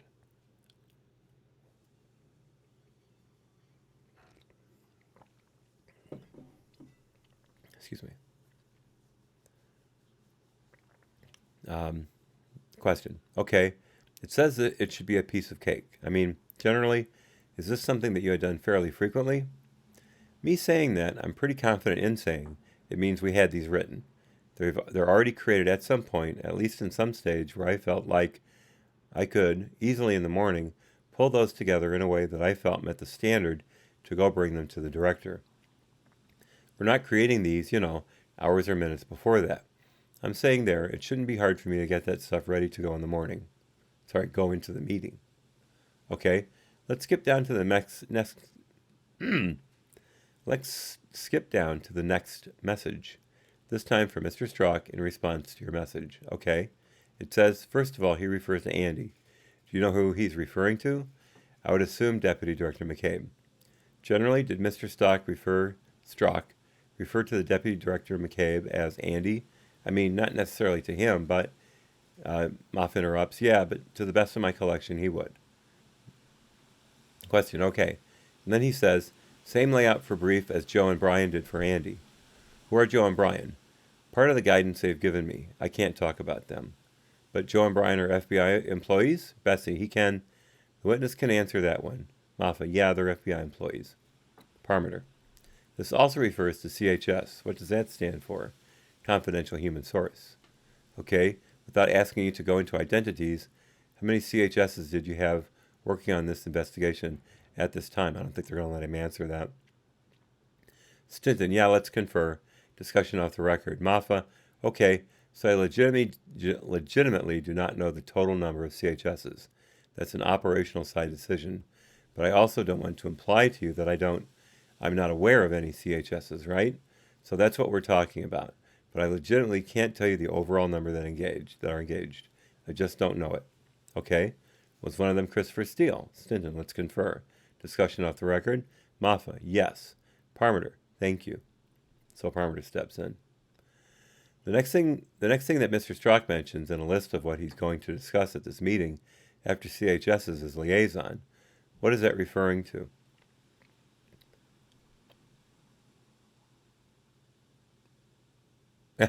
Would butthead been too obvious? Yeah, definitely too obvious. Very good, Ray. Yeah, Andy might have definitely fit that description. In fact, him and Comey both fit that description, and Strzok. Thing I just picked up here, Moffa answered that one of the CHSs was Christopher Steele. I'd like to know the time frame of that because, remember, Moffa came into the to Crossfire Hurricane, he said in July of 2016. I think he said late July, which would be, again, along the FBI party line because they say July 31st. But they're talking about a meeting right away about this event, and Christopher Steele has just been mentioned as being a CHS involved in this investigation. If the party line is held, Steele wouldn't have been a CHS until September, when he started bringing in the dossier. But if I've got the time frame in my most suspicious mind to where Moffa is talking about Steele being there in late July, then again, that opens up a whole new can of worms. But again, that could be more of a conspiracy theory than an actual connecting of the dots, because I don't know what time frame he's specifically talking about here. Okay.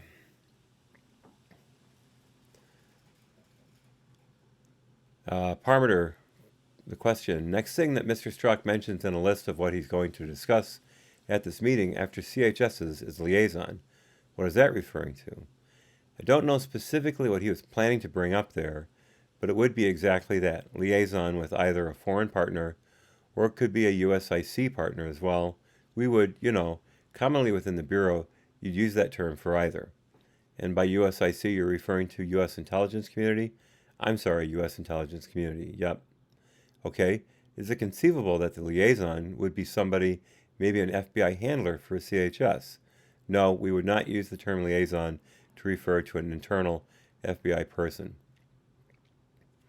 Yeah, Ray, that's the thing. Aside from, Ray says, has anyone mentioned time frames? Aside from that first Moffa statement about being brought in or knowing about Crossfire Hurricane in late July of 2016, aside from his reference to that, there are no time frames that have been used. And I think it really would have been helpful on this part here about Steele being a CHS. That would have been very nice to know. Although I don't know if the FBI attorneys would have let him answer that. Probably not, because that would have been an ongoing investigation. Okay. Question. To your knowledge, did Mr. Steele have a handler at the Bureau? Bessie, can we confer? Discussion off the record. Moffa, so the answer is yes. And sort of I don't know if it's by rule, but certainly by practice, CHSs have a handler, is the word used here, but an agent who operates at CHS and is responsible for that person. And that's the case with Mr. Strzok. Parmenter. Okay, So that person could have been an FBI agent, correct? Okay, the FBI did eventually terminate its relationship with Mr. Steele. Is that correct? Correct. Okay, do you recall when that occurred? Not specifically. Now we're getting into time frames, but it's not. But Moffa isn't helping. Were you involved in discussions about it occurring? I think I was present at discussions related to it. Do you recall what was discussed? I've got to confer again. Sorry, discussion off the record. Okay, so if the question is, do I recall what was discussed in the conversation where we discussed closing the CHS? The answer is yes. Parmeter. Okay, and I assume that you're not going any further because we'd be getting into classified material? That's what I'm concerned about. Correct. Summers. Sorry, if we went into a classified setting, would you be able to answer, or Bessie? He would be able to answer to a limited extent, depending on what the follow-up questions are. To the extent that it may go into special counsel's area, we would probably not be able to get that far into it. Okay, Parmeter. Question. So generally speaking, had the FBI, had you known, or had the FBI known that, Mr. Steele was talking to the media, would that have affected their decision on whether to seek any order from a FISA court or anything like that? Dude, you can't ask him about FISA. Come on. So again, that's not a decision I'm asked to make or that's within my role. And so I just have a hard time commenting on the hypothetical aspect of that. But I will say in a broad sense, right? I think sources have different motivations and actions. It's a balancing act of how that impacts credibility. And there's no, to me, hard and fast rule that you can always kind of hew to.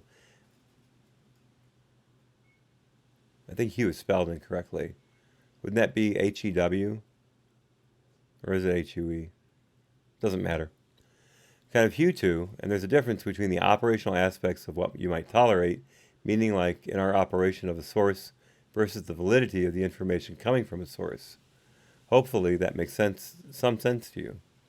But that's also something that would have to be considered, is what the source did. In your example, speaking to the media, does that make him a source that we wouldn't want to operate because it creates risk in this way? That's a different question than whether the reporting might be valid. And if that reporting is valid, could it still be relevant in a FISA application, for example? Potentially. So I'm not giving you a hard and fast rule.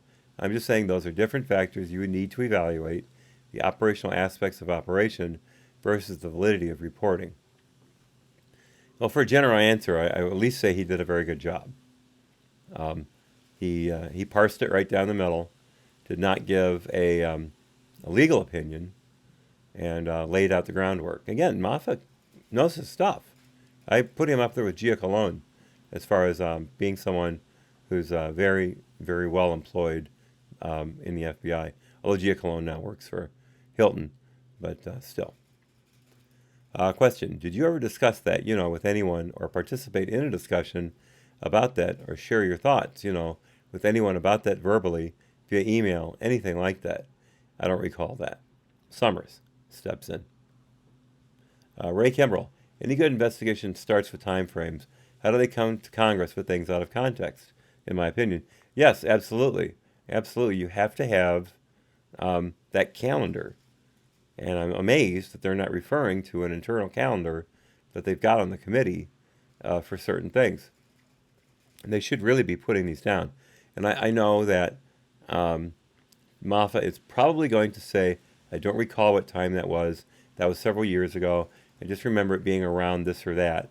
But he did remember when he got brought in to Crossfire Hurricane. I'm talking to your chat again. He did remember when he was brought into Crossfire Hurricane. So it's very well possible that he could remember other things within that time frame as well. So they should be asking. Again, he can say, no, I don't recall often. But if the Democrats are allowed to answer legal questions that he can't answer, certainly the Republicans are allowed to answer time frame questions that he can't answer. It would get repetitive, but still could be useful. Summers, what was your role in the Carter Page FISA application? So I didn't really have a direct role. I don't have approval authority. I didn't write it. My analysts are, again, conducting analysis and providing facts that are going to the investigative team, which is then going into the application. I'm copied on the applications as they come back and forth, the drafts related to it. I certainly was tracking its progress just to say, where it is in the approval process, but I'm not in the decision tree related to it in any way. Did your analysts analyze any of the information that's contained in the application? I don't recall the application specifically enough to be able to say that. Of course you don't. Back to the text. It's possible that facts they generated and ended up in there. Facts that they generated is the wrong way of saying it. Normally, analysis isn't what you're putting in a document that goes before the FISA court necessarily. They're facts, right?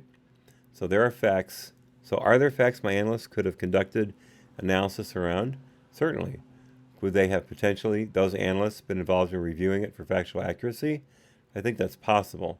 But they're not the ones drafting it, and they're not the ones approving it, and neither am I. So I'm not tracking it from a managerial perspective, I guess, is the best way of saying it. It's happening. I'm aware of it. I'm aware of it in part because when you get to new streams of collection, that does become something then that my personnel are going to have to deal with. We're now bringing in information into the case that's going to have to be analyzed. And so I'm following it from the perspective of it's going to impact our workload, and we're going to have to figure out how we deal with new collection, right? So it's relevant to me. It's not something that I'm actively generating. Did your analysts analyze the data in the Steele dossier? My analysts were involved in reviewing the factual information, and I'm saying facts. I'm saying like factual assertions in a variety of documents, and then trying to cross-compare and research that with other intelligence. Now we're getting stuck into it. This ought to be good. Question, for accuracy? For accuracy, for corroboration, for context, for how it might correspond or conflict with other reporting, for all of those reasons. And I wouldn't, say it's for one source, case or the other. That's what we do. Baker. No, don't back away. Damn it. I want to go back just a minute to the confidential human source issue, and this is in very broad terms. Okay? I don't think it has to be even specific to this case. You had alluded to, the quality of information and maybe some administrative infractions being two different things. Right. So if I understand what you're saying, it seems to me, correct me if this is an incorrect assumption, you could have a source that has been administratively closed for some technical infraction of rules regarding what they're allowed to do. The question continues. It's my understanding when a source is opened and the agent might read or have the potential source acknowledged certain operational confinements that they're allowed to do, maybe some Attorney General guidelines, and they could be administratively closed for violating that infraction, not relating at all to the quality or accuracy of things they're reporting. Is that correct? Answer. So, in a broad way, and I don't want to get too deep into CHS's operational policy because, again, that's not my side of things, what you're describing tracks what I'm trying to get across, which is you could decide to terminate a source for a reason completely unrelated to the quality of the information they have provided or might provide in the future. The decision could just be made for one of the reasons potentially that you're laying out, that operating them as a source is no longer a good idea for the Bureau, for the USIC. Couldn't that have just been a yes answer? Generally, yes, something like that. But that's not Moffa, so. So question, let's assume that decision has been made with the source, any source. Moffa interrupts, yep. Question, that has been administratively closed for some reason. That same source comes knocking at the FBI headquarters door with some incredibly accurate information or incredible information of interest to the Bureau. We don't know if it's accurate or not. And historically, before that source was closed for an administrative reason, the reporting had been deemed accurate and reliable. Actually, as I remember what's come out recently, it's not that Steele's information was deemed accurate and reliable. It's that Steele himself was deemed accurate and reliable, at least in this FISA application for Carter Page and perhaps for Papadopoulos as well. There's no proof that a FISA was opened on Papadopoulos, but I would say getting everything that happened to him in London with Misfoot and then Halper and Azra Turk and Downer and all this stuff, he was definitely being electronically surveilled. It would be very difficult to come to any other conclusion. But yeah, so yeah, this time in the FISA, they said Steele was accurate and reliable, and I think they had said that previous information had been proven accurate and reliable, which I don't think goes to the heart of a FISA application. I believe it's the current status of the information, but we'll see soon. We'll see very soon. Question continues. Excuse me. Because they have been administratively closed for some reason, this same source is now knocking at the door. Oops, I'm sorry, already. Are now knocking at the door with what appears to be of interest to the FBI. Are they turned away at the door because they've been administratively closed? I wish I could answer that for you. That's really not his thing, man. I wish I could answer that for you, but I just don't know the answer to that. I'd have to defer to somebody who knows what our actual rules and regulations say around that. As an analyst and as an analyst manager, we don't operate sources. So I don't feel like I'm qualified to answer that accurately. Yeah, I don't know. That's the best answer I can give. Not operating as an analyst. Is an analyst involved in assessing whether someone could be recruited as a source? Sure. And would they be involved in maybe deciding what types of questions to ask a source in some sort of interview scenario? Definitely. Okay. Are you aware of, at any time in your bureau career, of doing any type of work involving a source, whether it's assessing whether someone should be reopened, whether someone should be closed? Are you familiar with working with a source as an analyst that had been a source that was previously closed?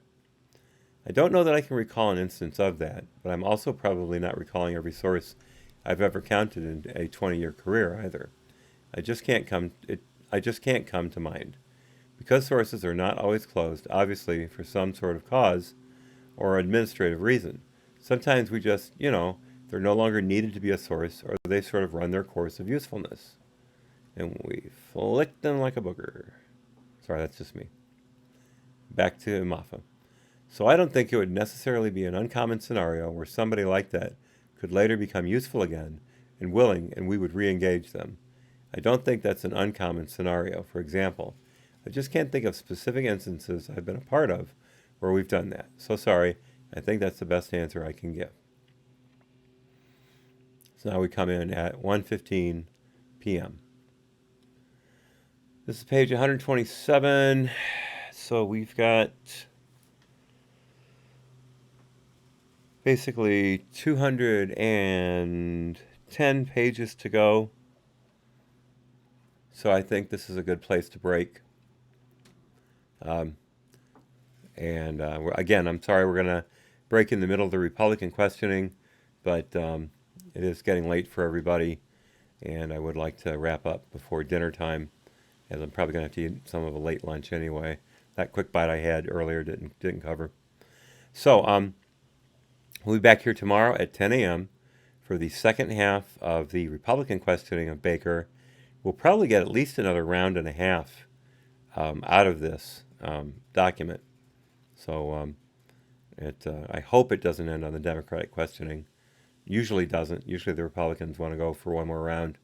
The Democrats are normally the ones who end early. But we shall see. If anyone can find a picture of Moffa, please put a link to it in the description, or excuse me, in the comments box below this video after it posts. I'd really appreciate it. We've got the bio on him here, which I'll read one more time. Jonathan C. Moffa, the FBI agent who helped draft Comey's July 5th, 2016 exoneration of Clinton's handling of sensitive electronic correspondence, and the man who received information from a January 2016 walk-in informant from the State Department who tried to alert the FBI about Clinton's private email server. The one thing with this bio here, this bio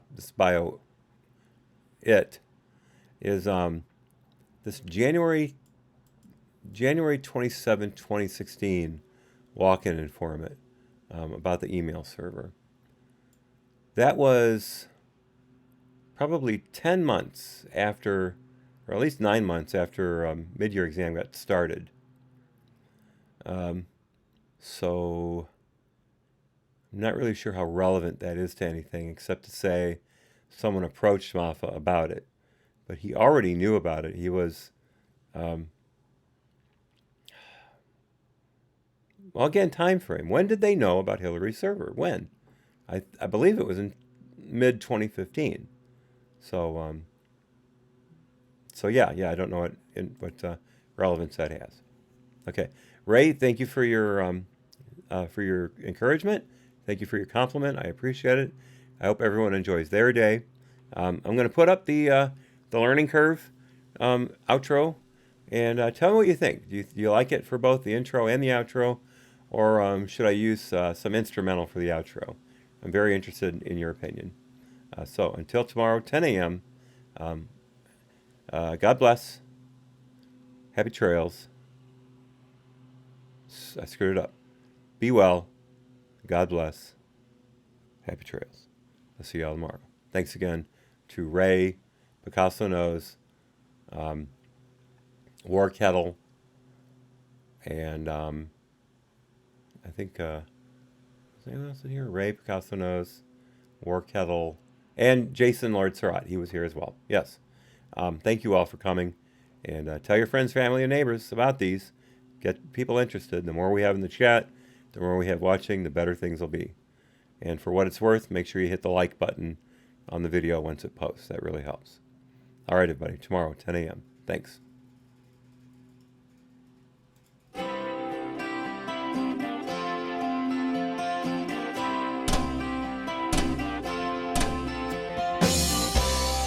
hope I learned something. I hope I learned something. I hope I learned something from the stormy seas, from the brightest days, from the darkest nights, from the sunny days.